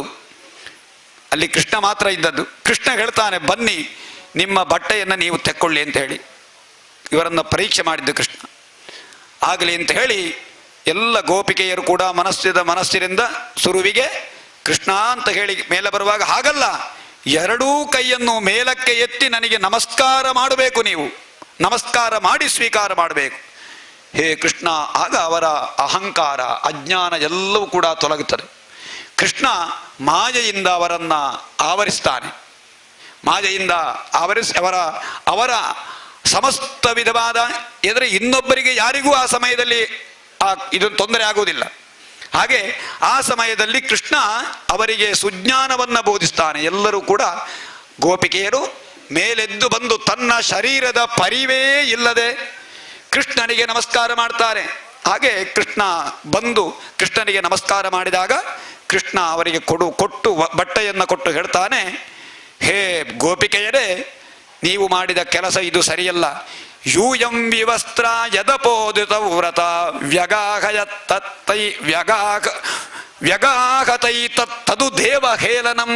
ಇದು ನೀವು ಮಾಡಿದಂತಹ ಕೆಲಸ ದೇವಹೇಳನ, ದೇವರಿಗೆ ಅವಮಾನ ಮಾಡಿದ್ದು. ಸಾಕ್ಷಾತ್ ನೀರು ಎನ್ನುವುದು ವರುಣ ಅಲ್ವಾ, ಅವ ಭಗವಂತ. ಅಂತಹ ನೀರಿಗೆ ನೀವು ವಿವಸ್ತ್ರರಾಗಿ ಇಳಿದದ್ದು ಅದು ದೇವಹೇಳನ. ಆದ್ದರಿಂದ ಯಮುನಾ ದೇವಿಗೂ ನೀವು ಅವಮಾನ ಮಾಡಿದಂತಾಯಿತು. ಆದ್ದರಿಂದ ಇನ್ನು ಮುಂದೆ ಯಾವಾಗಲೂ ಕೂಡ ವಿವಸ್ತ್ರರಾಗಿ ಸ್ನಾನ ಮಾಡಬಾರದು. ಯಾವಾಗಲೂ ಕೂಡ ನಿಮ್ಮ ಅಭಿಮಾನವನ್ನು ನೀವು ಇಟ್ಟುಕೊಳ್ಬೇಕು. ನೀವು ಮಾಡಿದ್ದು ತಪ್ಪು ಕೆಲಸ ಅಂತ ಹೇಳಿ ಅವರಿಗೆ ಧರ್ಮಬೋಧೆಯನ್ನು ಮಾಡ್ತಾನೆ. ಇರಲಿ, ಇನ್ನು ಮುಂದೆ ಹಲವಾರು ಜನ ಋಷಿಮುನಿಗಳು ಯಜ್ಞವನ್ನು ಮಾಡ್ತಾ ಇದ್ರಂತೆ. ಯಜ್ಞ ಮಾಡುವಾಗ ಕೃಷ್ಣ ಹೋಗಿ ನನಗೆ ಹಸಿವಾಗ್ತಾರೆ, ಸ್ವಲ್ಪ ಅನ್ನ ಕೊಡಿ ಅಂತ ಕೇಳಿದಾಗ ಅಲ್ಲಿರುವಂತಹ ಯಜ್ಞಾನುಷ್ಠಾನ ಮಾಡುವವರು ಹೇಳ್ತಾರೆ, ಇದು ಹೋಮಕ್ಕೆ ಹಾಕ್ಲಿಕ್ಕಿರುವುದು, ನಿನಗೆ ಕೊಡ್ಲಿಕ್ಕಿರುವುದಲ್ಲ ಅಂತ ಹೇಳಿ. ಕೃಷ್ಣ ಬಂದು ಕೇಳಿದರೂ ಕೂಡ ಅವರು ಸಾಕ್ಷಾತ್ ಯಜ್ಞ ಪುರುಷನಾದ ವಾಸುದೇವನಿಗೆ ಇದನ್ನು ಸಮರ್ಪಣೆ ಮಾಡದೆ ಹೋಮಕ್ಕೆ ಹಾಕ್ಲಿಕ್ಕಿರುವುದು ಅಂತ ಹೇಳಿ ತಡೀತಾರೆ. ಆಗ ಏನು ಮಾಡುವುದಿಲ್ಲ ಕೃಷ್ಣ, ನೇರವಾಗಿ ಹೋಗಿ ಅವರ ಪತ್ನಿಯರಲ್ಲಿ ಹೋಗಿ ಕೇಳ್ತಾನೆ. ಪತ್ನಿಯರಲ್ಲಿ ಹೋಗಿ ಕೇಳಿದಾಗ ಪತ್ನಿಯರು ನಿನಗೆ ಕೊಡದೇ ಇರುವಂತಹ ಅನ್ನ ಇದು ಯಾಕೆ ಅಂತ ಹೇಳಿ ಕೃಷ್ಣನಿಗೆ ಕೊಡ್ತಾರೆ. ಆ ಪತ್ನಿಯರ ಉದ್ಧರಣೆ ಮಾಡ್ತಾನೆ, ಪತ್ನಿಯರಿಗೆ ಅನುಗ್ರಹಿಸ್ತಾನೆ ಕೃಷ್ಣ. ಹಾಗೆ ಯಜ್ಞಪತಿಯ ಪತ್ನಿಯರ ಉದ್ಧರಣೆ ಕಥೆ. ಆಮೇಲೆ ಇನ್ನೊಂದು ಕಥೆ, ಗೋವರ್ಧನ ಗಿರಿದಾರಿ ಅಂತ ಕೃಷ್ಣ ಹೇಳಲ್ಪಟ್ಟಿದ್ದಾನಲ್ವ, ಆ ಕಥೆಯನ್ನು ಹೇಳ್ತಾರೆ. ಹಿಂದೆ ಗೋಪಾಲಕರೆಲ್ಲ ಸೇರಿ ನಂದಗೋಪ ಇಂದ್ರನಿಗೆ ಯಜ್ಞೋತ್ಸವ ನಡೆಸಬೇಕು ಅಂತ ಹೊರಡ್ತಾನೆ. ಯಾಕೆ? ಈ ಲೋಕಕ್ಕೆ ಬೆಳೆಯನ್ನ ಕೊಡುವವ ಇಂದ್ರ. ಇಂದ್ರನಿಂದಾಗಿ ಮಳೆ ಬರುವುದು ನಿಜವಾಗಿ ಹೌದು, ಮಳೆಯ ಅಧಿಪತಿ ಇಂದ್ರ. ಅವನ ಎಲ್ಲ ಮೇಘ ಪುಷ್ಪ ಬಲಾಹಕ ಎನ್ನುವಂತಹ ಅವ ಬೇರೆ ಬೇರೆ ಮೋಡಗಳೆಲ್ಲ ಅವನ ಅಡಿಯಲ್ಲಿರುವಂತಹದ್ದು. ಆದ್ದರಿಂದ ಇಂದ್ರನ ಆಜ್ಞೆಯಿಂದ ಮೇಘಗಳು ಮಳೆಯನ್ನು ಸುರಿಸ್ತದೆ. ಅಂತಹ ಆ ಇಂದ್ರ ಮಳೆ ಬೀಳಿಸ್ತಾನೆ. ಆ ಮಳೆಯಿಂದ ಬೆಳೆ ಆಗ್ತದೆ, ಬೆಳೆಯಿಂದ ನಮ್ಮ ಹೊಟ್ಟೆ ತುಂಬುತ್ತದೆ. ಆದ್ದರಿಂದ ನಮಗೆಲ್ಲ ಇಂದ್ರನೇ ಅಧಿಪತಿ ಅಂತ ಹೇಳಿ ಈ ಗೋಪಾಲಕರೆಲ್ಲ ಸೇರಿ ವರ್ಷ ಇಂದ್ರನಿಗೆ ಯಜ್ಞ ಮಾಡ್ತಾ ಇದ್ರಂತೆ. ಹಾಗೆ ಇಂದ್ರನ ಯಜ್ಞಕ್ಕೆ ಎಲ್ಲ ಸಾಮಗ್ರಿಯನ್ನು ಸಂಗ್ರಹಿಸುವಾಗ ಕೃಷ್ಣ ಬಂದು ಕೇಳ್ತಾನೆ, ಇದು ಎಂತದೆ, ಯಾಕೆ, ಯಾವ ಯಜ್ಞ ಮಾಡುವುದು ಅಂತೇಳಿ. ಇಂದ್ರನಿಗೆ ಯಜ್ಞ. ಇಂದ್ರನಿಗೆ ಯಜ್ಞ ಮಾಡಬೇಕಾ ನೀವು? ಯಾರು ಹೇಳಿದ್ದು ನಿಮಗೆ ಇಂದ್ರನೇ ಮಳೆ ಬರಿಸುವುದು ಅಂತೇಳಿ? ನಿಜವಾಗಿ ಯಾರಿಗೆ ಎಷ್ಟೆಷ್ಟು ಯಾವ ಭೂಮಿಗೆ ಮಳೆ ಎಷ್ಟು ಬರಬೇಕು, ಎಷ್ಟು ಬೆಳೆ ಬರಬೇಕು, ಅವರವರ ಕರ್ಮಕ್ಕನುಸಾರವಾಗಿ ಅವರವರ ಭೂಮಿಯಲ್ಲಿ ಮಳೆ ಬೆಳೆ ಎಲ್ಲ ಆಗುವುದು ಗೊತ್ತುಂಟ ನಿನಗೆ? ಈ ಭೂಮಿಯಲ್ಲಿ ಯಾರು ತಪ್ಪು ಕೆಲಸವನ್ನು ಮಾಡ್ತಾರೋ, ಕಾಲಕಾಲದಲ್ಲಿ ದೇವರ ಆರಾಧನೆಯನ್ನು ಮಾಡುವುದಿಲ್ಲವೋ, ಆ ಭೂಮಿಗೆ ಮಳೆಯೇ ಆಗುವುದಿಲ್ಲ. ನಿಮ್ಮಂಥವರಿರುವಾಗ ಮಳೆ ಬರಬಹುದಾ ಅಂತ ನಾವು ಹೇಳುವುದಿಲ್ವಾ? ಈ ಜಾಗಕ್ಕೆ ಮಳೆಯೇ ಬರಲಿಕ್ಕಿಲ್ಲ ನಿಮ್ಮಂಥವರು ಇರುವಾಗ ಅಂತ ಹೇಳುವುದುಂಟು. ಅಂದರೆ ಪಾಪಿಷ್ಠರಿದ್ದಲ್ಲಿ ಮಳೆ ಬರುವುದಿಲ್ಲ ಅಂತ ಅರ್ಥ. ಈ ಪ್ರಪಂಚದಲ್ಲಿ ಅಕಾಲದ ಮಳೆ ಬರ್ತದೆ. ಈಗ ಕೆಲವು ಸಲ ಮಳೆ ಬಂದರೆ ಅಕಾಲದಲ್ಲಿ ಮಳೆ ಇಲ್ಲದೇ ಇದ್ರೆ ಕೆಲವು ಸಲ ಮಳೆಯೇ ಇಲ್ಲ. ಯಾಕೆ? ಮಳೆ ಬೆಳೆ ಕಾಲಕಾಲದಲ್ಲಿ ಆಗಬೇಕಾದರೆ ಕಾಲಕಾಲದಲ್ಲಿ ಯಜ್ಞಾನುಷ್ಠಾನ ನಡಿಬೇಕು, ದಾನ ಧರ್ಮಾಚರಣೆ ನಡಿಬೇಕು. ಈಗ ನಮ್ಮ ಈ ಪರಶುರಾಮ ಕ್ಷೇತ್ರ ಎನ್ನುವುದು ಅತ್ಯಂತ ಪವಿತ್ರವಾದ ಕ್ಷೇತ್ರ ಅಂತ. ಇದು ಭಗವಂತ ನಮಗಾಗಿ ಕೊಟ್ಟ ಭೂಮಿ, ಧರ್ಮಾಚರಣೆಗೆ ಬೇಕಾಗಿ ಕೊಟ್ಟ ಭೂಮಿ ಇದು. ಇಲ್ಲಿ ಎಷ್ಟು ಅವಘಡಗಳಾಗುವುದು ಕಡಿಮೆ. ಇಲ್ಲಿ ಬರುವಷ್ಟು ಮಳೆ ಎಲ್ಲಿಯಾದರೂ ಬೆಂಗಳೂರಲ್ಲಿ ಬಂದರೆ ಹೇಗಾದೀತು? ಇಲ್ಲಿ ಬರುವಷ್ಟು ಕಾಲಂಶದ ಮಳೆ ಬಂದರೆ ಹೇಗಾದೀತು, ಮುಳುಗಿ ಹೋದೀತು. ಆದರೆ ಇಲ್ಲಿ ಹಳ್ಳ ಕೊಳ್ಳಗಳು, ಪರ್ವತಗಳು, ಎತ್ತರವಾದ ಬೆಟ್ಟ ಇದೆಲ್ಲವನ್ನು ಭಗವಂತ ಕೊಟ್ಟು ಸುರಿದಂಥ ಮಳೆಯೆಲ್ಲ ಹಾಗೆ ಹರಿದು ಹೋಗಿ ಸಮುದ್ರಕ್ಕೆ ಸೇರ್ತದೆ. ಯಾಕೆ ಅಂತ ಹೇಳಿದ್ರೆ ಇದು ಸುರಕ್ಷಿತವಾದ ಭೂಮಿ, ಭಗವಂತ ಕೊಟ್ಟ ಭೂಮಿ ಇದು. ಈ ಸುರಕ್ಷಿತವಾದ ಭೂಮಿಯಲ್ಲಿ ಎಲ್ಲರೂ ಕೂಡ ದೇವತಾ ಆರಾಧನೆ ಇತ್ಯಾದಿಗಳನ್ನ ಮಾಡಲಿಕ್ಕೆ ಅಂತ ಪರಶುರಾಮ ದೇವರು ಕೊಟ್ಟ ಭೂಮಿ. ಇದನ್ನು ಈ ಕಾಲದಲ್ಲಿ ನಾವು ಸುಮ್ಮಗೆ ಹೇಳಿದ್ದಷ್ಟೇ, ನಮಗೆ ಬೇಕು ಈ ಭೂಮಿ ಅತ್ಯಂತ ಪವಿತ್ರ ಅಂತ ಹೇಳುವುದಕ್ಕೆ ಹೇಳಿದಂತಹ ವಿಷಯ ಅಷ್ಟೇ. ಆದ್ದರಿಂದ ಯಾರು ದಾನ ಧರ್ಮಾಚರಣೆ ಮಾಡ್ತಾರೋ, ಯಾರು ಯಜ್ಞಯಾಗಾದಿಗಳು ಮಾಡ್ತಾರೋ, ಯಾರು ಅತ್ಯಂತ ಭಗವಂತನ ಸೇವೆ ಇತ್ಯಾದಿಗಳನ್ನು ಯಾರು ಯಾವ ಭೂಮಿಯಲ್ಲಿ ನಡೆಸ್ತಾರೋ ಅಂಥ ಭೂಮಿಗೆ ನಿಜವಾಗಿ ಭಗವಂತನೇ ಮಳೆಯನ್ನು ಕರೆಯುವುದು, ಈ ಇಂದ್ರ ಅಲ್ಲ. ಇಂದ್ರ ಅದಕ್ಕೆ ಒಂದು ಅಧಿಪತಿ ಅಷ್ಟೇ. ಒಂದು ದೇವಸ್ಥಾನದಲ್ಲಿ ಬ್ರಹ್ಮಕಲಶ ಆಗ್ತಾ ಇದೆ ಅಂತಾದರೆ ಆ ಬ್ರಹ್ಮಕಲಶದಲ್ಲಿ ಆಡಳಿತ ಮುಕ್ತೇಶ್ವರನೋ ಅಥವಾ ಬ್ರಹ್ಮಕಲಶದ ಆ ಸಮಿತಿಯಲ್ಲಿರುವ ಅಧ್ಯಕ್ಷನೋ ಅಥವಾ ಯಾರೋ ನಿರ್ವಹಣಾಧಿಕಾರಿಯೋ ಕೋಶಾಧಿಕಾರಿಯೋ ಜವಾಬ್ದಾರಿ ಅಂತ ಹೇಳಿ ನಾವು ಅವನೇ ಎಲ್ಲ ಕಾರಣವು ಅದಕ್ಕೆ ಅಲ್ಲ. ಬ್ರಹ್ಮಕಲಶದಲ್ಲಿ ಆ ಸಂದರ್ಭದಲ್ಲಿ ಅವನಿಗೆ ನೀನು ಅಧ್ಯಕ್ಷ ಅಂತ ಕೊಟ್ಟಿದ್ದಾರೆ, ನೀನು ಕಾರ್ಯದರ್ಶಿ ಎಂದು ಕೊಟ್ಟಿದ್ದಾನೆ. ನಾನೇ ಈ ಬ್ರಹ್ಮಕಲಶ ನಡೆಸುವ ಅಂತ ಹೇಳಿದ್ರೆ ಆದೀತ? ತಂತ್ರಿಗಳ ಕೆಲಸ ತಂತ್ರಿಗಳು ಮಾಡಬೇಕು, ಅಧ್ಯಕ್ಷನ ಕೆಲಸ ಅಧ್ಯಕ್ಷನಿಗೆ ಅವನಿಗೆ ಎಷ್ಟು ಜವಾಬ್ದಾರಿ ಅದನ್ನು ಅಧ್ಯಕ್ಷ ಮಾಡಬೇಕು, ಕೋಶಾಧಿಕಾರಿಗೆ ಎಷ್ಟು ಕೆಲಸ ಅದನ್ನು ಕೋಶಾಧಿಕಾರಿ ಜವಾಬ್ದಾರಿಯಿಂದ ಮಾಡಬೇಕು. ಕೋಶಾಧಿಕಾರಿಯಿಂದಲೇ ಬ್ರಹ್ಮಕಲಶ ನಡೆಯುವುದಲ್ಲ, ಆದರೆ ಕೋಶಾಧಿಕಾರಿಯೂ ಬೇಕು. ಅಧ್ಯಕ್ಷನಿಂದಲೇ ಬ್ರಹ್ಮಕಲಶ ನಡೆಯುವುದ? ಅಧ್ಯಕ್ಷನೊಬ್ಬನೇ ಇದ್ದರೆ ಅಡಿಗೆ ಮಾಡುವುದು ಯಾರು? ಕೌಂಟರಿನಲ್ಲಿ ಕೂತುಕೊಳ್ಳುವುದು ಯಾರು? ವ್ಯವಸ್ಥೆ ಮಾಡುವುದು ಯಾರು? ಅದಕ್ಕೋಸ್ಕರ ಇರಲಿ ಈ ಭಾಗವತ ಸಪ್ತಾಹ ಯಜ್ಞ, ಇದರಲ್ಲಿ ಒಂದೊಂದು ಜವಾಬ್ದಾರಿ ಒಬ್ಬೊಬ್ಬರಿಗೆ ಕೊಟ್ಟದ್ದು ಕಾಣ್ತದೆ, ಒಂದೊಂದು ಜವಾಬ್ದಾರಿ ಎಲ್ಲರೂ ಸೇರಿ ನಡೆಸುವ ಯಜ್ಞ. ಇದನ್ನು ನಡೆಸುವ ಯಾರು ಅಂತ ಹೇಳಿದ್ರೆ ಭಗವಂತ ಅಂತ ಹೇಳುವ ಭಾವನೆ ನಮ್ಮಲ್ಲಿರಬೇಕು. ನಮ್ಮಿಂದಾಗಿ ಯಾರ ಒಬ್ಬನಿಂದಲೂ ಕೂಡ ಯಾವ ಕಾರ್ಯವೂ ನಡೆಯುವುದಲ್ಲ. ಭಗವಂತನ ಇಚ್ಛೆ ಇಲ್ಲದೆ ಯಾವುದೂ ಕೂಡ ನಡೆಯುವುದಿಲ್ಲ.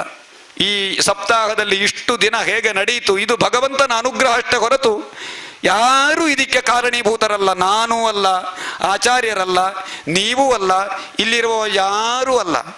ಹೇಗೆ ಹೇಗೆ ಯಾವ ಯಾವ ಸಾಮಾನು ಹೇಗೆ ಹೇಗೆ ಒದಗಬೇಕು, ಹೇಗೆ ಹೇಗೆ ಕಾರ್ಯಕ್ರಮ ಆಗಬೇಕು, ಎಷ್ಟೆಷ್ಟು ಜನ ಬರಬೇಕು, ಎಷ್ಟು ಜನ ಊಟ ಮಾಡಬೇಕು, ಊಟ ಹೇಗೆ ಆಗಬೇಕು, ಎಲ್ಲ ಭಗವಂತನ ನಿರ್ಣಯ ಅಷ್ಟೇ ಹೊರತು ಯಾವುದು ನಾವು ಹೇಳಿದಾಗಿಲ್ಲ.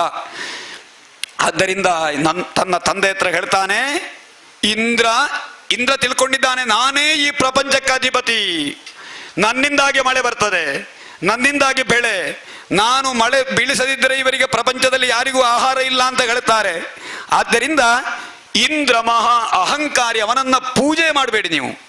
ಈಗ ಬೇರೆ ಹೊಸ ಕ್ರಮವನ್ನು ನಾನು ಹೇಳ್ತೇನೆ. ಗೋವರ್ಧನ ಪರ್ವತಕ್ಕೆ ಪೂಜೆ ಮಾಡಬೇಕು, ಇಲ್ಲಿರುವಂತಹ ವೇದಜ್ಞರಾದ ಬ್ರಾಹ್ಮಣರನ್ನ ಕರೆಸಿ ಅವರಿಗೆ ಪೂಜೆ ಮಾಡಬೇಕು, ಗೋವುಗಳಿಗೆ ಪೂಜೆ ಮಾಡಬೇಕು. ನಮಗೆ ಹಾಲನ್ನು ಕೊಡುವುದು ಯಾವುದು? ಇಲ್ಲಿ ನಮಗೆಲ್ಲ ಗೋವೇ ಪ್ರಧಾನ ದೇವತೆ ಅಲ್ವಾ? ಹಾಗೆ ಈ ನಮಗೆ ಬೇಕಾದಂತಹ ಈ ಧಾನ್ಯಗಳನ್ನು ಕೊಡುವುದು ಯಾವುದು? ಈ ಪರ್ವತದ ತಪ್ಪಲು ಪ್ರದೇಶಗಳು, ಇಲ್ಲಿಯೇ ಧಾನ್ಯವನ್ನು ನಾವು ಬೆಳೆಯುವುದು. ಈ ಪರ್ವತದ ಅನುಗ್ರಹದಿಂದಲೇ ನಮಗೆ ಎಲ್ಲ ಧಾನ್ಯ ಸಿಗುತ್ತದೆ. ಆದ್ದರಿಂದ ಗೋವನ್ನ, ವೇದಜ್ಞರನ್ನ, ಈ ಪರ್ವತವನ್ನು ನಾವು ಪೂಜಿಸುವ. ಇಂದ್ರನಿಗೆ ಅಂತ ನೀವು ಪೂಜೆಗೆ ಯಾವ ದ್ರವ್ಯಗಳನ್ನು ಇಟ್ಕೊಂಡಿದ್ದೀರಿ ಅದನ್ನೆಲ್ಲ ಈ ಗೋವರ್ಧನ ಪರ್ವತ ಪೂಜೆಗೆ ಉಪಯೋಗ ಮಾಡೋಣ ಅಂತ ಹೇಳಿ ಕೃಷ್ಣ ಹೇಳಿದಾಗ ನಂದಗೋಪನಿಗೆ ಸತ್ಯ ಅಂತ ಅನಿಸ್ತಾರೆ. ಎಲ್ಲ ಗೋಪಾಲಕರೆಲ್ಲ ಸೇರಿ ಇಂದ್ರನ ಪೂಜೆಯನ್ನ ಯಜ್ಞವನ್ನ ಬಿಟ್ಟು ಗೋವರ್ಧನ ಪರ್ವತಕ್ಕೆ ಪೂಜೆ ಮಾಡಲಿಕ್ಕೆ ಶುರು ಮಾಡ್ತಾರೆ. ಆಗ ಇಂದ್ರನಿಗೆ ಸಿಟ್ಟಾಗ್ತಾರೆ. ಮೊದಲೇ ಅಹಂಕಾರಿ ಅಲ್ವಾ ಇಂದ್ರ, ಯಾವಾಗಲೂ ಮಹಾ ಅಹಂಕಾರಿ ಅವ. ಅವನ ಅಹಂಕಾರಕ್ಕೆ ತಕ್ಕಂತೆ ಬೇರೆ ಬೇರೆ ಪ್ರಾಯಶ್ಚಿತ್ತ ಆದರೂ ಕೂಡ ಅವನ ಅಹಂಕಾರ ಏನು ಕಡಿಮೆ ಆಗುವುದಿಲ್ಲ. ಇಂದ್ರಸ್ತದಾತ್ಮನಃ ಪೂಜಾಂ ವಿಜ್ಞಾಯ ವಿಗತಾಂ ನೃಪ ಗೋಪೇಭ್ಯ ಕೃಷ್ಣನಾಥೇಭ್ಯೋ ನಂದಾದಿಭ್ಯಶ್ಚುಕೋಪಸಹ. ಅಯ್ಯೋ, ನನ್ನ ಪೂಜೆಯನ್ನು ಇವರು ಬಿಟ್ಟರಲ್ವಾ? ಅರೆ, ಯಾರು ಇದಕ್ಕೆ ಕಾರಣ? ಆ ಕಳ್ಳ ಕೃಷ್ಣನೇ ಇದನ್ನೆಲ್ಲ ಮಾಡಿದ್ದು ಅಂತ ಹೇಳಿ ಇಂದ್ರನಿಗೆ ಅವ ಭಗವಂತ ಅಂತ ಹೇಳುವಂತಹದ್ದು ಗೊತ್ತಿದ್ರು ಅಹಂಕಾರದಲ್ಲಿ ಅದನ್ನು ಮುಚ್ಚಿ ಹೋಯ್ತದು. ಅಹಂಕಾರ ಬಂದಾಗ ಯಾರಿಗೆ ಯಾರು ಶ್ರೇಷ್ಠ ಯಾರು ಕನಿಷ್ಠ ಯಾವುದು ಕೂಡ ಮನಸ್ಸಿಗೆ ಹೋಗುವುದಿಲ್ಲ. ಹಾಗೆ ಇಂದ್ರ ಬಹಳಷ್ಟು ಸಿಟ್ಟಿನಿಂದ ಗಣಂ ಸಾಂವರ್ತಕನ್ನಾಮ ಮೇಘಾನಾಂ ಚಾಂತಕಾರಿಣಾಂ, ಅಂದರೆ ಸಾಂವರ್ತಕ ಎಂಬಂತಹ ಮೇಘಗಳು, ಸಂವರ್ತಗಳೆಂಬ ಮೇಘಗಳನ್ನು ಕರೆದು ನೀವೆಲ್ಲರೂ ವ್ರಜಭೂಮಿಗೆ ಮಳೆ ಸುರಿಸಬೇಕು ಅಂತ ಆದೇಶವನ್ನು ನೀಡ್ತಾನೆ. ಈ ವ್ರಜಭೂಮಿಯಲ್ಲಿ ಈ ಗೋವರ್ಧನ ಪರ್ವತಕ್ಕೆ ಪೂಜೆ ಆಗುವಂತಹ ಕಾಲದಲ್ಲಿ ಅಗಾಧವಾದ ಮುಸಲಧಾರೆಯ ಮಳೆ ಬರ್ತದೆ. ಮುಸಲಧಾರೆ ಅಂತ ಹೇಳಿದ್ರೆ ಒನಕೆಯಷ್ಟು ತೋರದ ಧಾರೆ ಮಳೆ ಬರ್ತದೆ. ಆ ಮಳೆಯಿಂದ ಈ ಪೂಜೆ ಮಾಡುವಂತಹ ಈ ಭೂಮಿ ಎಲ್ಲವೂ ಕೂಡ ಮುಳುಗಿ ಹೋಗ್ತಾರೆ. ಇವರು ಪೂಜೆ ಮಾಡಲಿಕ್ಕೆ ಉಪಯೋಗಿಸಿದಂತಹ ದ್ರವ್ಯಗಳು ಇದೆಲ್ಲ ಏನುಂಟ ಎಲ್ಲ ಮುಳುಗಲಿಕ್ಕೆ ಪ್ರಾರಂಭ ಆಗ್ತದೆ ನೀರಿನಲ್ಲಿ. ಕೃಷ್ಣ ಇದ್ದಕ್ಕಿದ್ದಂತೆ ಹೆದರಬೇಡಿ, ಎಲ್ಲರೂ ಕೂಡ ಕೃಷ್ಣನಿಗೆ ಶರಣಾಗ್ತಾರೆ. ಕೃಷ್ಣ ಕೃಷ್ಣ ಮಹಾಭಾಗ ತ್ವನ್ನಾಥಂ ಗೋಕುಲಂ ಪ್ರಭೋ ತ್ರಾತು ಮರಗಸಿ ದೇವ ಅನ್ನ ಕುಬಿತಾತ್ ಭಕ್ತವತ್ಸಲ, ನಮ್ಮನ್ನು ರಕ್ಷಿಸು ರಕ್ಷಿಸು ಅಂತ ಹೇಳಿ ಕೇಳಿಕೊಳ್ತಾರೆ. ಆಗ ಕೃಷ್ಣ ತಾನು ಬೃಹದಾಕಾರವನ್ನು ತಾಳಿ ಹೇಳ್ತಾನೆ, ಹೇ ಗೋಪಾಲಕರೇ, ಹೆದರಬೇಡಿ ಹೆದರಬೇಡಿ, ನೀವೆಲ್ಲ ಕೂಡ ಬಹಳ ಸಂತೋಷದಿಂದಿರಿ. ಇಡೀ ಇಂದ್ರ ಅವ ಅಹಂಕಾರದಿಂದ ಮೆರೆದಿದ್ದಾನೆ, ಅವನ ಅಹಂಕಾರಕ್ಕೆ ತಕ್ಕ ಔಷಧಿಯನ್ನು ನಾನು ಮಾಡ್ತೇನೆ. ಇತ್ಯುಕ್ತೈಕೇನ ಹಸ್ತೇನ ಕೃತ್ವ ಗೋವರ್ಧನಾಚಲಂ ದಧಾರ ಲೀಲಜಾ ಕೃಷ್ಣ ಛತ್ರಾಕಮಿವ ಬಾಲಕಃ. ಒಂದೇ ಕೈಯಲ್ಲಿ ಒಂದು ಕಿರು ಬೆರಳಿನಿಂದ ಆ ಗೋವರ್ಧನ ಪರ್ವತವನ್ನು ಹೇಗೆ ಹಿಡಿದ ಅಂತ ಹೇಳಿದ್ರೆ, ಛತ್ರಾಕಮಿವ ಬಾಲಕಃ, ನಾಯಿ ಕೊಡೆಯನ್ನ ಹಿಡ್ಕೊಂಡ ಹಾಗೆ. ನಾಯಿ ಕೊಡೆ ಅಂತ ಹೇಳಿದ್ರೆ ನಮ್ಮ ಭಾಷೆಯಲ್ಲಿ ಎಂಥದ್ದು, ಅಳಂಬು.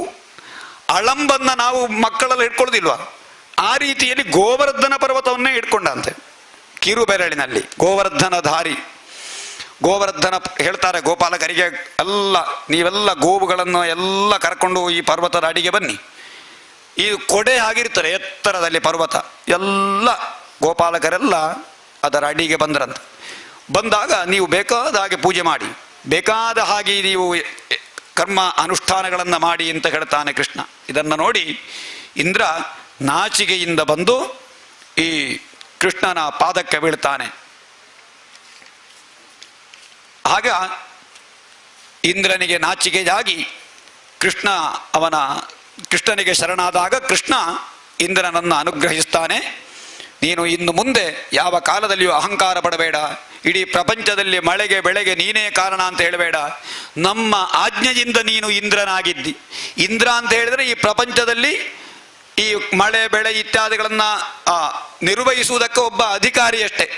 ನಾವು ಭಾಷೆಯಲ್ಲಿ ಹೇಳ್ತಿದ್ರೆ ಒಂದು ಬ್ರಹ್ಮಕಲಶದಲ್ಲಿ ಒಬ್ಬ ಅಧ್ಯಕ್ಷ ಅಂತ ಹೇಳುವುದಿಲ್ಲ. ಯಾವುದೇ ಒಂದು ಕಾರ್ಯದಲ್ಲಿ ಅಧ್ಯಕ್ಷ, ಅಧಿಕಾರಿ, ಪವಿತ್ರಧಾರಿ ಅಂತ ಹೇಳುವಂತಹ ಕಾಲದಲ್ಲಿ ನಿನ್ನನ್ನು ನಾವು ನೇಮಿಸಿದ್ದು. ನೀನೇನು ಶಾಶ್ವತ ಅಲ್ಲ, ನಿನಗೆ ಇನ್ನು ಯಾವುದೋ ಇನ್ನೊಂದು ಕಲ್ಪದಲ್ಲಿ ಇನ್ನೊಬ್ಬ ಇಂದ್ರ ಬರಲಿಕ್ಕೂ ಸಾಕು. ಆದ್ದರಿಂದ ನೀನು ಅಹಂಕಾರ ಪಡಬೇಡ ಅಂತ ಇಂದ್ರಲ್ಲಿ ಹೇಳ್ತಾನೆ. ಆಗ ನಂದಗೋಪರಿಗೆಲ್ಲ ಈ ಕೃಷ್ಣನ ಮೇಲೆ ಸ್ವಲ್ಪ ಸಂಶಯ ಬರ್ತದೆ, ಇವ ಕೃಷ್ಣ ಸಾಧಾರಣ ಅಲ್ಲ ಅಂತ ಹೇಳಿ. ಯಾಕೆ ಅಂತ ಹೇಳಿದ್ರೆ, ಸಪ್ತಹಾಯನೋ ಬಾಲಹ, 7 ದಿವಸಗಳ ಕಾಲ ಗಿರಿಯನ್ನು ಎತ್ತಿಡ್ಕೊಂಡಿದ್ದಂತೆ. 7 ದಿವಸಗಳ ಕಾಲ ಕರೇಣೈಕೇನ ಲೀಲಯ ಕಥಂ ಬಿಭ್ರದ್ ಗಿರಿವರಂ ಪುಷ್ಕರಂ ಗಜರಾಡಿವ, ಆನೆಯ ಅಧಿಪತಿಯಂತೆ ಆ ಬಲದಿಂದ ಇಡೀ ಈ ಪರ್ವತವನ್ನು ಹೀಗೆ ಎತ್ತಿದ್ದಾನಲ್ಲ. ಅಷ್ಟು ಮಾತ್ರ ಅಲ್ಲ, ಹುಟ್ಟಿದ 7 ದಿನದಲ್ಲಿ ದುಷ್ಟ ಪೂತನಿಯ ಕೊಂದೆ ಅಂತಿಲ್ವ, ಹುಟ್ಟಿದ 7 ದಿನದಲ್ಲಿ ದುಷ್ಟ ಪೂತನಿಯನ್ನು ಹೇಗೆ ಸಂಹಾರ ಮಾಡಿದ್ದಾನೆ ಕೃಷ್ಣ. ತೃಣಾವರ್ತ, ಎಷ್ಟು ರಾಕ್ಷಸರು ಬಂದಿದ್ದಾರೆ, ಈ ರಾಕ್ಷಸರನ್ನೆಲ್ಲ ಹೇಗೆ ಇವ ಸಂಹರಿಸಿದ, ಇವ ಸಾಧಾರಣ ವ್ಯಕ್ತಿ ಅಲ್ವೇ ಅಂತ ಹೇಳಿ ಅವರಿಗೆ ಸಂಶಯ ಆಗಲಿಕ್ಕೆ ಶುರುವಾಗ್ತಾರೆ ಕೃಷ್ಣನನ್ನು ನೋಡಿದಾಗ. ಸಂಶಯ ಆಗಿ ಸ್ವಲ್ಪ ಹೊತ್ತಾದಾಗ ಪುನಃ ಮಾಯೆ ಆವರಿಸ್ತಾರೆ. ಆಮೇಲೆ ಎಲ್ಲರೂ ಸೇರಿ ಈ ಕೃಷ್ಣನಿಗೆ ಒಂದು ಪೂಜೆ ಮಾಡಬೇಕು ಅಂತ ಆಯ್ತು ಅವರಿಗೆ, ಕೃಷ್ಣನಿಗೆ ಪಾರಿತೋಷಕ ಕೊಡಬೇಕು ಅಂತ ಹೇಳಿ. ಹಾಗೆ ಇಂದ್ರನೇ ಮೊದಲಾಗಿ ಕಾಮಧೇನುವೆ ಬಂದು ಗೋವಿಂದನಿಗೆ ಅಭಿಷೇಕವನ್ನು ಮಾಡ್ತಾರೆ. ಎಲ್ಲರೂ ಕೂಡ ದೊಡ್ಡದಾದಂತಹ ಬಿಂದಿಗೆಯನ್ನು ತಂದು ಕೃಷ್ಣನಿಗೆ ಅಭಿಷೇಕವನ್ನು ಮಾಡುವಂತಹ ಐರಾವತವು ಬಂದು ತನ್ನ ಸೊಂಡಿಲಿನಿಂದ ಆಕಾಶ ಗಂಗೆಯ ಜಲವನ್ನ ಕೃಷ್ಣನಿಗೆ ಅಭಿಷೇಕ ಮಾಡಿ, ಅದಕ್ಕೆ ಗೋವಿಂದಾಭಿಷೇಕ ಅಂತ ಹೆಸರು, ಗೋವಿಂದಾಭಿಷೇಕ ಅಂತ ಹೇಳಿ. ಆಮೇಲೆ ಒಂದು ದಿವಸ ಈ ನಂದಗೋಪನಿಗೆ ಒಂದು ಏಕಾದಶಿ ಉಪವಾಸ ಇತ್ತಂತೆ. ಕೃಷ್ಣ ಭಗವಂತನಾದ ವಾಸುದೇವನ ಪರಮಭಕ್ತ. ವಾಸುದೇವ ಅಂತ ಹೇಳಿದ್ರೆ ವಸುದೇವನ ಮಗ ಅಂತ ಒಂದು ಅರ್ಥ ಮಾತ್ರ ಅಲ್ಲ, ಈ ಪ್ರಪಂಚದಲ್ಲಿರುವಂತಹ ಎಲ್ಲ ಸಂಪತ್ತಿಗೂ ಅಧಿಪತಿ ಅಂತ ಹೇಳುವಂತಹ ರೀತಿಯೂ ಆಗ್ತದೆ. ವಸು ಅಂತ ಹೇಳಿದ್ರೆ ಸಂಪತ್ತು ಅಂತ ಹೇಳುವಂತಹ ಅರ್ಥ ಉಂಟು. ಹಾಗೆ ಪ್ರಪಂಚದಲ್ಲಿ ಇರುವ ಸಮಸ್ತ ಸಂಪತ್ತಿಗಳಿಗೂ ಅಧಿಪತಿ ವಾಸುದೇವ. ಆ ಕೃಷ್ಣನ ಸಾಕಿದ ತಂದೆ ನಂದಗೋಪ ಒಂದು ದಿವಸ ಏಕಾದಶಿ ವ್ರತವನ್ನ ಮಾಡಿ ದ್ವಾದಶಿ ಪ್ರಾರಂಭವಾಗುವ ಮೊದಲೇ ಯಮುನಾ ನದಿಗೆ ಬೆಳಗ್ಗೆ ಸ್ನಾನಕ್ಕೆ ಅಂತ ಹೋಗುವಾಗ ಅವನಿಗೆ ಏನೋ ಒಂದು ಗ್ರಹಚಾರ ಕಾದಿತ್ತು. ಅಲ್ಲಿಗೆ ಒಬ್ಬ ವರುಣನ ಅನುಜನರಾದಂತಹ ಒಬ್ಬ ಅಸುರ, ಆ ಅಸುರ ನಂದಗೋಪನನ್ನ ಹಿಡ್ಕೊಂಡು ನೀರಿನ ಒಳಗೆ ಇಳಿತಾನೆ. ನಂದಗೋಪನನ್ನ ಅಪಹರಿಸ್ತಾನೆ. ಎಲ್ಲರೂ ಕೂಡ ನಂದಗೋಪ ಇಲ್ಲಿ ಹೋದ ಅಂತ ಹುಡುಕುವಾಗ ನಂದಗೋಪ ಇಲ್ಲ. ಕೃಷ್ಣನಿಗೆ ಕಾಣ್ತಾರೆ, ಇವನಿದ್ದು ಯಾರದ್ದೋ ಇದು ವರುಣದ್ದೇ ಕೆಲಸ ಅಂತ ಹೇಳಿ ತಾನು ನೀರಿಗೆ ಇಳಿದು ವರುಣ ಲೋಕಕ್ಕೆ ಹೋಗಿ ವರುಣನಲ್ಲಿ ಹೇಳ್ತಾನೆ, ಎಲ್ಲಿದ್ದಾನೆ ನನ್ನ ತಂದೆ ಅಂತ ಕೇಳಿದಾಗ ವರುಣ ಅವನಿಗೆ ಸಾಕ್ಷಾತ್ ಕೃಷ್ಣನೇ ಬಂದ ಕಾರಣ ವರುಣ ಕೃಷ್ಣನಿಗೆ ನಮಸ್ಕರಿಸಿ ಆ ನಂದಗೋಪನನ್ನ ಪುನಃ ಕೊಡ್ತಾನೆ. ಹಾಗೆ ನಂದಗೋಪನ ಬಿಡಿಸಿದಂತಹ ಕಥೆಯನ್ನು ಹೇಳ್ತಾರೆ. ಆಮೇಲೆ ರಾಸ ಕ್ರೀಡೆ ಕಥೆ ಎಲ್ಲ ಗೋಪಿಯರೆಲ್ಲರೂ ಕೂಡ ಕೃಷ್ಣನ ಕೊಳಲಿನ ನಾದಕ್ಕೆ ಮೈಮರೆತು ಬಂದು ಕೃಷ್ಣನೊಂದಿಗೆ ಹಾವಭಾವದಿಂದ ವಿಹರಿಸಿದಂತಹ ಕಥೆಯನ್ನ ಹೇಳ್ತಾರೆ. ಆ ಗೋಪಿಕೆಯರೆಲ್ಲ ರಾಮಾವತಾರದ ಸಂದರ್ಭದಲ್ಲಿ ಋಷಿಗಳಾಗಿದ್ದರಂತೆ. ಅದೊಂದು ಕಥೆ ಬರ್ತಾರೆ ರಾಮಾಯಣದಲ್ಲಿ. ಋಷಿ ಮುನಿಗಳೆಲ್ಲ ರಾಮ ನಿನ್ನನ್ನು ನಾನು ಅಪ್ಪಿಕೊಳ್ಳಬೇಕು ಅಂತ ಆಗ್ತದೆ, ನಿನ್ನನ್ನು ನಾವು ಹೇಗೆ ಮುತ್ತಿಡಬೇಕು ಅಂತ ಆಗ್ತದೆ, ನಿಮ್ಮನ್ನು ಹೇಗೆ ನಾನು ಸೇವಿಸಬೇಕು ಅಂತ ಹೇಳಿದಾಗ ರಾಮ ಹೇಳ್ತಾನಂತೆ, ಒಂದು ಕಥೆಯಲ್ಲಿ ಹೇಳ್ತಾರೆ, ಇನ್ನು ಮುಂದೆ ಕೃಷ್ಣಾವತಾರದಲ್ಲಿ ನೀವು ಗೋಪಿಕೆಯರಾಗಿ ಬನ್ನಿ, ಆಗ ನಾನು ನಿಮಗೆ ಬೇಕಾದ ಎಲ್ಲ ನಿಮ್ಮ ಬಯಕೆಗಳನ್ನು ಈಡೇರಿಸ್ತೇನೆ ಅಂತ ಹೇಳಿದಂತಹ ರೀತಿಯಲ್ಲಿ ಆ ಗೋಪಿಕೆಯರೇ ಋಷಿಗಳೆಲ್ಲವೂ ಸೇರಿ ಗೋಪಿಕೆಯರಾಗಿ ಬಂದರು ಅಂತ ಹೇಳುವಂತಹ ಕಥೆಯನ್ನು ಕೂಡ ಹೇಳ್ತಾರೆ ಒಂದು ಕಡೆ. ಹಾಗೆ ಈ ಗೋಪಿಕೆಯರು ಈ ಕೃಷ್ಣನನ್ನ ತನ್ನ ಸ್ವಾಮಿ ಅಂತ ಹೇಳಿ ಆ ಕೃಷ್ಣನನ್ನ ಬರೀ ಭಕ್ತಿಯಿಂದ, ಪ್ರೀತಿಯಿಂದ, ಅನುರಾಗದಿಂದ ಕೃಷ್ಣನೊಂದಿಗೆ ಕ್ರೀಡಿಸ್ತಾ ಇದ್ದರಂತೆ.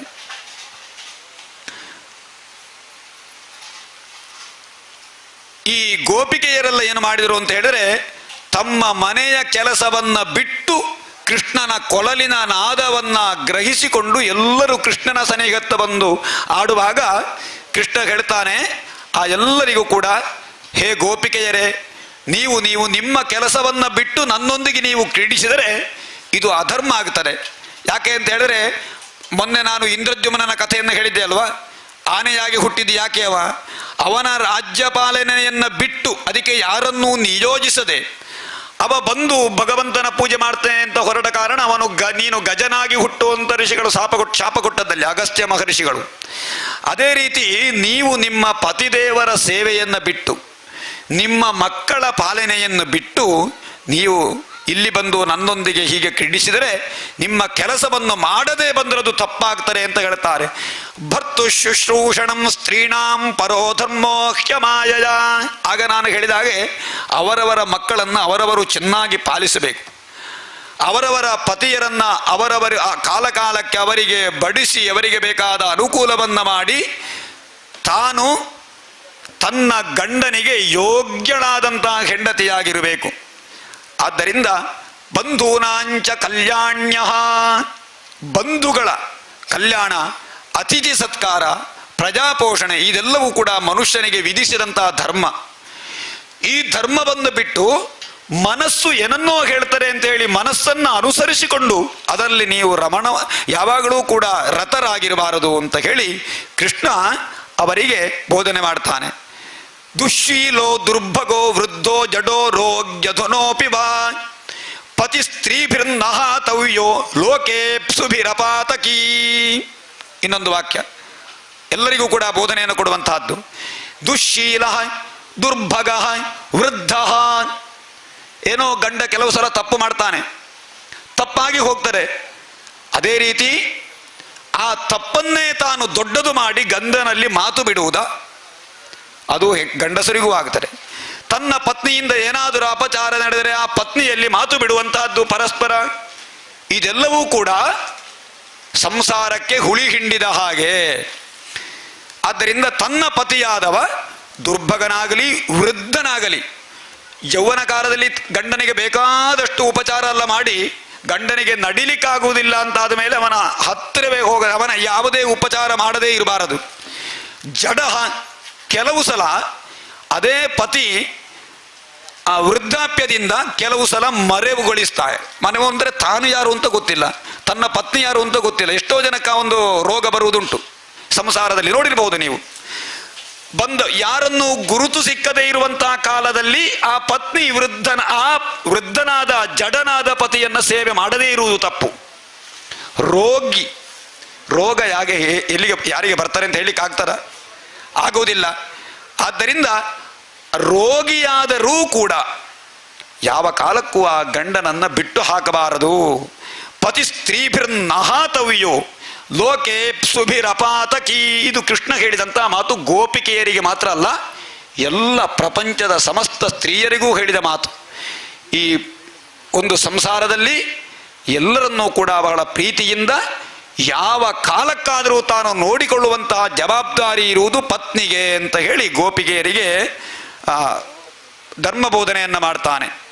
ಆಮೇಲೆ ಗೋಪಿಕೆಯರ ಅಹಂಕಾರ ದೂರ ಮಾಡಬೇಕು ಅಂತ ಹೇಳಿ ತಾನು ಕ್ರೀಡಿಸ್ತಾ ಇದ್ದ ಹಾಗೆ ಮಾಯ ಆಗ್ತಾನೆ. ಒಂದು ಕಡೆ ಮಾಯ ಆದಾಗ ಗೋಪಿಕೆಯರೆಲ್ಲ ಕೃಷ್ಣನನ್ನು ಇಡೀ ಆ ವನದಲ್ಲೆಲ್ಲ ಹುಡುಕುತ್ತಾರೆ. ಪ್ರತಿಯೊಂದು ಬಳ್ಳಿಯಲ್ಲಿಯೂ ಕೃಷ್ಣನನ್ನು ನೋಡಿದ್ಯಾ ಅಂತ ಕೇಳಿ ಹುಡುಕ್ತಾ ಇರ್ತಾರೆ. ಅವರ ವಿರಹ ವೇದನೆಯನ್ನ ಕಂಡು ಅವರ ಆ ಸ್ತೋತ್ರವನಿಗೆ ಸಂತೋಷನಾಗಿ, ಇದಕ್ಕೆ ಗೋಪಿಕಾ ಗೀತೆ ಅಂತ ಒಂದುಂಟು. ಗೋಪಿಯರೆಲ್ಲ ಸ್ತೋತ್ರ ಮಾಡುವಂತಹ ಗೀತೆ. ಜಯತಿ ತೇಧಿಕಂ ಜನ್ಮನಾ ವ್ರಜಃ ಶಜತ ಇಂದಿರಾ ಶಶ್ವದತ್ರಹಿ. ಇದಾಗ ಪಾರಾಯಣ ಮಾಡಿದ್ದೇವೆ. ಅದೆಲ್ಲ ಗೋಪಿಕೆಯವರು ಸೇರಿ ತಾಳ ಹಾಕಿಕೊಂಡು ಕೃಷ್ಣನ ಸುತ್ತಮುತ್ತಲೂ ಹಾವಭಾವದಿಂದ ಭಜನೆಯನ್ನು ಮಾಡಿದಂತಹ ಗೋಪಿಕಾ ಗೀತೆ.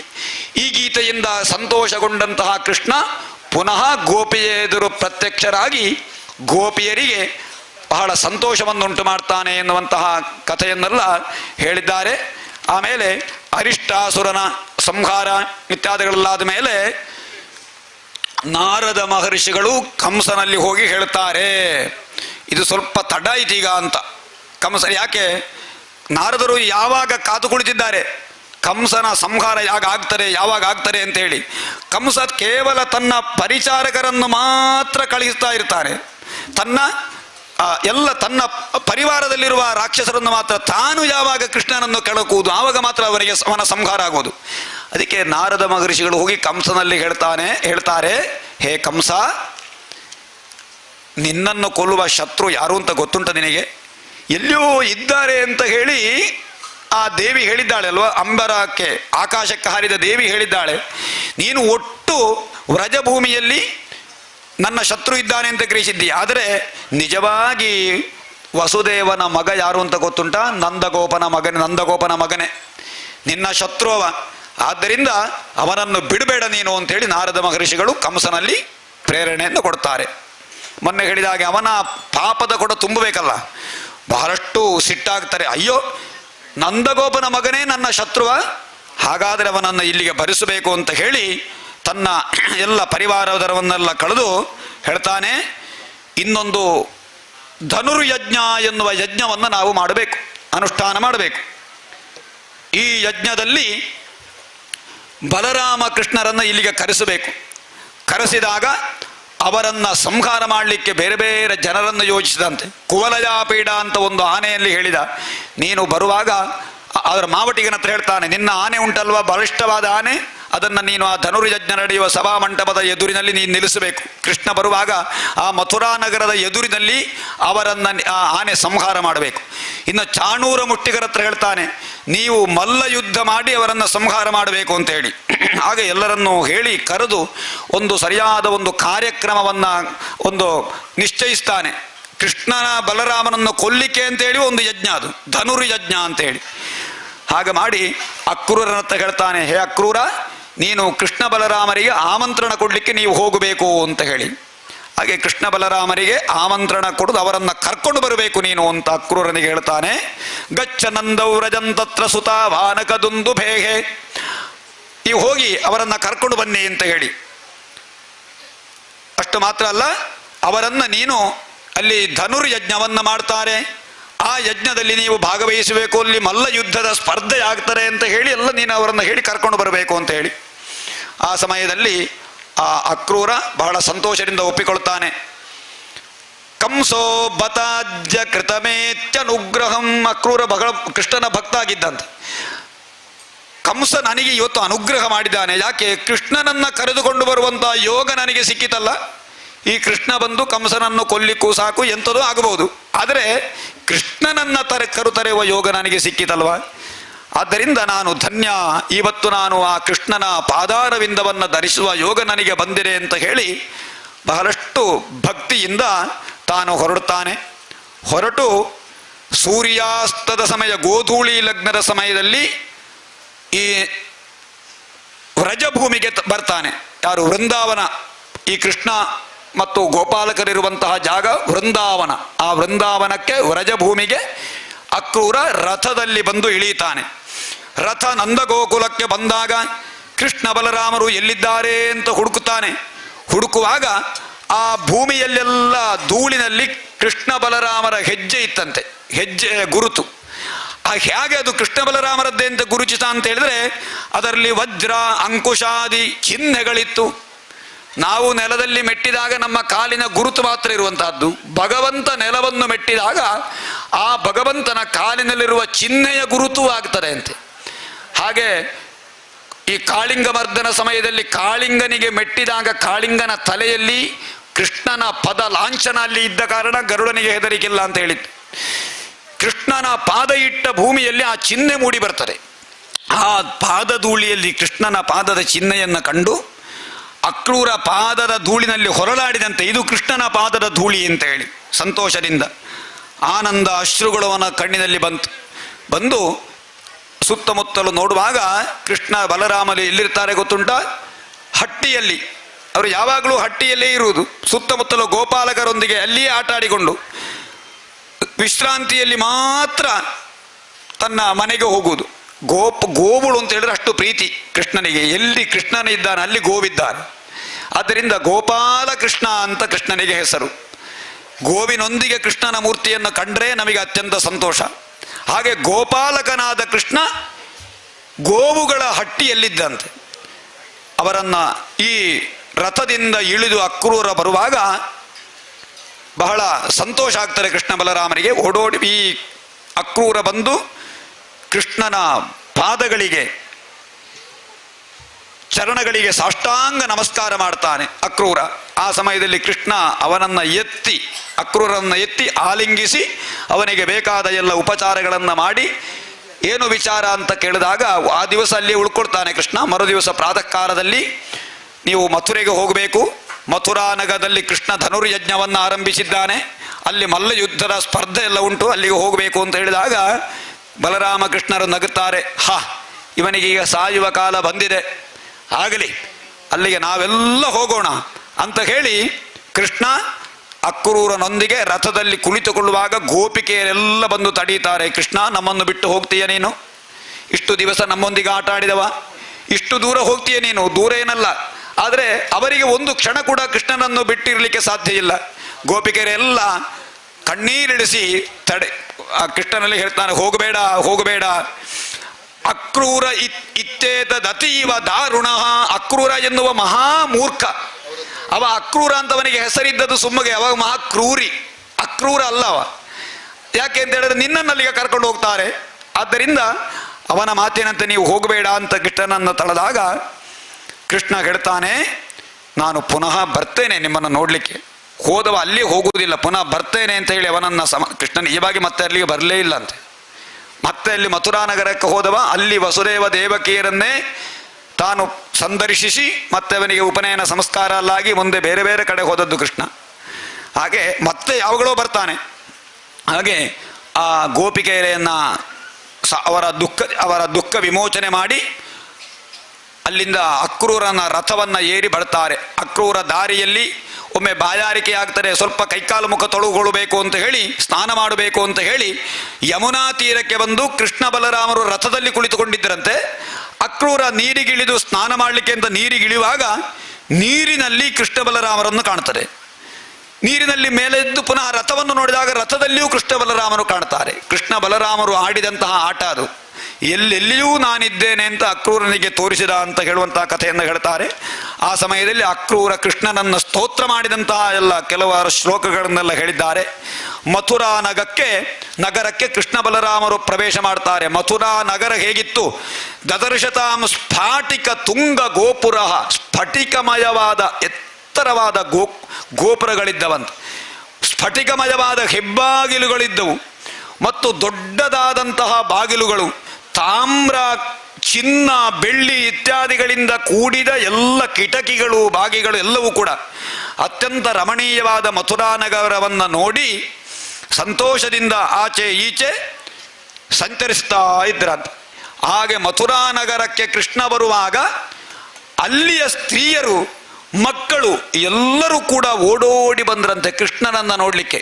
ಕೃಷ್ಣ ಭಾರೀ ಚಂದ, ಸುಂದರ. ಕೃಷ್ಣ ಬಲರಾಮರು ಬಹಳಷ್ಟು ಕೀರ್ತಿವಂತರು ಅಂತೇಳಿ ಕಿವಿಯಲ್ಲಿ ಕೇಳಿದ್ದಾರೆ ಮಥುರಾ ನಗರದಲ್ಲಿ. ಎಲ್ಲರೂ ನೋಡಲಿಲ್ಲ, ಹಾಗೆ ನೋಡಬೇಕಲ್ವೇ ಅಂತ ಹೇಳಿ ಬರುವ ಒಂದು ವಿವರಣೆಯನ್ನು ಕೊಡ್ತಾರೆ. ಕೆಲವರೆಲ್ಲ ಒಂದು ಕಿವಿಗೆ ಮಾತ್ರ ಕುಂಡಲ ಹಾಕಿ ಓಡಿಕೊಂಡು ಬರ್ತಾರಂತೆ, ಇನ್ನೊಂದು ಕಿವಿಗೆ ಹಾಕಲಿಕ್ಕೆ ಮರ್ತೋಗಿದೆ ಕೃಷ್ಣನನ್ನು ನೋಡಬೇಕು ಅಂತ ಹೇಳಿ. ಕೆಲವರೆಲ್ಲ ಬಟ್ಟೆಯನ್ನು ಸುತ್ತಿಕೊಂಡುವಾಗ ಅರ್ಧಂಬರ್ಧ ಬಟ್ಟೆಯನ್ನು ಸುತ್ತಿ ಬಂದ್ರಂತೆ ಓಡೋಡಿ. ಕೆಲವರು ಊಟ ಮಾಡುವಾಗ ಕೃಷ್ಣ ಬಲರಾಮರು ಬರ್ತಾ ಇದ್ದಾರೆ ಅಂತ ಸುದ್ದಿ ಕೇಳಿ ಅಲ್ಲಿಯೇ ಬಟ್ಟಲಲ್ಲಿ ಊಟವನ್ನು ಬಿಟ್ಟು ಹಾಗೆ ಓಡೋಡಿಕೊಂಡು ಬರ್ತಾರಂತೆ. ಎಂಥ ಒಂದು ಊಟವನ್ನು ಮಾಡಿ ಕೈ ತೊಳೆಯದೆ ಬಂದು ಹೀಗೆ ಎತ್ತರ, ಅಂದರೆ ಬೀದಿಯಲ್ಲಿ ಕೃಷ್ಣ ಬಲರಾಮರು ಬರುವಾಗ ಮೆಲ್ಲಗೆ ಅರಮನೆಯಿಂದ ಹೊರಗೆ ಬಂದು ಮೇಲೆ ಉಪ್ಪರಿಗೆಯಲ್ಲಿ ಆದರೂ ನೋಡೋಣ ಅಂತ ಹೇಳಿ ಬಗ್ಗಿ ಕೃಷ್ಣನನ್ನು ನೋಡುವುದಂತೆ. ನೋಡುತ್ತಾ ನೋಡುತ್ತಾ ನೋಡುತ್ತಾ ಅವರೆಲ್ಲ ಕೃಷ್ಣ ಬಲರಾಮನನ್ನು ತಾನು ಬಾಯಿಯಿಂದ ಕುಡಿಯುತ್ತಾ, ಅಂದರೆ ಅವರನ್ನು ನೋಡಿ ಸಂತೋಷದಿಂದ ತಾನು ಅವರನ್ನು ಕುಡಿಬೇಕೆ, ಅವರನ್ನು ನೆಕ್ಕಬೇಕೆ, ಅವರನ್ನು ಮೂಸಬೇಕೆ, ಈ ರೀತಿಯಲ್ಲಿ ಹೇಗೆ ಅವರನ್ನು ನಾವು ಅನುಭವಿಸುವುದು ಅಂತ ಹೇಳುವಂತಹ ಒಂದು ಭಾವನೆಯಿಂದ ಮೈಯೆಲ್ಲ ಕಣ್ಣಾಗಿ ಕೃಷ್ಣ ಬಲರಾಮನನ್ನು ನೋಡಿದರು ಅಂತ ಹೇಳಿ ಆ ಎಲ್ಲ ಶ್ಲೋಕ ನಿಮಗೆ ನಾನು ಈ ವಿವರಣೆ ಕೊಡುವಾಗ ನಮ್ಮ ಮಾತಿನಲ್ಲಿ ಅಷ್ಟು ರಸ ಬರಲಿಕ್ಕಿಲ್ಲ. ಶ್ಲೋಕ ನೋಡಬೇಕು, ಒಂದೊಂದು ಶ್ಲೋಕ ಹೇಗೆ ಉಂಟು ಗೊತ್ತುಂಟ. ಅದನ್ನು ಹಾಗೆ ಆ ಶ್ಲೋಕವನ್ನು ಓದುತ್ತಾ ಹೋಗುವಾಗಲೇ ಆನಂದ ಆಗ್ತದೆ. ಕೃಷ್ಣ ಬಲರಾಮರ ರೂಪದ ವರ್ಣನೆ, ಅವರ ಮೇಲೆ ಈ ಅಲ್ಲಿರುವಂತಹ ಸ್ತ್ರೀಯರು, ಮಕ್ಕಳು, ಇವರಿಗೆಲ್ಲ ಆದ ಭಾವನೆ, ಕೃಷ್ಣರನ್ನು ನೋಡಿದಾಗ ಆಗುವ ಭಾವನೆಯೇ ಬೇರೆ ಅದು. ಧ್ರುವ ಕುಮಾರನಿಗೆ ಆ ಭಗವಂತನ ದರ್ಶನ ಆಗುವಾಗ ಮಾತೇ ಹೊರಡಲಿಲ್ಲ ಅಂತೆ. ಯಾಕೆ? ಮೈಯೆಲ್ಲ ಕಣ್ಣಾಗಿ ನೋಡುವುದೊಂದೇ ಕೆಲಸ, ನಾನು ಮಾತನಾಡಬೇಕು ಅಂತ ಅವನಿಗೆ ಗೊತ್ತಾಗಲಿಲ್ಲ, ನೋಡಿಯೇ ಸಂತೋಷ ಪಟ್ಟಂತೆ. ಅಂತಹ ಕೃಷ್ಣನನ್ನು ನಮಗೆ ಬಾಯಿಯಲ್ಲಿ ವರ್ಣಿಸಲಿಕ್ಕೆ ಸಾಧ್ಯ ಇಲ್ಲ, ನಮ್ಮ ನಾಲಿಗೆ ಸಾಕಾಗಲಿಕ್ಕಿಲ್ಲ. 1000 ನಾಲಿಗೆ ಇರುವ ಶೇಷನಿಗೆ ಕೃಷ್ಣನನ್ನು ಹೊಗಳಲಿಕ್ಕೆ ಸಾಧ್ಯವಾಗದಿರುವಾಗ ನಮ್ಮ ನಾಲಿಗೆ, ಒಂದು ನಾಲಿಗೆಯಿಂದ ಹೇಗೆ ಆ ಕೃಷ್ಣನನ್ನು ಹೊಗಳುವುದು? ಅಂತಹ ಸ್ವರೂಪ ಕೃಷ್ಣನದ್ದು. ಆ ಸ್ವರೂಪವನ್ನು ನೋಡಬೇಕು ಅಂತ ಹೇಳಿ ತನ್ನೆಲ್ಲ ಕೆಲಸವನ್ನೆಲ್ಲ ಮರೆತು ಕೃಷ್ಣನನ್ನು ದರ್ಶನ ಮಾಡಿದರು ಅಂತ ಹೇಳುವಂತಹ ಕಥೆಯನ್ನು ಆ ಮಥುರಾ ನಗರಕ್ಕೆ ಕೃಷ್ಣ ಬರುವಾಗ ಹೇಳ್ತಾರೆ. ಮಥುರಾ ನಗರಕ್ಕೆ ಬರುವಾಗ ಅಲ್ಲಿ ಒಬ್ಬ ರಜಕ ಸಿಗ್ತಾನೆ. ಆ ರಜಕ, ಇದನ್ನು ಕಥೆ ಕೇಳಿರಬಹುದು, ಕಂಸನಿಗೆ ಬಟ್ಟೆಯನ್ನೆಲ್ಲ ಒಗೆದು ಕೊಡುವಂತಹ ಮಡಿವಾಳ. ಅವನಲ್ಲಿ ನೆನ್ನಲ್ಲಿರುವಂತಹ ರಾಜ ಉಡುಪನ್ನು ನಮಗೆ ಕೊಡಿ ಅಂತ ಕೃಷ್ಣ ಕೇಳಿದಾಗ ಅವ ಕೊಡುವುದಿಲ್ಲ. ಆ ರಜಕನನ್ನು ಸಂಹಾರ ಮಾಡಿ ಅವನತ್ತಿರುವ ಬಟ್ಟೆಯನ್ನೆಲ್ಲ ತಾನು ಉಟ್ಟುಕೊಂಡು ಹೋಗ್ತಾರೆ. ರಾಜ ಪೋಷಾಕುಗಳು, ಅಂದರೆ ಈ ಗೋಪಾಲಕರ ವೇಷದಲ್ಲಿದ್ದರು ಕೃಷ್ಣ ಬಲರಾಮರು. ನಿಜವಾಗಿ ಕೃಷ್ಣ ಆ ವೇಷದಲ್ಲಿ ಹೋದರೆ ಕಂಸನ ಎದುರಿನಲ್ಲಿ ಸರಿಯಾಗುವುದಿಲ್ಲ. ಕಂಸನ ಎದುರಿನಲ್ಲಿ ತಾನು ವಿಜೃಂಭಿಸಬೇಕು, ಆ ಕಂಸನನ್ನು ಕೊಲ್ಲಬೇಕು ಅಂತ ಹೇಳುವಂಥ ಕಾರಣದಿಂದ ಬಹಳ ರಂಗಿನಿಂದ ಕೂಡಿದ, ಮುತ್ತು ರತ್ನಾದಿಗಳಿಂದ ಪೋಣಿಸಲ್ಪಟ್ಟ ಅತ್ಯಂತ ಶ್ರೇಷ್ಠತಮವಾದಂತಹ ರತ್ನಮಯವಾದ ವಸ್ತ್ರಗಳನ್ನು ಉಟ್ಟುಕೊಂಡು ಮಥುರಾ ನಗರಕ್ಕೆ ಪ್ರವೇಶ ಮಾಡ್ತಾರೆ. ಮಾಡಿ ಅಲ್ಲಿ ಹೋಗುವಾಗ ಇನ್ನೊಬ್ಬರು ಕುಬ್ಜೆ ಸಿಗ್ತಾಳೆ. ಕುಬ್ಜೆ ಅವಳು ಯಾರು ಅಂತ ಹೇಳಿದ್ರೆ ಕಂಸನಿಗೆ ಎಲ್ಲ ಪರಿಮಳವಾದ ವಸ್ತುವನ್ನು ಅರೆದು ಕೊಡುವವಳು. ಪರಿಮಳ ವಸ್ತುವನ್ನು ಕಲ್ಲಿನಲ್ಲಿ ಅರೆದು, ಕುಂಕುಮ ಕೇಸರಿಯೋ ಮತ್ತೇನೋ ಕಸ್ತೂರಿಯೋ ಎಲ್ಲ ಬೇಕಾದ ಪರಿಮಳ ವಸ್ತುಗಳೆಲ್ಲವನ್ನು ಸೇರಿಸಿ ಅದನ್ನು ತೇದು ಕಂಸನ ಮೈಗೆ ಬಳಿಯುವಂಥ ಕೆಲಸವಳದ್ದು ಕುಬ್ಜೆ ಅಂತ ಹೇಳಿ. ಅತ್ಯಂತ ಕುಳ್ಳಗಿನ ರೂಪ, ಕುರೂಪಿ, ಕರ್ರಗೆ. ಅವಳ ಸ್ವರೂಪವೇ ಬಹಳ ನಿಕೃಷ್ಟವಾಗಿತ್ತು. ಆದರೆ ಕೊಡುವುದು ಪರಿಮಳ ವಸ್ತುವನ್ನು ಕಂಸನಿಗೆ. ಆ ಕಂಸನಿಗೆ ಕೊಡ್ತಾ ಇರುವಂತ ಆ ಕುಬ್ಜೆಯಲ್ಲಿ ಕೃಷ್ಣ ಬಲರಾಮನು ಕೇಳ್ತಾರೆ, ಹೇ ಕುಬ್ಜೆ, ನೀನು ನಮಗೆ ಅಂಗರಾಗವನ್ನು ಕೊಡು, ಆ ಪರಿಮಳ ವಸ್ತು ನಮಗೆ ಕೊಡು ಅಂತ ಕೇಳಿದಾಗ ರಜಕನ ಹಾಗೆ ಮಾಡುವುದಿಲ್ಲ ಅವಳು. ಹೇಳ್ತಾರೆ, ದಾಸ್ಯಸ್ಮ್ಯಕಂ ಸುಂದರ ಕಂಸ ಸಮ್ಮತ ತ್ರಿವಕ್ರ ನಾಮ ಹ್ಯನುಲೇಪ ಕರ್ಮಣಿ. ನಾನು ಕಂಸನ ಪ್ರಿಯವಾದ ದಾಸಿ.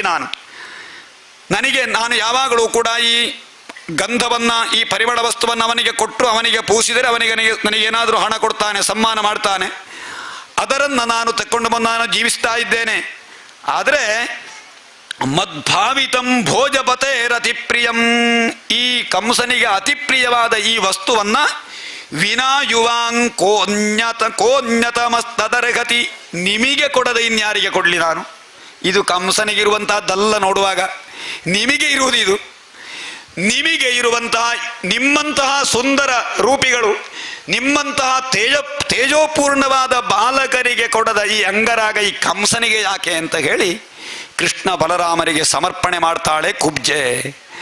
ಕುಬ್ಜೆಯ ಮೇಲೆ ಕೃಪೆ ತೋರಿ ಕೃಷ್ಣ ಏನು ಮಾಡ್ತಾನೆ, ಪದ್ಭ್ಯಾಂ ಆಕ್ರಮ್ಯ ಪ್ರಪದೆ ಗಂಗುಲ್ಯುತ್ತಾನ ಪಾಣಿನ, ತನ್ನ ಕಾಲಿನ ಹೆಬ್ಬೆರಳಿನಿಂದ ಕುಬ್ಜೆಯ ಕಾಲಿಗೆ ಮೆಟ್ಟಿ ತನ್ನ ಕೈಯನ್ನ ಕುಬ್ಜೆಯ ಗಲ್ಲಕ್ಕೆ ಹಿಡಿದು ಮೆಲ್ಲ ಮೇಲೆ ಎತ್ತುತ್ತಾನೆ. ಎತ್ತುವಾಗ ಕುಬ್ಜೆ ಸಣ್ಣವಳಾಗಿದ್ದವಳು ಎಷ್ಟು ಬೇಕೋ ಅಷ್ಟು ಎತ್ತರದವಳಾಗ್ತಾಳೆ. ಅಷ್ಟು ಮಾತ್ರ ಅಲ್ಲ, ಕೃಷ್ಣನ ಸ್ಪರ್ಶದಿಂದ ಸರ್ವಾಂಗ ಸುಂದರಿಯಾಗ್ತಾಳೆ. ಕೃಷ್ಣನ ಸ್ಪರ್ಶ ಸಿಕ್ಕಿದರೆ ಸಾಕು, ಎಂಥವರನ್ನು ಕೂಡ ಕೃಷ್ಣ ಬೇಕಾದ ಹಾಗೆ ಮಾಡ್ತಾನಂತೆ.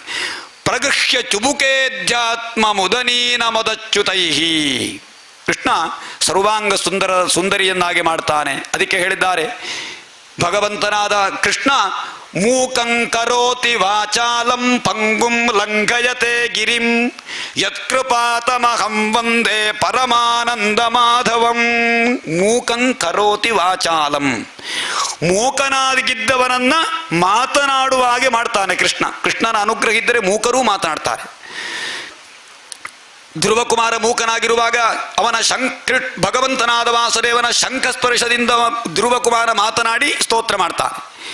ಪಂಗುಂ ಲಂಘಯತೆ ಗಿರಿಂ, ಪಂಗು ಅತ್ಯಂತ ಕುಬ್ಜಗಿರುವಂತಹ ಜನ, ಯಾವ್ಯಾವ ವ್ಯಕ್ತಿ ಇರಲಿ, ಭಗವಂತನ ಅನುಗ್ರಹ ಇದ್ದರೆ ಪರ್ವತವನ್ನೇ ಹಾರುವಷ್ಟು ಸಾಮರ್ಥ್ಯವನ್ನು ಪಡೆಯುತ್ತಾರೆ. ಯತ್ ಕೃಪಾತಮಹಂ ವಂದೇ ಪರಮಾನಂದ ಮಾಧವಂ, ಯಾರ ಕೃಪೆಯಿಂದ ಇದೆಲ್ಲ ನಮಗೆ ಸಿಗ್ತದೋ ಅಂತಹ ಪರಮಾನಂದ ರೂಪಿಯಾದ ಕೃಷ್ಣನನ್ನು ವಂದಿಸ್ತೇನೆ ಅಂತ ಹೇಳುವಂತಹ ಕೃಷ್ಣನ ಶ್ಲೋಕದಲ್ಲಿ ಆ ತತ್ವ ಇದೆ. ಹಾಗೆ ಕುಬ್ಜೆಯಾದಂತಹ ಈ ಸೈರಂಧ್ರಿ ಅಂತ ಅವಳ ಹೆಸರು, ಅವಳು ಕೃಷ್ಣನ ಅನುಗ್ರಹದಿಂದ ಸರ್ವಾಂಗ ಸುಂದರಿಯಾಗ್ತಾಳೆ. ತದರ್ಜುನ ಸಮಾನಾಂಗಿ ಬೃಹಚ್ಛ್ರೋಣಿ ಪಯೋಧರ ಮುಕುಂದ ಸ್ಪರ್ಶನಾತ್ ಸದ್ಯೋ ಬಭೂವ ಪ್ರಮದೋತ್ತಮ. ಪ್ರಮದ ಅಂತ ಹೇಳಿದ್ರೆ ಸುಂದರಿಯಾದಂತಹ ಕನ್ನಿಕೆ ಅಂತ ಅರ್ಥ. ಸುಂದರಿಯಾದ ಕನ್ನಿಕೆ ಮಾತ್ರ ಅಲ್ಲ, ಸುಂದರಿಯಾದ ಕನ್ನಿಕೆಯಲ್ಲಿಯೇ ಉತ್ತಮಳಾದವಳಾಗ್ತಾಳೆ. ಹಾಗೆ ಆ ಸೈರಂಧ್ರಿಗೆ ಅನುಗ್ರಹವನ್ನ ಮಾಡಿ ಕಂಸನ ಧನುರ್ಯಜ್ಞದ ಭೂಮಿಗೆ ಹೋಗ್ತಾರೆ. ಹೋಗುವಾಗ ಅಲ್ಲಿ ಕಂಸನ ಅಹಂಕಾರಕ್ಕೆ ಕಾರಣೀಭೂತವಾದ ಒಂದು ಧನುಸ್ಸಿತ್ತಂತೆ. ಆ ಧನುಸ್ಸು ಅವ ಅದನ್ನು ಯಾವಾಗಲೂ ಆರಾಧನೆ ಮಾಡ್ತಾ ಇದ್ದ. ಅವನ ಎಲ್ಲ ಶಕ್ತಿಗೂ ಅದು ಕಾರಣೀಭೂತವಾಗಿತ್ತು ಆ ಧನುಸ್ಸು. ಆ ಧನುಸ್ಸನ್ನ ಅದು ಯಾರಿಗೂ ಎತ್ತಲಿಕ್ಕೆ ಸಾಧ್ಯ ಇಲ್ಲದಂತಹ ಧನುಸ್ಸದು. ಆ ಧನುಸ್ಸಿನ ಹೆಸರಿನಿಂದ ಧನುರ್ಯಜ್ಞ ಅಂತ ಮಾಡಿದ್ದ ಯಾರು, ಕಂಸ. ಅವನ ಅಹಂಕಾರಕ್ಕೆ ಕಾರಣವೇ ಅದು. ಯಾವಾಗ ಆ ಧನುಸ್ಸು ತುಂಡಾಗ್ತಾರೆ ಆಗ ಅವನಿಗೆ ಮರಣ, ಅವನ ಹ್ರಾಸ ಆಗ್ತಾರೆ ಅಲ್ಲಿ. ಹಾಗೆ ಅವನ ಶಕ್ತಿ ಹ್ರಾಸ ಆಗ್ತದೆ. ಅದನ್ನ ತಿಳಿದಂತಹ ಕೃಷ್ಣ ಏನು ಮಾಡ್ತಾನೆ, ಆ ಧನುಸ್ಸನ್ನ ಎಡದ ಕೈಯಿಂದ ಎತ್ತಿ ಕರೇಣ ವಾಮೇನ ಸಲೀಲಂ ಉದ್ಧೃತಂ, ಸಲೀಲವಾಗಿ ಅತ್ಯಂತ ಸುಲಭವಾಗಿ ಆ ಬಿಲ್ಲನ್ನ ಎಡದ ಕೈಯಿಂದ ಎತ್ತಿ ತನ್ನ ಲೀಲೆಯಿಂದ ಎತ್ತಿ ನಿಮಿಷ ಮಾತ್ರದಲ್ಲಿ ಅದನ್ನ ಆನೆ ಕಬ್ಬನ್ನ ತುಂಡು ಮಾಡಿದ ಹಾಗೆ ತುಂಡು ಮಾಡ್ತಾನಂತೆ. ಅದಕ್ಕೆ ಉದಾಹರಣೆ ಯಥೇಕ್ಷುದಂಡಂ ಮದ ಕರಿಯುರುಕ್ರಮ. ಆನೆ ಕಬ್ಬಿನನ್ನ ಹೇಗೆ ತುಂಡು ಮಾಡಿ ತುಂಡಿನ ಒಳಗೆ ತನ್ನ ಬಾಯಿಯೊಳಗೆ ಹಾಕ್ತದೆ, ಇವು ಬಾಯಿಯೊಳಗೆ ಹಾಕಲಿಲ್ಲ, ಆನೆ ತುಂಡು ಮಾಡುವ ರೀತಿಯಲ್ಲಿ ಆ ಧನುಸ್ಸನ್ನು ತುಂಡು ಮಾಡಿದ ಅಂತ ಹೇಳಿದ್ದನ್ನು ವಿವರಿಸಿದ್ದಾರೆ. ಧನುಸ್ಸನ್ನು ತುಂಡು ಮಾಡುವಾಗ ಅತ್ಯದ್ಭುತವಾದ ಶಬ್ದ ಕೇಳ್ತಾರೆ. ಆ ಶಬ್ದ ಕಂಸನಿಗೆ ಕೇಳ್ತಾರೆ. ಕಂಸನಿಗೆ ತಳಮಳವಾಗ್ತಾರೆ. ಅಯ್ಯೋ, ಕೃಷ್ಣ ಬಲರಾಮರು ಬಂದರು ಅಂತ ಹೇಳಿ ಕಂಸನಿಗೆ ಗೊತ್ತಾಗ್ತಾರೆ. ಹಾಗೆ ಧನುಸ್ಸನ್ನು ತುಂಡು ಮಾಡಿ ಕೃಷ್ಣ ಆಚೆ ಈಚೆ ಸಂಚರಿಸುತ್ತಾ ಇರುವಾಗ ರಾತ್ರಿ ಆಯ್ತಂತೆ. ಇನ್ನು ಮರುದಿವಸ ಪುನಃ ತನ್ನ ಬಿಡದಿಗೆ ಹೋಗ್ತಾರೆ. ಆ ದಿವಸ ಕಂಸನಿಗೆ ಕನಸು ಬೀಳ್ತಾರೆ, ಕೃಷ್ಣ ಬಲರಾಮರು ಬಂದಿದ್ದಾರೆ ಅಂತ ಹೇಳಿ ಗೊತ್ತಾದಾಗ ನಮಗೆ ಮೃತ್ಯು ಸ್ವರೂಪನಾದ ಕೃಷ್ಣ ಬಂದಿದ್ದಾನೆ ಅಂತ ಹೆದರಿ ಮಲಗುತ್ತಾನೆ. ಮಲಗಿದಾಗ ಅವನಿಗೆ ಕನಸು. ಹೇಗಿರುವ ಕನಸು ಕೇಳಬೇಕದನ್ನು. ತಾನು ತನ್ನ ಮರಣಾವಸ್ಥೆಯಲ್ಲಿ ಎಲ್ಲರಿಗೂ ಆಗುವಂತಹ ಒಂದು ಸ್ವರೂಪ ಅಂತ ಹೇಳ್ತಾರೆ. ಅದರ್ಶನಂ ಸ್ವಶಿರಸಃ, ತನ್ನ ತಲೆಯೇ ಕನ್ನಡಿಯಲ್ಲಿ ತನಗೆ ಕಾಣದೇ ಇರುವಂತಹದ್ದು ಕನಸು. ಮತ್ತೆ ಬೆರಡು ಯಾವುದೇ ಅಡ್ಡ ಇಲ್ಲದೆ ನಕ್ಷತ್ರಗಳು ದೀಪ ಎಲ್ಲ ಎರಡೆರಡಾಗಿ ಕಾಣುವುದು. ದೀಪ, ನಕ್ಷತ್ರಗಳು, ಸೂರ್ಯ, ಚಂದ್ರ ನೋಡುವಾಗ ಎರಡೆರಡಿನಾಗೆ ಕಾಣುವಂತಹದ್ದು.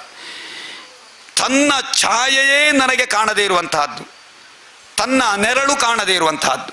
ಬಿಸಿಲಿಗೆ ನಡೀತಾ ಇರುವಾಗ ನಮ್ಮ ನೆರಳು ಕಾಣ್ತಾರಲ್ಲ, ನಮಗೆ ನೆರಳೇ ಕಾಣದೇ ಇದ್ರೆ ಅದು ಅಪಶಕುನ, ಮರಣ ಸನ್ನಿಹಿತವಾಗಿದೆ ಅಂತ ಅರ್ಥ. ಪ್ರೇತಗಳನ್ನು ತಬ್ಬಿಕೊಂಡಂತೆ ಕಾಣುವಂತಹದ್ದು. ಯಾರು ಹೆದರಬೇಡಿ, ಇದು ಕೃಷ್ಣನ ಯಜ್ಞಭೂಮಿ, ಆದರೆ ಇದರಲ್ಲಿ ವಿವರಣೆಯನ್ನು ಹಾಗೆ ಕೊಟ್ಟಿದ್ದಾರೆ. ಆಮೇಲೆ ಕತ್ತೆಯನ್ನೇರಿ ಹೋದಂತೆ, ವಿಷ ತಿಂದಂತೆ, ಕೊರಳಿಗೆ ಕೆಂಪಿನ ಪುಷ್ಪದ ಮಾಲೆಯನ್ನು ಧರಿಸಿದಂತೆ, ಎಣ್ಣೆಯನ್ನು ಮೆತ್ತಿಕೊಂಡಂತೆ, ಈ ರೀತಿಯೆಲ್ಲ ಕನಸು ಕಂಡು ಕನಸಿನಲ್ಲಿಯೂ ಹೆದರಿ ಕೃಷ್ಣ ಅಂತ ಹೇಳ್ತಾನೆ ವೈರಿಯ ರೂಪದಿಂದ. ಕಂಸನಿಗೆ ಮೋಕ್ಷ ಸಿಗುವುದು ಹೇಗೆ ಗೊತ್ತುಂಟ? ಕಂಸ ಆ ಅಶರೀರವಾಣಿ ಆದ ಸಮಯದಿಂದ ಪ್ರತಿನಿತ್ಯವೂ ಕೂಡ ಕೃಷ್ಣನನ್ನ ಶತ್ರುವಾಗಿ ಜಪಿಸಿಕೊಂಡಿದ್ದಂತೆ, ನೆನೆಸಿಕೊಂಡಿದ್ದ. ಕೃಷ್ಣನನ್ನ ಯಾವುದೇ ಭಗವಂತನನ್ನ ಶತ್ರು ರೂಪದಲ್ಲಿ ಆಗಲಿ ಮಿತ್ರ ರೂಪದಲ್ಲಿ ಆಗಲಿ ಭಕ್ತಿಯಿಂದಾಗಲಿ ಯಾರು ನೆನೆಯುತ್ತಾರೋ ಅವರಿಗೆ ಭಗವಂತನ ಅನುಗ್ರಹ ಆಗ್ತಾರೆ. ಎದುರಿಗೆ ಎಲ್ಲಾದರೂ ಕೃಷ್ಣ ಬಂದನೋ, ಆಚೆಯಿಂದ ಬಂದನೋ, ಈಚೆಯಿಂದ ಬಂದನೋ, ಮೇಲಿಂದ ಬಂದನೋ, ಕೆಳಗಿಂದ ಬಂದನೋ, ಅಯ್ಯೋ ಕೃಷ್ಣ ಬಂದನೋ ಅಂತ ಹೇಳಿ ನಿತ್ಯಲೂ ಕೃಷ್ಣನನ್ನ ಅವ ಮನಸ್ಸಿನಲ್ಲಿ ಗ್ರಹಿಸ್ತಾ ಇದ್ದ ಅಂತ. ಹಾಗೆ ಅವನಿಗೆ ಖಂಡಿತ ಕೃಷ್ಣನಿಂದ ಅವನಿಗೆ ಮೋಕ್ಷ ಸಿಗ್ತದೆ ಅಂತ.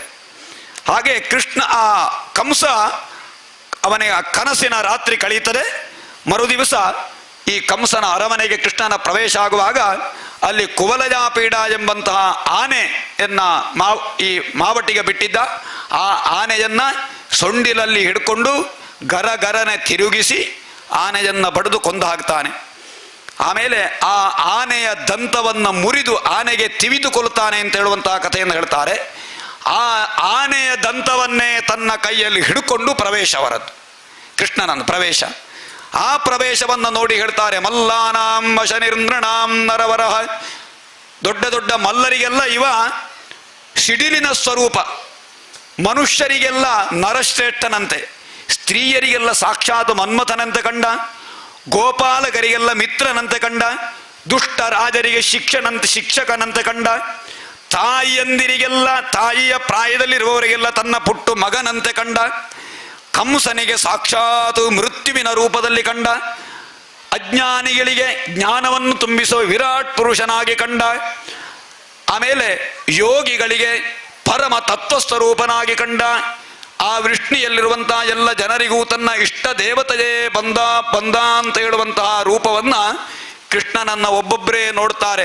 ಆಗ ಹೇಳಿದಾಗೆ ಪಿಬಂತ ಇವ ಚಕ್ಷುರ್ಭ್ಯಾಂ ಲಿಗಂತ ಇವ ಜಿಹ್ವಜ ಜಿಗ್ರಂತ ಇವ ನಾಸಾಭ್ಯಾಂ ಶ್ಲಿಷ್ಯಂತ ಇವ ಬಾಹುವಿಹಿ.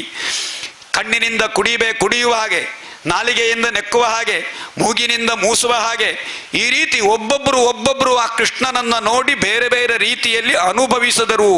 ಅಷ್ಟು ಮಾತ್ರ ಅಲ್ಲ, ಹೇಳ್ತಾರೆ ಏಷವೈ ಕಿಲ ದೇವಕ್ಯಾಂ, ಇವನೇ ದೇವಕಿಯಲ್ಲಿ ಹುಟ್ಟಿದವ, ಇವನೇ ಏಳು ದಿವಸಗಳಲ್ಲಿ ಪೂತನಿಯನ್ನು ಕೊಂಡವ ಗೊತ್ತುಂಟ ನಿನಗೆ ಅಂತ ಇನ್ನೊಬ್ಬರಿಗೆಲ್ಲ ಪರಿಚಯ ಹೇಳುದು ನೋಡಿ. ಆ ಕೃಷ್ಣ ಬರ್ತಾ ಇರುವಾಗ ಇವ ಎಂಥವ ಗೊತ್ತುಂಟ, ಇವನ ಲೀಲಾ ಕಥೆಯನ್ನೆಲ್ಲ ಒಬ್ಬೊಬ್ಬರು ಹೇಳ್ತಾರೆ ಅಲ್ಲಿರುವವರೆಲ್ಲ. ಇವನೇ ಇವ ವ್ಯೋಮಾಸುರನ್ನು ಕೊಂದಿದ್ದಾನೆ, ವತ್ಸಾಸುರನನ್ನು, ವಾತಾಸುರನನ್ನು, ಬಕಾಸುರನನ್ನು, ಕೇಶಿಯನ್ನು ಎಲ್ಲರನ್ನೂ ಸಂಹರಿಸಿದಂತಹ ಇವ ಕೃಷ್ಣ, ಇವ ಸಾಕ್ಷಾತ್ ಭಗವಂತ ಅಂತ ಹೇಳಿ ಕೃಷ್ಣನನ್ನ ನಾನಾ ರೂಪದಲ್ಲಿ ಪರಿಚಯ ಮಾಡಿಕೊಳ್ತಾರೆ. ಅಷ್ಟು ಮಾತ್ರ ಅಲ್ಲ, ಆ ಕೃಷ್ಣನನ್ನ ಕೆಲವರು ಸ್ತೋತ್ರ ಮಾಡ್ತಾರೆ.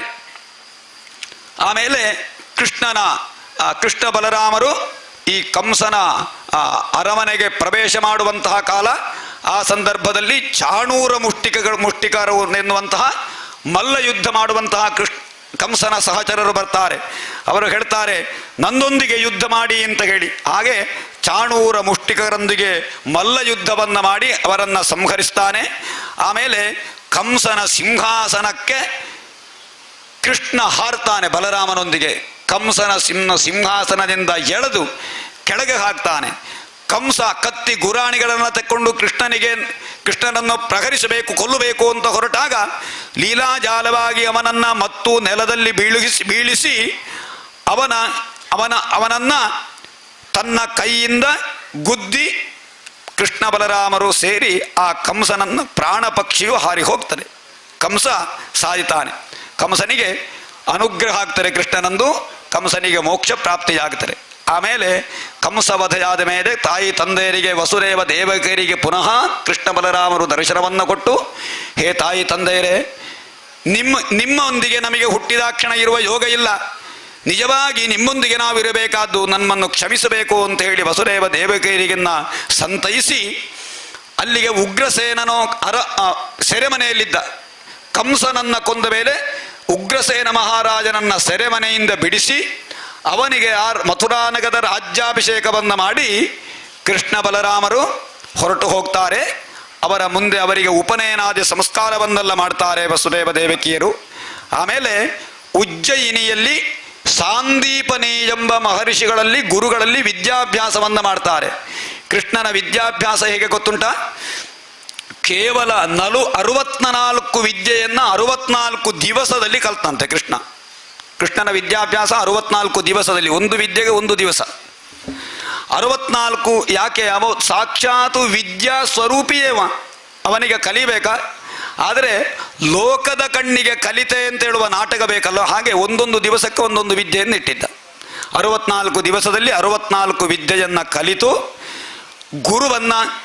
ಗುರುಮಠದಿಂದ ಹೊರಗುವಾಗ ಗುರು ದಕ್ಷಿಣೆ ಕೊಡಬೇಕಲ್ಲ, ಹಾಗೆ ಗುರುದಕ್ಷಿಣೆ ಏನು ಬೇಕು ಅಂತ ಆಚಾರ್ಯರಿಗೆ ಗುರುಗಳಲ್ಲಿ ಕೇಳಿದಾಗ ಗುರುಗಳು ಹೇಳ್ತಾರೆ, ಹೇ ಕೃಷ್ಣ, ನೀನು ಸಾಮಾನ್ಯನಲ್ಲ, ನಿನ್ನನ್ನು ಶಿಷ್ಯನಾಗಿ ಪಡೆಯಬೇಕಾದರೆ ನಾನು ನನಗೆ ಯೋಗ ಭಾಗ್ಯ, ಅದು ನಾನು ಪುಣ್ಯ ಮಾಡಿರಬೇಕು.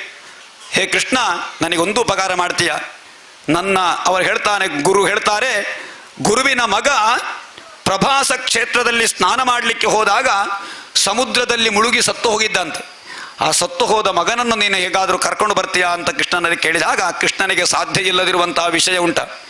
ಕೃಷ್ಣ ಬಲರಾಮರು ನೇರ ಸಮುದ್ರ ತೀರಕ್ಕೆ ಹೋದಾಗ ಸಮುದ್ರನಲ್ಲಿ ಹೇಳ್ತಾನೆ, ನನ್ನ ಗುರುಪುತ್ರನೆಲ್ಲಿದ್ದಾನೆ ಅಂತ ಹೇಳಿ. ಸಮುದ್ರ ಹೇಳ್ತಾನೆ, ನನ್ನೊಳಗೆ ಜಲದಲ್ಲಿ ಪಂಚಜನ ಎಂಬ ಒಬ್ಬ ರಾಕ್ಷಸ ಇದ್ದಾನೆ, ಆ ರಾಕ್ಷಸ ಶಂಖರೂಪದಿಂದ ಇದ್ದಾನೆ, ಅವನೆಲ್ಲಿಯಾದರೂ ನಿನ್ನ ಮಗನನ್ನು ಕೊಂದಿರಬಹುದು ಅಂತ ಹೇಳಿದಾಗ ಆ ಪಂಚಜನ ಎಂಬ ರಾಕ್ಷಸನನ್ನು ಕೊಂದು ಆ ರಾಕ್ಷಸನ ಶರೀರದ ಶಂಖರೂಪವನ್ನು ತಾನು ತೆಕ್ಕೊಳ್ತಾನೆ.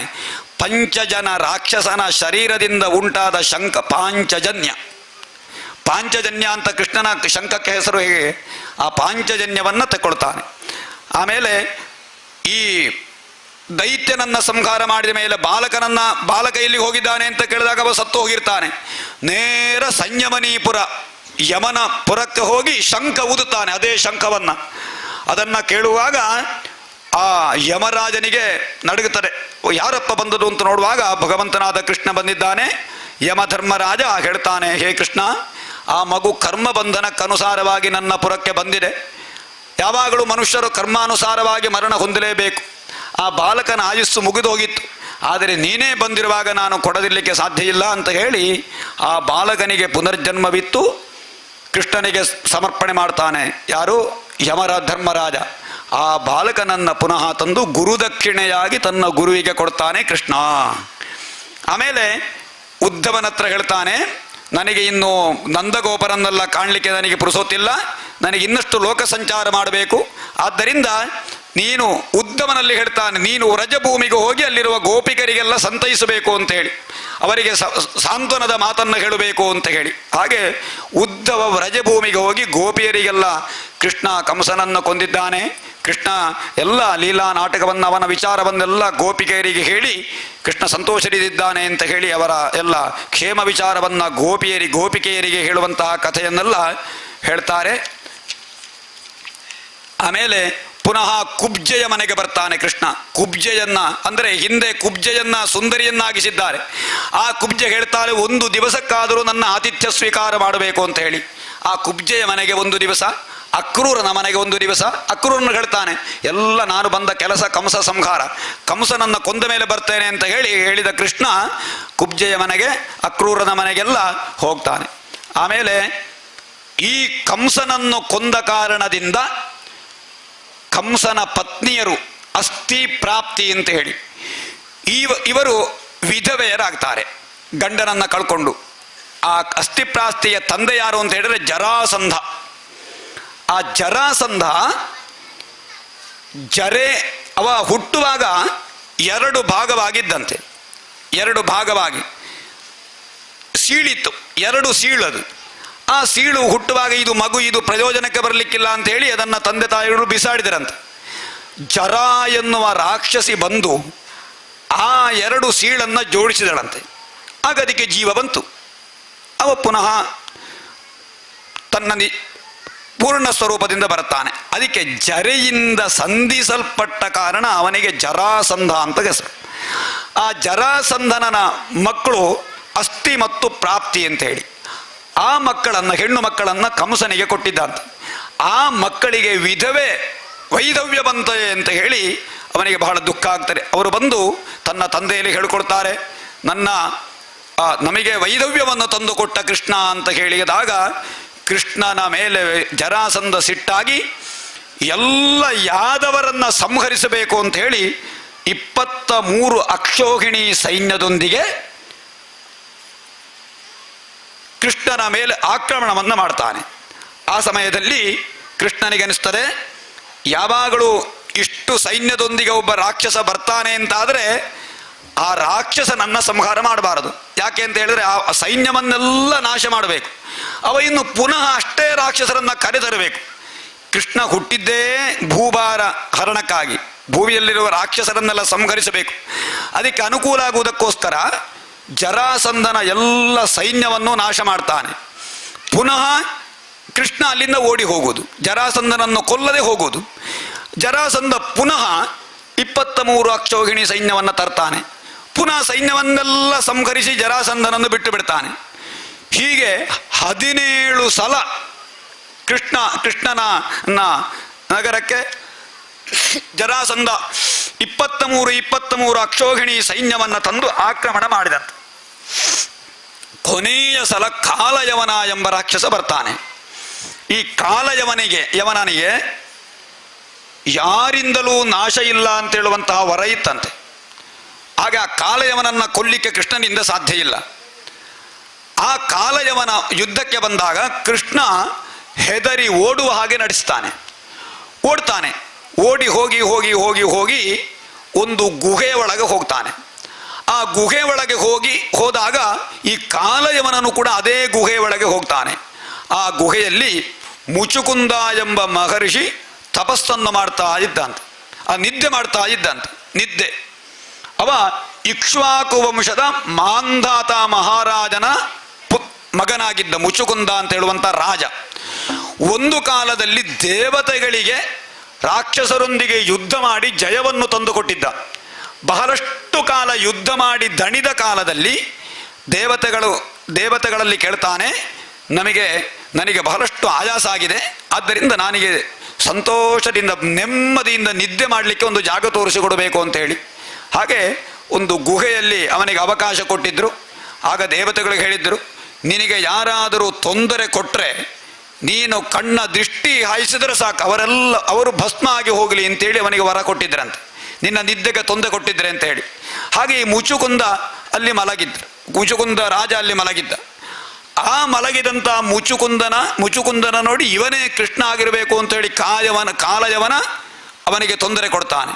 ಇದ್ದಕ್ಕಿದ್ದಾಗೆ ಮುಚುಕುಂದ ಕಣ್ಣು ಬಿಡುವಾಗ ಕಾಲಯವನ ಭಸ್ಮ ಆಗಿ ಹೋಗ್ತಾನೆ. ಕಾಲಯವನನ್ನು ಮುಚುಕುಂದನ ಮುಖೇನವಾಗಿ ಕೊಂದ ಕೃಷ್ಣನ ಲೀಲೆ ಅಂತ ಹೇಳಿದ್ರೆ ಹಾಗೆ. ಆಮೇಲೆ ಕಾಲಯವನ ಆಮೇಲೆ ಇನ್ನು ಇವತ್ತಿನ ಕಥಾಭಾಗ ಸ್ವಲ್ಪ ಹೊತ್ತಿನಲ್ಲಿ ಮುಗಿಸ್ತೇನೆ. ಇವತ್ತಿನ ಕಥಾಭಾಗ ಯಾವುದು? ವಿಶೇಷವಾಗಿ ರುಕ್ಮಿಣಿ ಕಲ್ಯಾಣೋತ್ಸವ, ರುಕ್ಮಿಣಿ ವಿವಾಹದ ಕಥೆಯನ್ನು ಸ್ವಲ್ಪ ಹೇಳ್ತೇನೆ. ಹೇಳ್ಬೋದಲ್ಲ? ರುಕ್ಮಿಣಿ ಕಲ್ಯಾಣೋತ್ಸವ.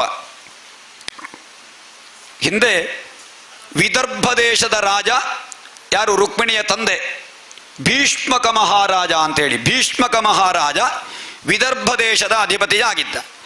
ಅವನಿಗೆ ಒಬ್ಬಳೇ ಹೆಣ್ಣು ಮಗಳು, ಬಾಕಿ ರುಕ್ಮಿ, ರುಕ್ಮರಥ, ರುಕ್ಮಬಾಹು, ರುಕ್ಮಕೇಶ, ರುಕ್ಮಮಾಲಿ ಎನ್ನುವಂತಹ ಸೋದರಗಳು. ರುಕ್ಮರಥ, ರುಕ್ಮಬಾಹು, ರುಕ್ಮಕೇಶ, ರುಕ್ಮಮಾಲಿ ಎನ್ನುವಂತಹ ಮಕ್ಕಳು. ಈ ರುಕ್ಮಿಣಿ ಸೋದರಿಯಾಗಿದ್ದಳು. ರುಕ್ಮಿಣಿ ತಾನು ಬೆಳೆಯುತ್ತಾ ಬೆಳೆಯುತ್ತಾ ಕೃಷ್ಣನನ್ನೇ ತನ್ನ ಪತಿಯನ್ನಾಗಿ ವರಿಸಿದ್ದಳಂತೆ. ಕೃಷ್ಣನೇ ನನ್ನ ಪತಿಯಾಗಬೇಕು ಅಂತ ಹೇಳಿ. ಅಷ್ಟು ಮನಸ್ಸಿನಲ್ಲಿ ಋಷಿ ಮುನಿಗಳೆಲ್ಲ ಕೃಷ್ಣನ ಕುರಿತಾಗಿ ಹೇಳುವುದನ್ನು ಕೇಳಿ ಕೇಳಿ ಕೇಳಿ ಕೇಳಿ ಅವನನ್ನೇ ತಾನು ವಿವಾಹ ಆಗಬೇಕು ಅಂತೇಳಿ ಬಯಸಿದ್ದಳಂತೆ. ಆದರೆ ಈ ಬಾಕಿದ್ದ ಅಣ್ಣಂದಿರೆಲ್ಲ ಯೋಚನೆ ಮಾಡಿದ್ರು, ಇವಳನ್ನು ಶಿಶುಪಾಲನಿಗೆ ಕೊಟ್ಟು ಮದುವೆ ಮಾಡಬೇಕು ಅಂತೇಳಿ. ಶಿಶುಪಾಲ ಮಹಾಕ್ರೂರಿ. ಅವ ಶಿಶುಪಾಲ ಯಾರು? ಜಯ ವಿಜಯರಿಗೆ ಹಿಂದೆ ಶಾಪ ಬಂದಿತ್ತಲ್ವ, 3 ಜನ್ಮದಲ್ಲಿ ಅಸುರರಾಗಿ ಬರುವುದು ಅಂತ ಹೇಳಿ. ಒಂದು ಜನ್ಮದಲ್ಲಿ ಹಿರಣ್ಯಾಕ್ಷ ಹಿರಣ್ಯಕಶ್ಯಪರಾಗಿ, ಇನ್ನೊಂದು ಜನ್ಮದಲ್ಲಿ ತ್ರೇತಾಯುಗದಲ್ಲಿ ಯಾರಾಗಿ? ರಾವಣ ಕುಂಭಕರ್ಣರಾಗಿ, ಈ ದ್ವಾಪರ ಯುಗದಲ್ಲಿ ಶಿಶುಪಾಲ ದಂತವಕ್ತ್ರರಾಗಿ ಜನಿಸಿದ್ದರು. ಅಂತಹ ಮಹಾಮೂರ್ಖ, ಅಂತಹ ಮೂರ್ಖನಿಗೆ ಈ ರುಕ್ಮಿಣಿಯನ್ನು ಕೊಡಬೇಕು ಅಂತ ಹೇಳಿ ಇವರು ಅಂದಾಜು ಮಾಡಿದ್ದರಂತೆ. ಯಾಕೆಂದರೆ ಅವರಿಗೆ ಮಿತ್ರತ್ವ ಇತ್ತು ಅವರ ಹತ್ರ, ಶಿಶುಪಾಲನ ಹತ್ರ. ಆ ಮಿತ್ರತ್ವವನ್ನು ಗಟ್ಟಿಯಾಗಿಸಬೇಕು ಅಂತ ಹೇಳಿ ಈ ರೀತಿಯ ಸಂಬಂಧವನ್ನು ಅವರು ಮನಸ್ಸಿನಲ್ಲಿ ಆಲೋಚನೆ ಮಾಡಿದ್ದರು. ಆದರೆ ರುಕ್ಮಿಣಿಗೆ ಬಹಳ ದುಃಖ ಆಗ್ತದೆ. ಹೇಗಾದರೂ ಮಾಡಿ ಕೃಷ್ಣನ ಮನವೊಲಿಸಬೇಕು ಅಂತ ಹೇಳಿ ತನ್ನ ಮನದ ಬಯಕೆಯನ್ನು ಒಬ್ಬ ಬ್ರಾಹ್ಮಣನನ್ನು ಕರೆಸಿ ಪತ್ರ ಮುಖೇನವಾಗಿ ಅವನಲ್ಲಿ ಕರೆಸ್ತಾಳೆ ರುಕ್ಮಿಣಿ. ಪತ್ರ ಮುಖೇನವಾಗಿ ತನ್ನ ಪ್ರೀತಿಯನ್ನು ಕಳಿಸುವ ಪತ್ರಕ್ಕೆ ಹೆಸರು ಹೇಗೆ? ಈಗ ಈಗಿನ ಹೆಸರಲ್ಲ, ಮೊದಲು ಹಾಗಿರಲಿಲ್ಲ. ಪ್ರೇಮ ಪತ್ರ ಅಂತ ನಾವು ಹೇಳುವ. ಪ್ರೇಮ ಪತ್ರವನ್ನು ರುಕ್ಮಿಣಿ ಬರೀತಾಳೆ. ಮೊದಲು ಪ್ರೇಮ ಪತ್ರವನ್ನು ಬರೆದವಳು ರುಕ್ಮಿಣಿ ಅಂತ ಹೇಳ್ಬೋದು ನಾವು. ಲೋಕಕ್ಕೆ ಕಲಿಸಿದ್ದೇ ಅವಳು ಪ್ರೇಮ ಪತ್ರವನ್ನು ಬರೆಯುವುದು. ಈಗ ಪತ್ರ ಯಾಕೆ? ಈಗ ಬೇಡ, ಪತ್ರ ಬೇಡ, ಮಾತನಾಡುವ ವ್ಯವಸ್ಥೆ ಉಂಟು ಬೇಕಾದಷ್ಟು. ಬೇಕಾದ ಎಲ್ಲ ವ್ಯವಹಾರಗಳು ಅದರಲ್ಲಿ ಆಗ್ತದೆ. ಈಗ ಕ್ಷಣ ಮಾತ್ರದಲ್ಲಿ ಇಲ್ಲಿರುವುದನ್ನು ಇನ್ನೊಂದು ಅಮೇರಿಕಕ್ಕೆ ಕಳಿಸ್ಲಿಕ್ಕೆ ಆಗ್ತದೆ ಈಗಿನ ಕಾಲದಲ್ಲಿ. ಆಗ ಹಾಗಲ್ಲ. ಆಗ ಯಾರಾದರೂ ದೂತರ ಮುಖೇನವಾಗಿ ಕಳುಹಿಸಬೇಕು. ರುಕ್ಮಿಣಿಗೆ ದೂತರಲ್ಲೆಲ್ಲ ನಂಬಿಕೆ ಇಲ್ಲ. ಯಾರಾದರೂ ಈ ಪ್ರೇಮ ಪತ್ರವನ್ನು ತಕ್ಕೊಂಡು ಇನ್ನೊಬ್ಬರಿಗೆ ಯಾರಾದರೂ ಕೊಟ್ಟರೆ, ರುಕ್ಮಿಣಿ ನನಗೆ ಪ್ರೇಮ ಪತ್ರ ಬರೆದಿದ್ದಾಳೆ ಅಂತ ಆದೀತು. ಹಾಗೆ ಯಾರನ್ನು ನಂಬಲಿಕ್ಕೆ ಸಾಧ್ಯ ಇಲ್ಲ. ಒಬ್ಬ ಸರಿಯಾದ ಬ್ರಾಹ್ಮಣನನ್ನು, ವೇದಜ್ಞನಾದ ಬ್ರಾಹ್ಮಣ ಅವತ್ತು ಸುಳ್ಳು ಹೇಳಲಿಕ್ಕಿಲ್ಲ, ಅವ ತೊಂದರೆ ಮಾಡಲಿಕ್ಕಿಲ್ಲ ಅಂತ ಹೇಳಿ ಆ ಬ್ರಾಹ್ಮಣನನ್ನು ಕರೆತಂದು ಬ್ರಾಹ್ಮಣನ ಕೈಯಲ್ಲಿ ಈ ಪ್ರೇಮ ಪತ್ರವನ್ನು, ಕೃಷ್ಣನ ಕುರಿತಾದ ನನ್ನ ಅಭಿಪ್ರಾಯವನ್ನು ಬರೆದು ಕಳಿಸ್ತಾಳೆ.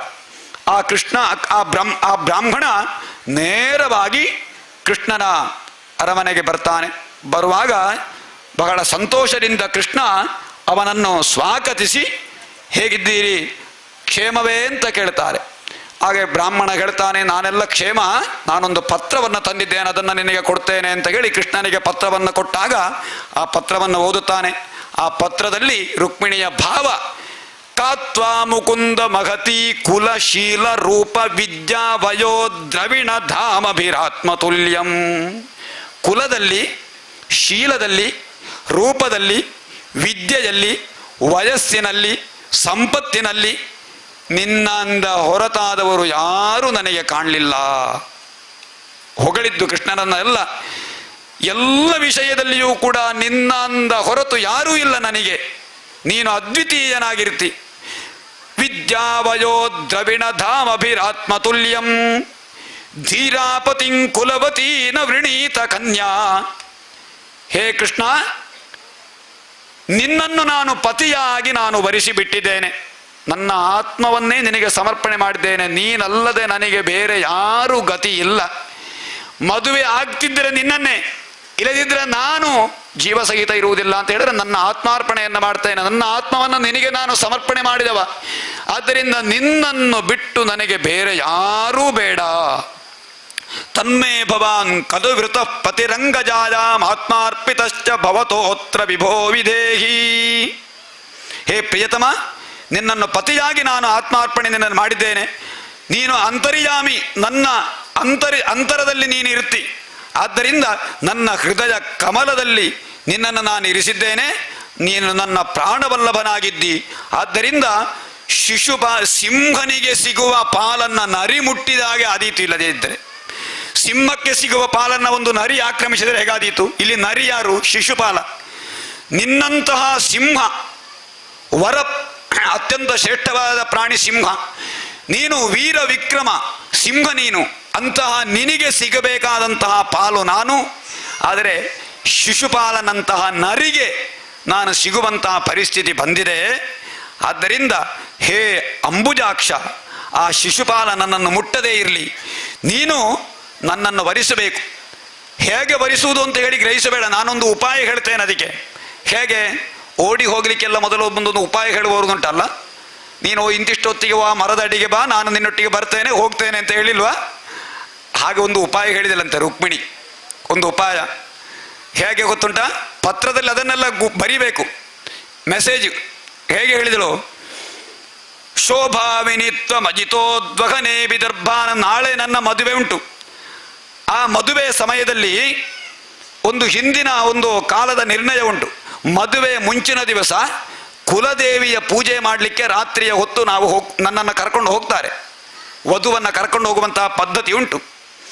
ಪೂರ್ವೇದ್ಯುರಸ್ತಿ ಮಹತಿ ಕುಲದೇವಿ ಯಾತ್ರಾ ಯಸ್ಯಾಂ ಬಹಿರ್ನವವಧೂರ್ಗಿರಿಜಾಮುಪೇಯಾಂ. ನಮ್ಮ ಕುಲದೇವಿಯಾದಂತಹ ಗಿರಿಜಾದೇವಿಯ ಮಂದಿರಕ್ಕೆ ನಾವು ಹೋಗುವಂತಹ ಸಮಯದಲ್ಲಿ ನೀನಲ್ಲಿ, ಅದು ಕತ್ತಲು, ಆ ಸಮಯದಲ್ಲಿ ಕತ್ತಲು ಆವರಿಸಿರ್ತಾರೆ.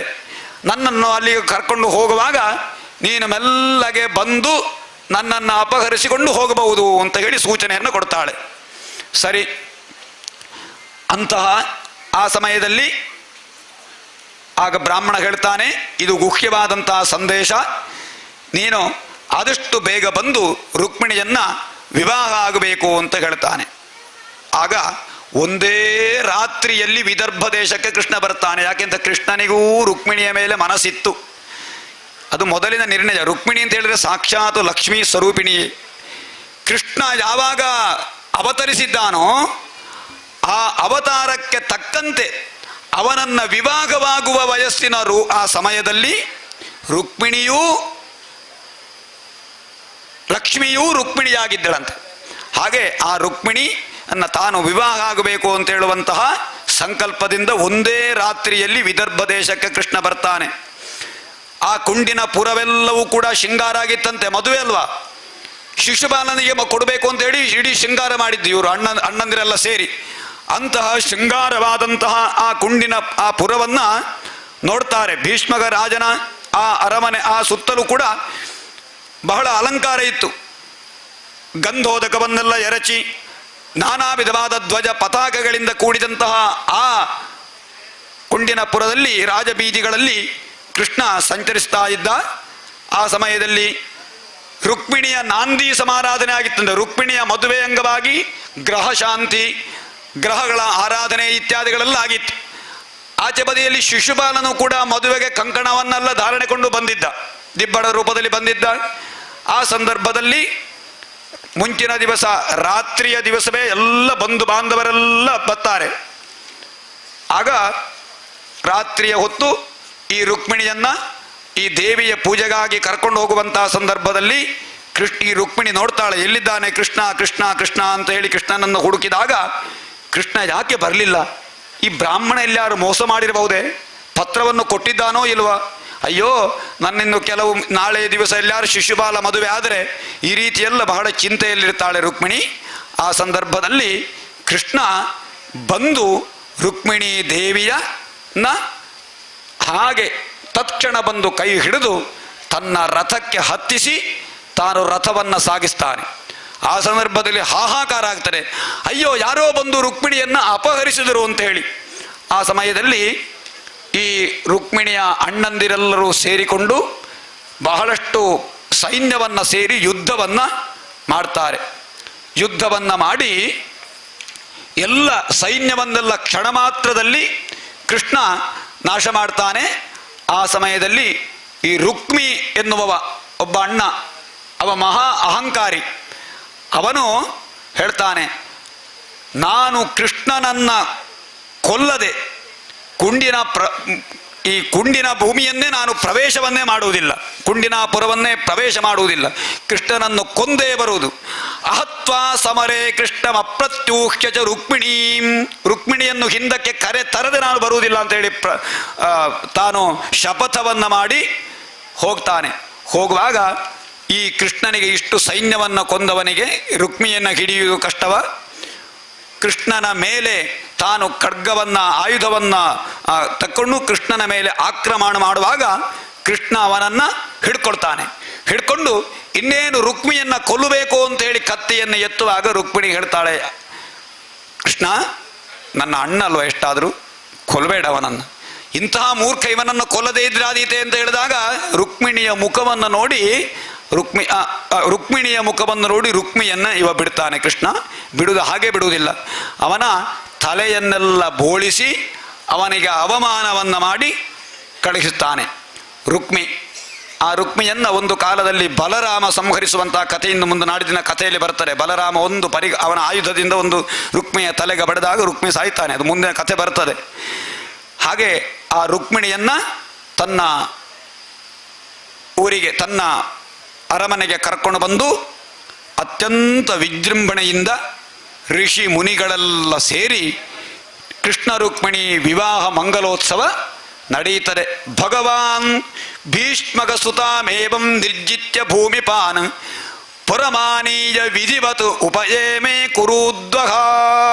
ಅತ್ಯಂತ ವಿಧಿವತ್ತಾಗಿ ಎಲ್ಲ ಪುರೋಹಿತರೆಲ್ಲ ಇದ್ದುಕೊಂಡು ವೇದ ಮಂತ್ರಗಳೊಂದಿಗೆ, ವೇದ ಘೋಷಗಳೊಂದಿಗೆ, ಮಂಗಲ ವಾದ್ಯಗಳೊಂದಿಗೆ ಎಲ್ಲ ಬಂಧು ಮಿತ್ರರೊಡಗೂಡಿಕೊಂಡು ವಿಜೃಂಭಣೆಯಿಂದ ರುಕ್ಮಿಣಿ ವಿವಾಹ ಮಂಗಲೋತ್ಸವ ನಡೆಯುತ್ತದೆ ಅಂತ ಹೇಳುವಲ್ಲಿಗೆ ಇವತ್ತಿನ ಕಥಾಭಾಗ ಮುಕ್ತಾಯವಾಗಿ ನಾಳೆಯ ದಿವಸದಿಂದ ಮುಂದಿನ ಕೃಷ್ಣನ ಏನೆಲ್ಲ ಕೆಲಸ ಕಾರ್ಯಗಳು, ಎಲ್ಲ ದುಷ್ಟ ಸಂಹಾರ ಇತ್ಯಾದಿ ಎಲ್ಲ ಕಥೆಯನ್ನು ನಾಳೆಯ ದಿವಸದಿಂದ ವಿವರಿಸ್ತಾರೆ. ಹಾಗೆ ಇವತ್ತಿನ ಕಥೆಯು ಬಹಳ ಪುಣ್ಯಮಯವಾದಂತಹ ಕಥೆ. ರುಕ್ಮಿಣಿ ಕೃಷ್ಣನ ವಿವಾಹ ಮಂಗಲೋತ್ಸವ. ಸಾಕ್ಷಾತ್ ಲಕ್ಷ್ಮೀ ರುಕ್ಮಿಣಿಯಾಗಿದ್ದಾಳೆ. ಸಾಕ್ಷಾತ್ ಶ್ರೀಮನ್ನಾರಾಯಣನೇ ತಾನು ಸ್ವತಃ ಪೂರ್ಣ ಅವತಾರದಿಂದ ಬಂದಿದ್ದಾನೆ. ಕೃಷ್ಣಸ್ತು ಭಗವಾನ್ ಸ್ವಯಂ, ಸಾಕ್ಷಾತ್ ಭಗವಂತನ ಸ್ವರೂಪವೇ ಪೂರ್ಣ ಅಂಶದಿಂದ ಅವತಾರವಾದ್ದು ಕೃಷ್ಣನ ಅವತಾರದಲ್ಲಿ ಮಾತ್ರ, ಬೇರೆಲ್ಲ ಅವನ ಅಂಶಾವತಾರ. ವೈಕುಂಠ ಲೋಕದಲ್ಲಿಲ್ಲ ನಾರಾಯಣ, ಅವನೇ ಸಾಕ್ಷಾತ್ತಾಗಿ ಕೃಷ್ಣನಾಗಿ ಅವತರಿಸಿದ್ದಾನೆ. ಅಂತಹ ಸಾಕ್ಷಾತ್ ಶ್ರೀಮನ್ನಾರಾಯಣ ರೂಪಿಯಾದ ಕೃಷ್ಣನಿಗೂ ರುಕ್ಮಿಣಿಗೂ ಇವತ್ತು ವಿವಾಹ ಮಂಗಲೋತ್ಸವವು ಕೂಡ ನಡೆದಿದೆ. ಹಾಗೆ ಭಾಗವತ ಸಪ್ತಾಹ ಯಜ್ಞದ ಈ 5ನೇ ದಿವಸದ ಪಾರಾಯಣ, ಕಲ್ಪೋಕ್ತ ಪೂಜಾರಾಧನೆ, ವಿವಾಹ ಮಂಗಲೋತ್ಸವ, ಪ್ರವಚನಾದಿಗಳನ್ನು ನಾವೆಲ್ಲರೂ ಸೇರಿ ನಡೆಸಿಕೊಂಡಿದ್ದೇವೆ. ಮಾಡಿದಂತಹ ಸೇವೆಯಿಂದ ಭಗವಂತ ಸಂತೃಪ್ತನಾಗಿ ಎಲ್ಲರಿಗೂ ಕೂಡ ಸನ್ಮಂಗಲವನ್ನು ಅನುಗ್ರಹಿಸಲಿ. ಇನ್ನು ಮುಂದಿನ ಕಾರ್ಯಕ್ರಮವನ್ನು ನಿರ್ವಿಘ್ನವಾಗಿ ನೆರವೇರಿಸಿಕೊಟ್ಟು ಸಮಸ್ತರಿಗೂ ಕೃಷ್ಣನಲ್ಲಿ ಅನವರತವಾಗಿ ದೃಢವಾದ ಭಕ್ತಿಯನ್ನು, ಶ್ರದ್ಧೆಯನ್ನು ಅನುಗ್ರಹಿಸಿರಿ ಅಂತೇಳಿ ಸಂಪ್ರಾರ್ಥಿಸಿ 2 ಪ್ರವಚನ ಕುಸುಮವನ್ನು ಆ ಭಗವಂತನ ಪಾದದಲ್ಲಿ ಸಮರ್ಪಿಸ್ತಾ ಇದ್ದೇನೆ. ಸ್ವಸ್ತಿ ಪ್ರಜಾಭ್ಯ ಪರಿಪಾಲಯಂತಾಂ ನ್ಯಾಯೇನ ಮಾರ್ಗೇಣ ಮಹೀಷಾಃ ಗೋಬ್ರಾಹ್ಮಣೇಭ್ಯಃ ಶುಭಮಸ್ತು ನಿತ್ಯಂ ಲೋಕಾಃ ಸಮಸ್ತಾಃ ಸುಖಿನೋ ಭವಂತು. ಓಂ ಶಾಂತಿ ಶಾಂತಿ ಶಾಂತಿ. ಕೃಷ್ಣಾರ್ಪಣಮಸ್ತು.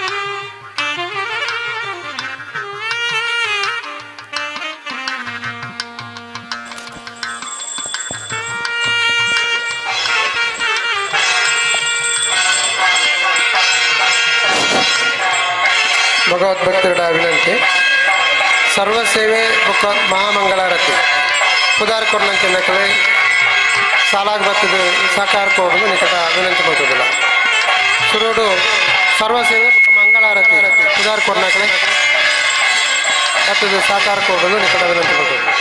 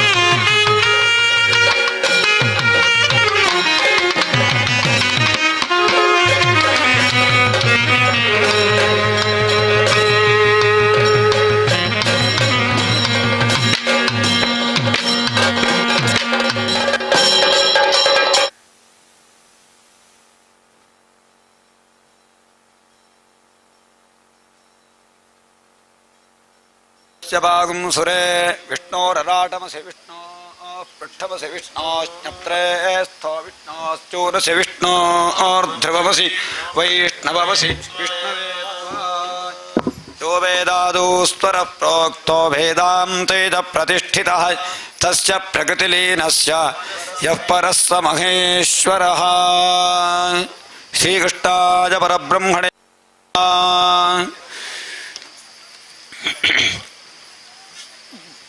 गोपालं भूलीला विग्रह गोपालं कुल गोपालं गोपीखेनल गोवर्धन धृति लीला लालित गोपालं गोभिर्निगदित गोविंद स्फुट नामानं बहुनामानं गोपी गोचर दूरं प्रणमत गोविंदं परमानंदं गोपी मंडल गोष्ठी भेदं भेदावस्तम भेदाभं शश्वत गोकुर निर्धूतोत्कृत धूली धूसर सौभाग्यं श्रद्धा भक्ति गृहीतानंदमचिन्त्यं चिन्तित सद्भावं चिन्तामणि महिमानं प्रणमत गोविंदं परमानंदं स्नानं व्याकुल योषिद्धस्तमुपादायागमुपारूढं व्यादित्सन्ति रथदिग्वस्त्राद्युपधातुमुपाकर्षन्तं निर्धूतद्वय शोक विमोघं बुद्धं बुद्धेरप्यन्तस्थं सत्तामात्र शरीरं प्रणमत गोविंदं परमानंदं कान्तं कारण कारणमादिमनादिं कालमनाभासं कालिन्दीगत कालिय शिरसि सुनृत्यन्तं मुहुरत्यन्तं कालं कालकलातीतं कलिताशेषं कलिदोषघ्नं कालत्रयगति हेतुं प्रणमत गोविंदं परमानंदं वृंदारक भुवि वृंदारक गण वृंदारादित वंदेहं कुंदाभामल मंदस्मेर सुधानंदं सुहृदानंदं वंजाशेष महामुनिमानस वंजानंदपदद्वन्द्वं वंजाशेष गुणाब्धिं प्रणमत गोविंदं परमानंदं कृष्णाय वासुदेवाय देवकी नंदनाय च नंदगोपकुमाराय ಗೋವಿಂದಾಯ ನಮೋ ನಮಃ. ಶ್ರೀಕೃಷ್ಣ ದೇವರ ಸನ್ನಿಧಾನದಲ್ಲಿ ಎಲ್ಲರೂ ಭಕ್ತಿಯಿಂದ ಪ್ರಾರ್ಥಿಸೋಣ. ಶ್ರೀಮದ್ಭಾಗವತ ಸಪ್ತಾಹದ 5ನೇ ದಿವಸದ ಶ್ರೀಕೃಷ್ಣ ಕಲ್ಪೋಕ್ತ ಪೂಜಾರಾಧನೆ ಪಾರಾಯಣ ಪ್ರವಚನ ರುಕ್ಮಿಣಿ ವಿವಾಹ ಮಂಗಲೋತ್ಸವಾದಿ ನಾನಾ ವಿಧವಾದ ಸೇವೆಯನ್ನ ಭಕ್ತಿಯಿಂದ ಸಮರ್ಪಿಸಿದ್ದೇವೆ. ಮಾಡಿದ ಸೇವೆಯಲ್ಲಿ ಆಗಲಿ, ಪೂಜೆಯಲ್ಲಿ ಆಗಲಿ, ಪಾರಾಯಣ ಪ್ರವಚನದಲ್ಲಿ ಆಗಲಿ, ಕಲ್ಯಾಣೋತ್ಸವದಲ್ಲಿ ಆರಾಧನೆಯಲ್ಲಿ ಆಗಲಿ ಯಾವುದೇ ರೀತಿಯ ನ್ಯೂನಾತಿರಿಕ್ತ ದೋಷ ಇದ್ದರೆ ಭಗವಂತ ಕ್ಷಮಿಸಿ ಸಂತೃಪ್ತಿಯಿಂದ ಪರಿಪೂರ್ಣವಾಗಿ ಸ್ವೀಕರಿಸಿ ಎಲ್ಲ ಸೇವಾಕರ್ತರಿಗೂ, ಭಜಕರಿಗೂ, ಯಜಮಾನರಿಗೂ, ಕುಟುಂಬಕ್ಕೂ, ಸಮಸ್ತ ಭಕ್ತ ವೃಂದಕ್ಕೂ ಇರುವಂತಹ ಸಮಸ್ತ ಪಾಪರಾಶಿಯನ್ನು ದೂರ ಮಾಡಿ ಸಮಸ್ತ ವಿಧವಾದ ಅಜ್ಞಾನವನ್ನು ನಿವಾರಣೆ ಮಾಡಿ ಎಲ್ಲರಲ್ಲಿಯೂ ಸುಜ್ಞಾನವನ್ನು ಒದಗಿಸುವುದರೊಂದಿಗೆ ಆಯುರಾರೋಗ್ಯ ಭಾಗ್ಯ ಸುಖ ಶಾಂತಿ ನೆಮ್ಮದಿಯನ್ನು ಅನುಗ್ರಹ ಮಾಡಿ ಮುಂದಿನ ಎಲ್ಲ ಕಾರ್ಯವನ್ನು ಒಳ್ಳೆಯ ಸುಸೂತ್ರದಿಂದ ನೆರವೇರಿಸಿ ಸರ್ವ ಸಮಸ್ತ ಭಕ್ತ ಜನತೆಯನ್ನು ಮತ್ತು ಯಜಮಾನರ ಕುಟುಂಬವನ್ನು ಉದ್ಧರಿಸುವ ಭಾರ ಶ್ರೀಕೃಷ್ಣನ ದಿವ್ಯ ಚರಣಾರವಿಂದಕ್ಕೆ ಸೇರಿದ್ದು ಅಂತೇಳಿ ನಾವೆಲ್ಲರೂ ಸೇರಿ ಮಾಡುವಂತಹ ಪ್ರಾರ್ಥನೆ. ಎಲ್ಲರೂ ಪುನಃ ಮೊನ್ನೆ ಪ್ರಾರ್ಥನೆ ಮಾಡೋಣ. ಶ್ರದ್ಧಾಂ ಮೇಧಾಂ ಯಶಃ ಪ್ರಜ್ಞಾಂ ವಿದ್ಯಾಂ ಬುದ್ಧಿಂ ಶ್ರಿಯಂ ಬಲಂ ಆಯುಷ್ಯಂ ತೇಜಃ ಆರೋಗ್ಯಂ ದೇಹಿ ಮೇ ಪುರುಷೋತ್ತಮ ಅನ್ಯಥಾ ಶರಣಂ ನಾಸ್ತಿ ತ್ವಮೇವ ಶರಣಂ ಮಮ ತಸ್ಮಾತ್ ಕಾರುಣ್ಯ ಭಾವೇನ ರಕ್ಷ ಮಾಂ ಪುರುಷೋತ್ತಮ. ಶ್ರೀಕೃಷ್ಣ ದೇವರ ಪಾದಾರವಿಂದಕ್ಕೆ ಗೋವಿಂದ ಅನ್ನಿ ಗೋವಿಂದ. ಶ್ರೀಕೃಷ್ಣ ದೇವರ ಪಾದಾರವಿಂದಕ್ಕೆ ಗೋವಿಂದ ಅನ್ನಿ ಗೋವಿಂದ. ಶ್ರೀಕೃಷ್ಣ ದೇವರ ಪಾದಾರವಿಂದಕ್ಕೆ ಗೋವಿಂದ ಅನ್ನಿ ಗೋವಿಂದ. ಎಲ್ಲರೂ ನಿತ್ತಲ್ಲಿ 3 ಪ್ರದಕ್ಷಿಣೆ ಹಾಕಿ ನಮಸ್ಕಾರ ಮಾಡಿ. ಯಾನಿ ಕಾನಿ ಚ ಪಾಪಾನಿ ಜನ್ಮಾಂತರ ಕೃತಾನಿ ಚ ತಾನಿ ತಾನಿ ವಿನಶ್ಯಂತಿ ಪ್ರದಕ್ಷಿಣ ಪದೇ ಪದೇ. ಕೃಷ್ಣಾಯ ವಾಸುದೇವಾಯ ಹರಯೇ ಪರಮಾತ್ಮನೆ ಪ್ರಣತ ಕ್ಲೇಶನಾಶಾಯ ಗೋವಿಂದಾಯ ನಮೋ ನಮಃ.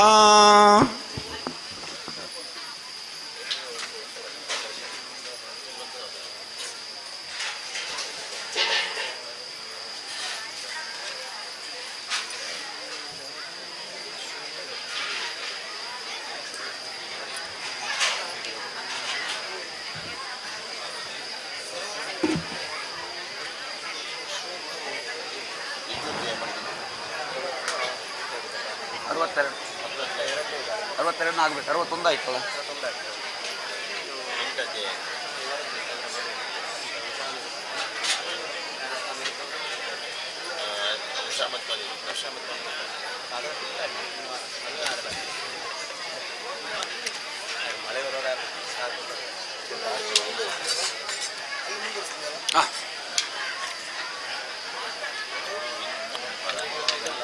ಅಲ್ಲಿಗೆ ಮಾಡೋದು ಆರತಿ ಅಲ್ಲಿಗೆ ಅಲ್ಲಿಗೆ ಮಾಡು.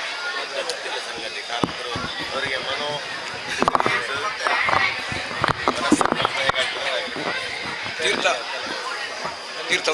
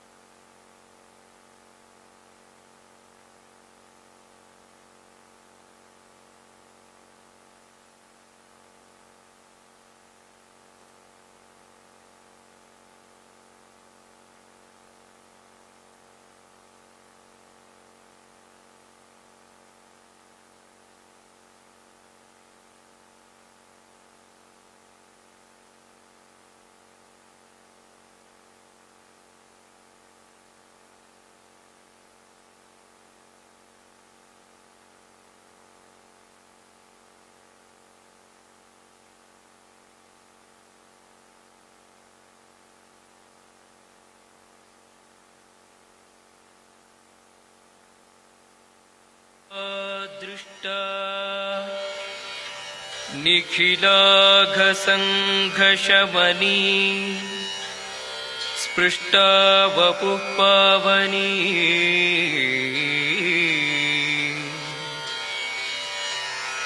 या दृष्टा निखिलाघसङ्घशमनी स्पृष्टा वपुः पावनी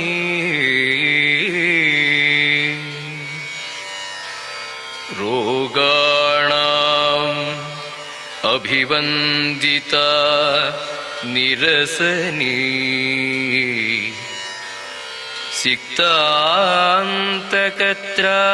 सिक्तान्तकत्रासिनी रोगाणाम् अभिवन्दिता निरसनी सिक्तान्तकत्रासिनी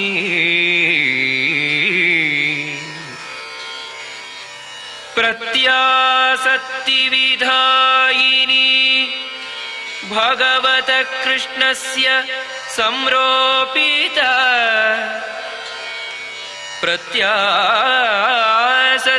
प्रत्यासक्तिविधायिनी भगवतः कृष्णस्य संरोपिता न्यस्ता तच्चरणे विमुक्तिफलदा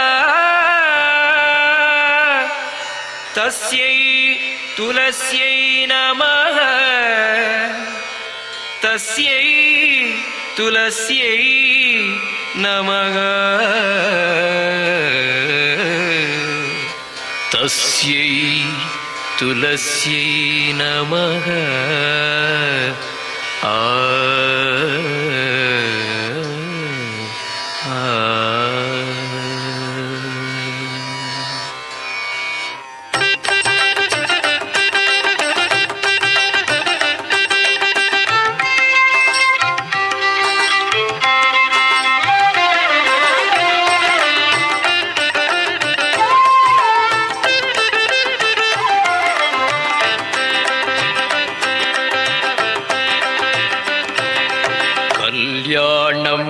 तुलसी कल्याणं कल्याणं तुलसी कल्याणं कल्याणं तुलसी कल्याणं कल्याणं तुलसी कल्याणं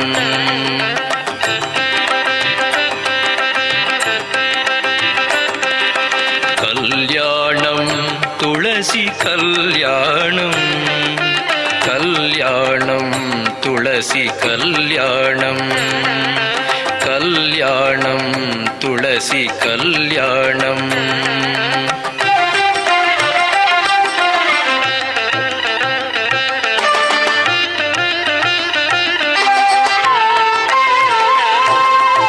कल्याणवे नम्म कृष्ण श्री तुलसिगे कल्याणवे नम्म कृष्ण श्री तुलसिगे बल्लिद श्रीवासुदेवनिगे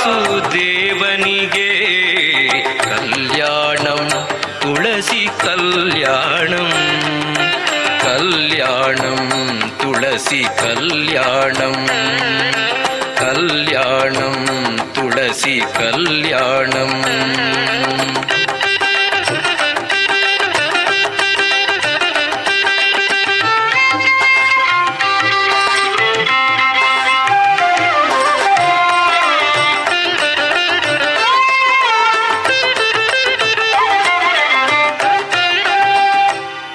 ಅಂಗಳದೊಳಗೆಲ್ಲ ತುಳಸಿಯವನ ಮಾಡಿ ಶೃಂಗಾರ ಮಾಡಿ ಶೀಘ್ರದಿಂದ ಅಂಗಳದೊಳಗೆಲ್ಲ ತುಳಸಿಯವನ ಮಾಡಿ ಶೃಂಗಾರ ಮಾಡಿ ಶೀಘ್ರದಿಂದ ಕಂಗಳ ಪಾಪವ ಪರಿಹರಿಸುವ ಮುದ್ದು ರಂಗ ಬಂದಲ್ಲಿ ನೆಲೆಸಿದನು कल्याणं तुलसी कल्याणं कल्याणं तुलसी कल्याणं कल्याणं तुलसी कल्याणं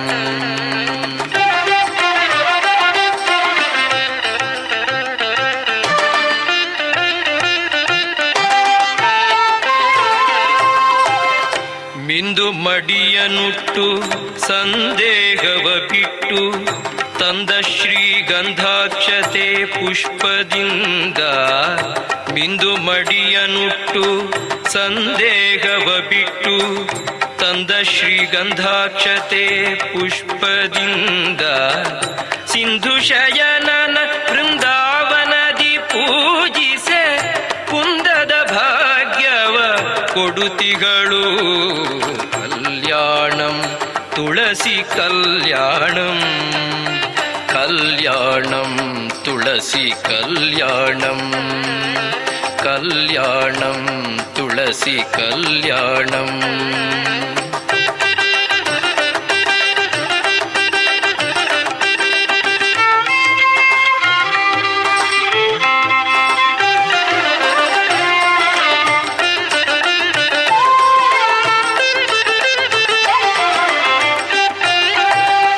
ಉತ್ಥಾನ ದ್ವಾದಶಿ ದಿವಸದಿ ಕೃಷ್ಣಗೆ ಉತ್ತಮ ತುಳಸಿಗೆ ವಿವಾಹವ ಚಿತ್ತ ನಿರ್ಮಲರಾಗಿ ಮಾಡಿದವರಿಗೆ ಉತ್ತಮ ಗತಿವ ಪುರಂದರ ವಿಠಲ ಕಲ್ಯಾಣಂ ತುಳಸಿ ಕಲ್ಯಾಣಂ ಕಲ್ಯಾಣಂ ತುಳಸಿ ಕಲ್ಯಾಣಂ ಕಲ್ಯಾಣಂ ತುಳಸಿ ಕಲ್ಯಾಣಂ ಕಲ್ಯಾಣಂ ತುಳಸಿ ಕಲ್ಯಾಣಂ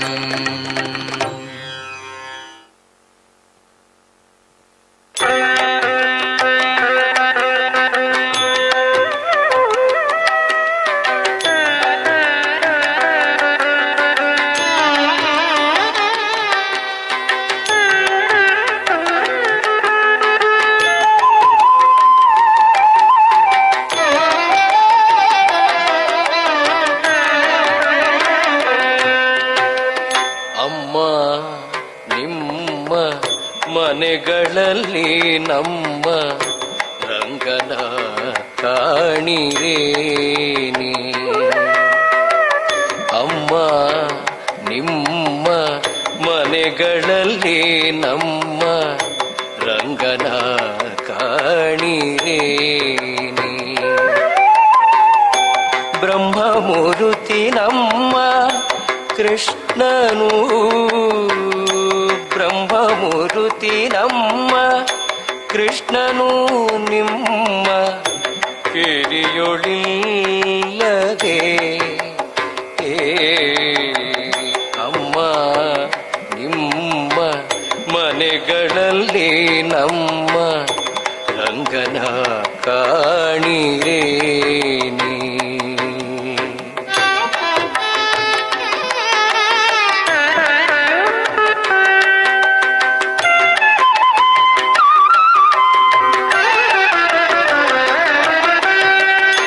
ಕಾಶಿ ಪೀತಾಂಬರ ಕೈಯಲ್ಲಿ ಕೊಳಲು ಕೂಸಿದ ಶ್ರೀಗಂಧ ಮೈಯೊಳಗಮ್ಮ ಲೇಸಾಗಿ ತುಳಸಿಯ ಮಾಲೆಯ ಧರಿಸಿದ ವಾಸುದೇವ ಬಂದ ಕಾಣಿರೇನೆ ಅಮ್ಮ ನಿಮ್ಮ ಮನೆಗಳಲ್ಲಿ ನಮ್ಮ ರಂಗನ ಕಾಣಿರೇನಿ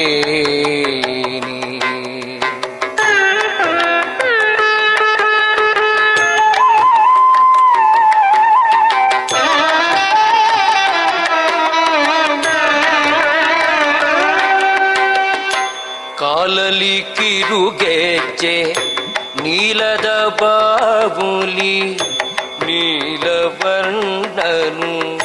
ನಾಟ್ಯವಾಡುತ್ತಲಿ ಮೇಲಾಗಿ ಬಾಯಲ್ಲಿ ಜಗವನು ತೋರಿದ ಮೂಲೋಕದೊಡೆಯನ ಕಾಣಿರೇನೆ ಅಮ್ಮ ನಿಮ್ಮ ಮನೆಗಳಲ್ಲಿ ನಮ್ಮ ರಂಗನ ಕಾಣಿರೇನಿ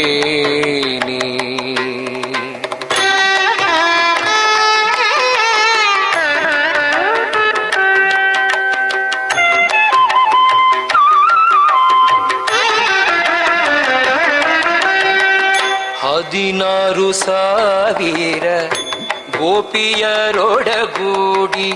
ಚದುರಂಗ ಪಗಡೆಯ ಆಡುವ ನಮ್ಮ ಮದನ ಮೋಹನ ರೂಪ ಎದೆಯಲ್ಲಿ ಕೌಸ್ತುಭ ಪದುಮನಾಭನು ಬಂದ ಕಾಣಿರೇ ನೀ ಅಮ್ಮ ನಿಮ್ಮ ಮನೆಗಳಲ್ಲಿ ನಮ್ಮ ರಂಗನ ಕಾಣಿರೇ ನೀ.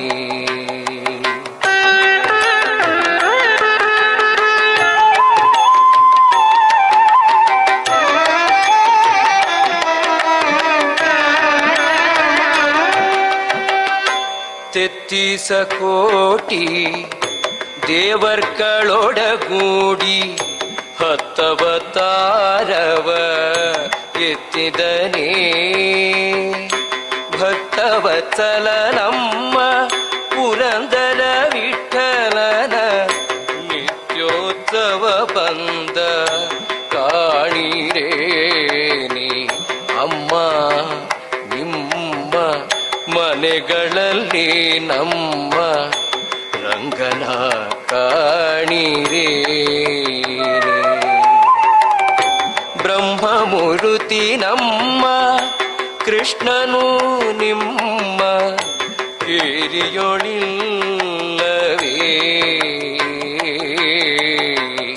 ಅಮ್ಮ ನಿಮ್ಮ ಮನೆಗಳಲ್ಲಿ ನಮ್ಮ ರಂಗನ ಕಾಣಿರೇ ನೀ.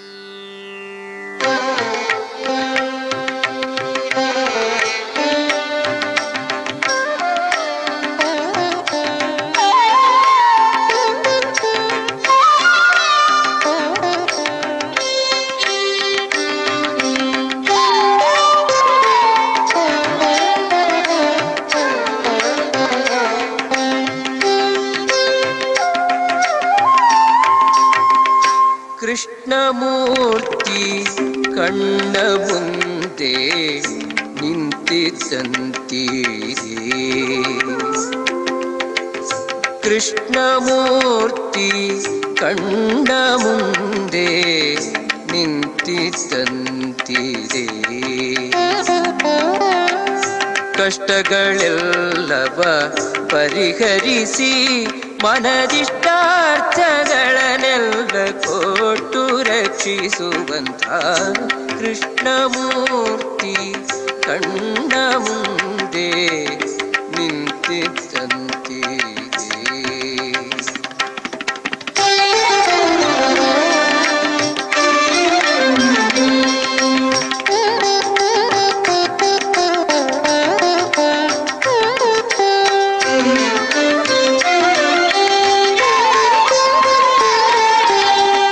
ಮಸ್ತಕದಲ್ಲಿ ಮಾಣಿಕದ ಕಿರೀಟ ಮಸ್ತಕದಲ್ಲಿ ಮಾಣಿಕದ ಕಿರೀಟ ಕಸ್ತೂರಿ ತಿಲಕದಿ ಹೊಳೆವಲಲಾಟ ಶಿಸ್ತಿಲಿ ಕೊಳಲ ಊದುವ ಓರೆ ನೋಟ ಕೌಸ್ತುಭ ಎಡಬಲದಲ್ಲಿ ಓಲ್ಯಾಟ ಕೃಷ್ಣಮೂರ್ತಿ ಕಂಡ ಮುಂದೆ ನಿಂತಿದ್ದಂತೀರೇ.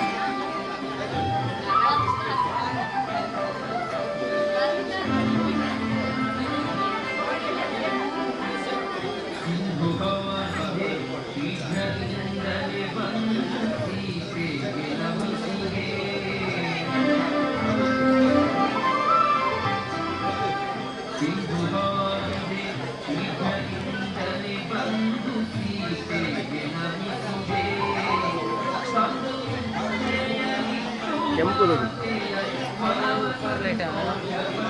ಲೈಟ್ ಬರಲ್ಲ ಬರ ಚೂರು ಬರ ದೊಡ್ಡ ಬರಂಗೆ ಸಿಂಗಲ್ ಫುಲ್ ಬರ್ಪ ಬರ್ಪ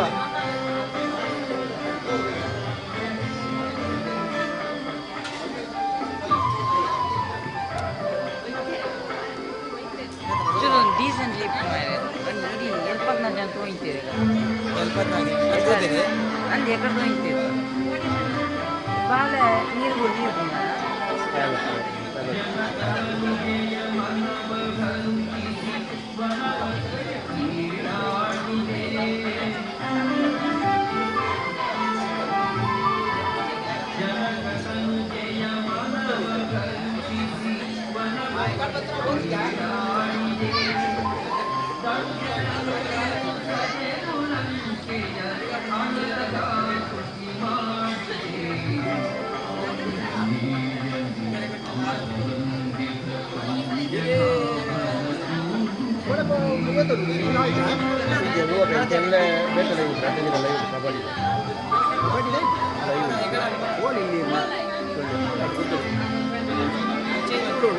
ನಗರ ಎಲ್ಲೆಲ್ಲ ಮಧ್ಯಾಹ್ನ ಮುಗಿಯಿತು ಎಲ್ಲೆಲ್ಲ ಎಲ್ಲ ಆಗಿಲ್ಲ ಎಲ್ಲ ಮಧ್ಯಾಹ್ನ ಮುಗಿತು ಫುಲ್ಲು ಎಮ್ಮೆನೆ ತರ ಒಂದು ಬರುಡು ಇಂಟು ಇಂಜಿನ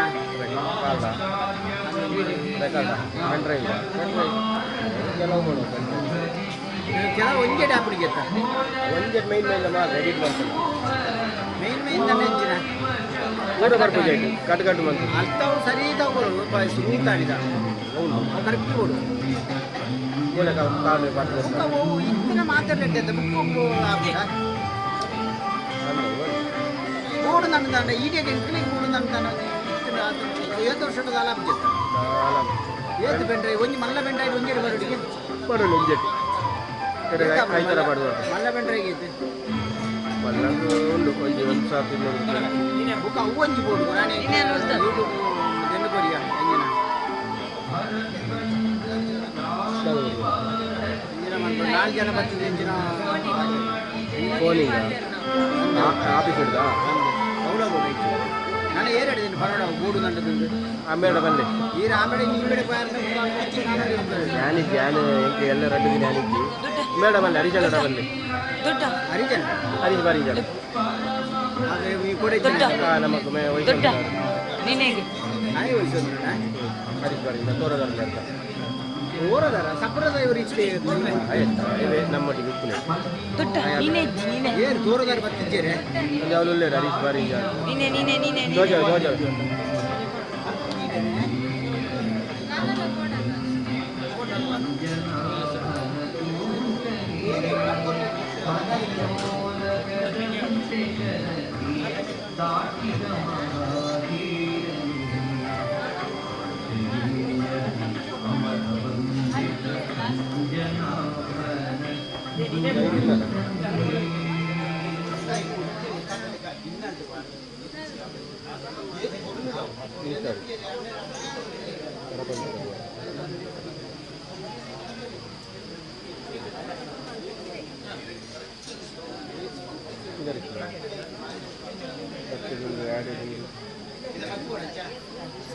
ಜವನೆ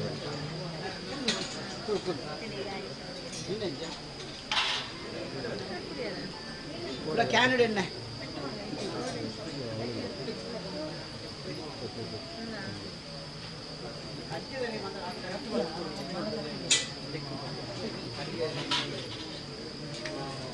ಕಲ್ಪನಾ ಜಾಬ್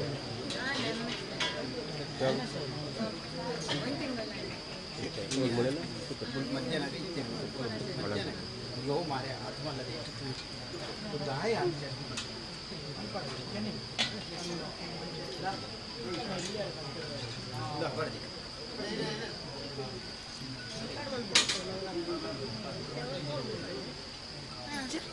ದೈತ ಕಲ್ತ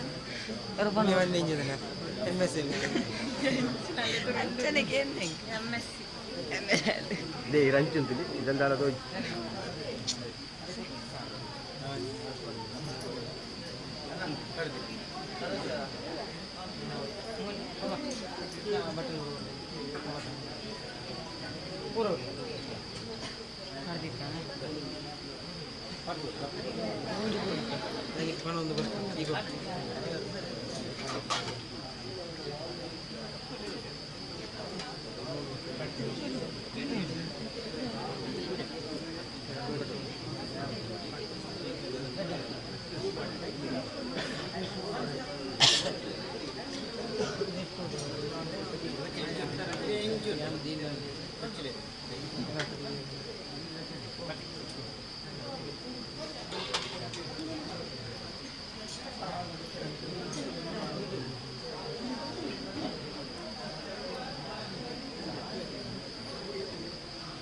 ಬರಡಾಗಿ ರಂಚಿಂದ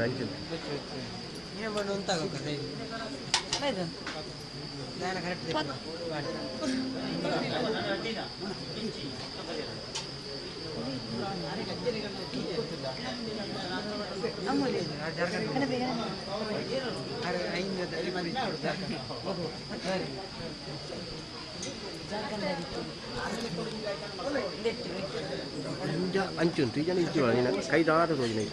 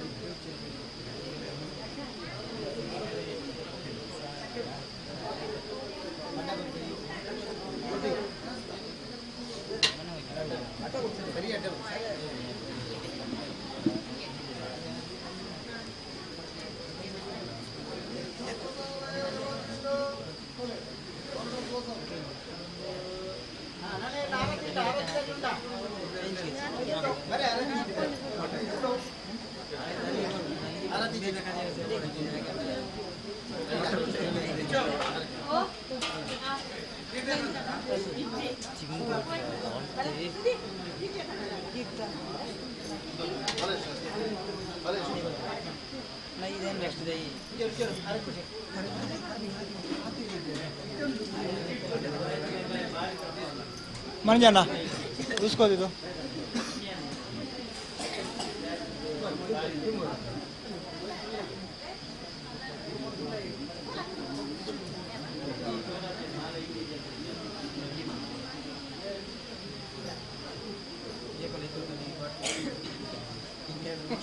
ಯಾರು ತಿನ್ನೋದಿಲ್ಲ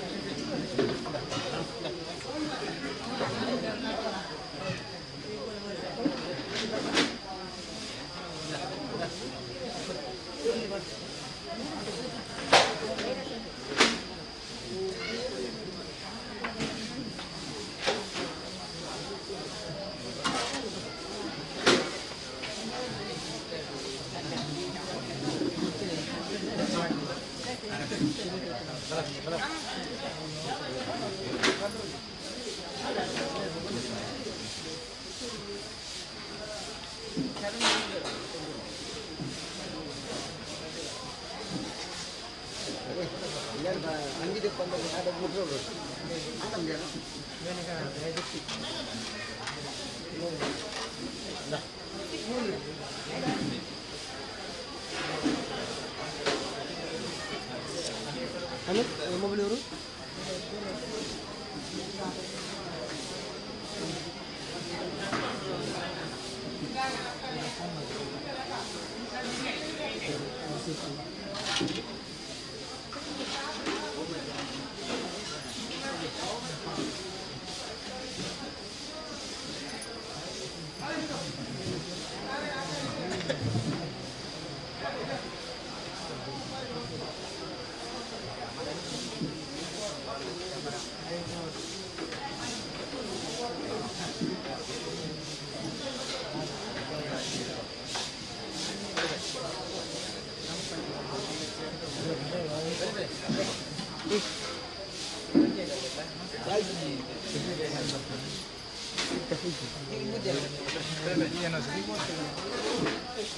ಜೂಮ್ ಅಪ್ನ ಕಲ್ಬಾರಿ ಜೂಮ್ ಅಪ್ನ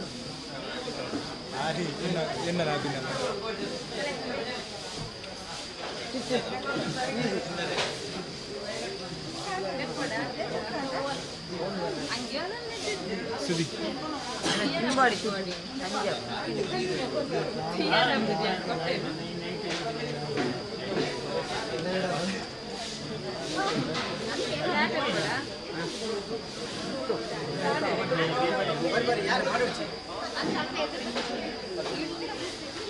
ಅವು ಅಲ್ಪ ದೋಸ್ತಿ ಇದ್ದೇವ್ಜಿ ಸುದ್ದಿ ಬರು ಸುದ್ದಿ ಬರ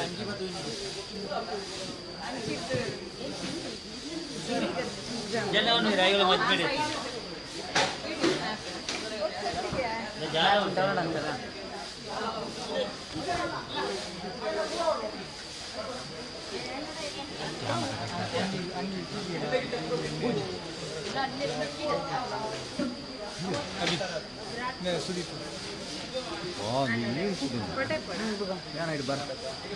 ಅವು ಪೊಕ್ಕಟ್ ದೀರ್ತಿ ನಾನು ಬರ್ಪೂಜೆ ಅಂದ ದೊಡ್ಡದ ಬಿಟ್ಟಿದೆ ಅಭಿನವ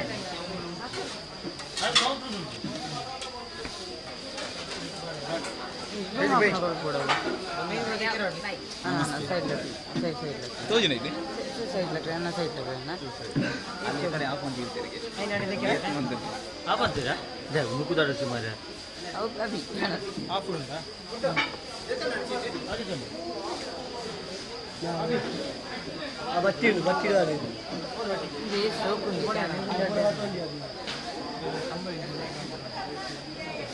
ಆಫ್ ಮಂತ್ ಇದು ಜೂಮ್ ಹಾಕು ಆಫ್ ಮಲ್ತಿ ಕೊಡಿ ಈಗ ಈ ಮಾರ್ಲರ ಬಿಡ್ದೇರ ಮಾರ್ಲ ಇಜ್ಜಿ ಯಾರು ಬಂತು ಈ ಮಾರ್ಲರ ಬಿಡ್ದೇರ ಆಫ್ ಮಲ್ತಿ ಕೊಡಿ ಈ ಮಾರ್ಲರ ಬಿಡ್ದೇರ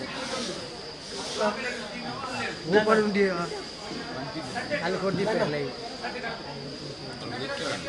ಬೆಟ್ಟೆ ಅನಂದ ದೀದಿ ನಾವು ಎಣ್ಣೆ ಕೈ ಎಣ್ಣೆ ಗಿದ್ದಿ ಅರ್ಪಣ ಸೈಡ್ ಸೈಡ್ ಸೈಡ್ ಮೋನೆ ಕಲ್ಯಾಣ ಅಂದೆ ಬಾ ಅಪ್ಪಿ ಸುದೀನ ಐದು ಏನು ಸೇಮ್ ಅಂತ ರೆಕಾರ್ಡ್ ವಿಡಿಯೋ ಕೊಡು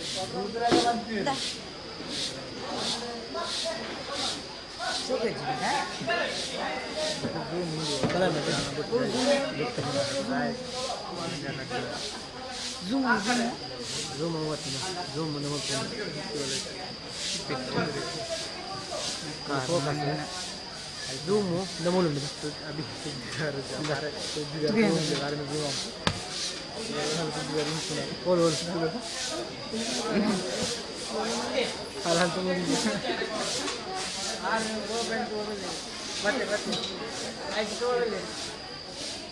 ಸಾವು ಆಫ್ ಆಗ್ತದೆ ಜೂಮು ಆಫ್ ಅಂದ್ರೆ ಲಕ್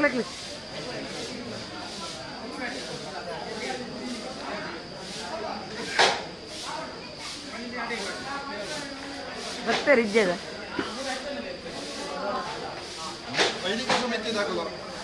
ಅಭಿ ಸ್ವಲ್ಪ ಕ್ಲೀನ್ ಅವಳು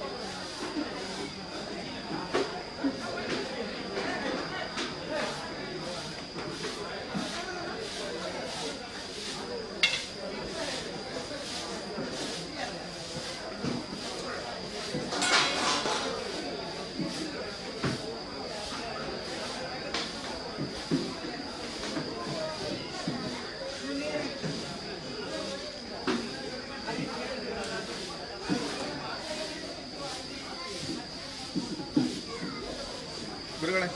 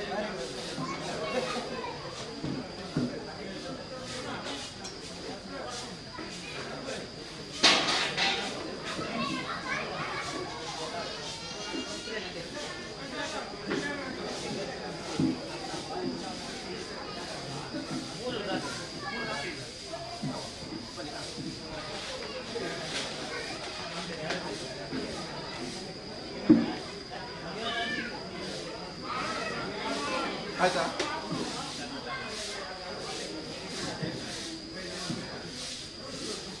ಅಷ್ಟು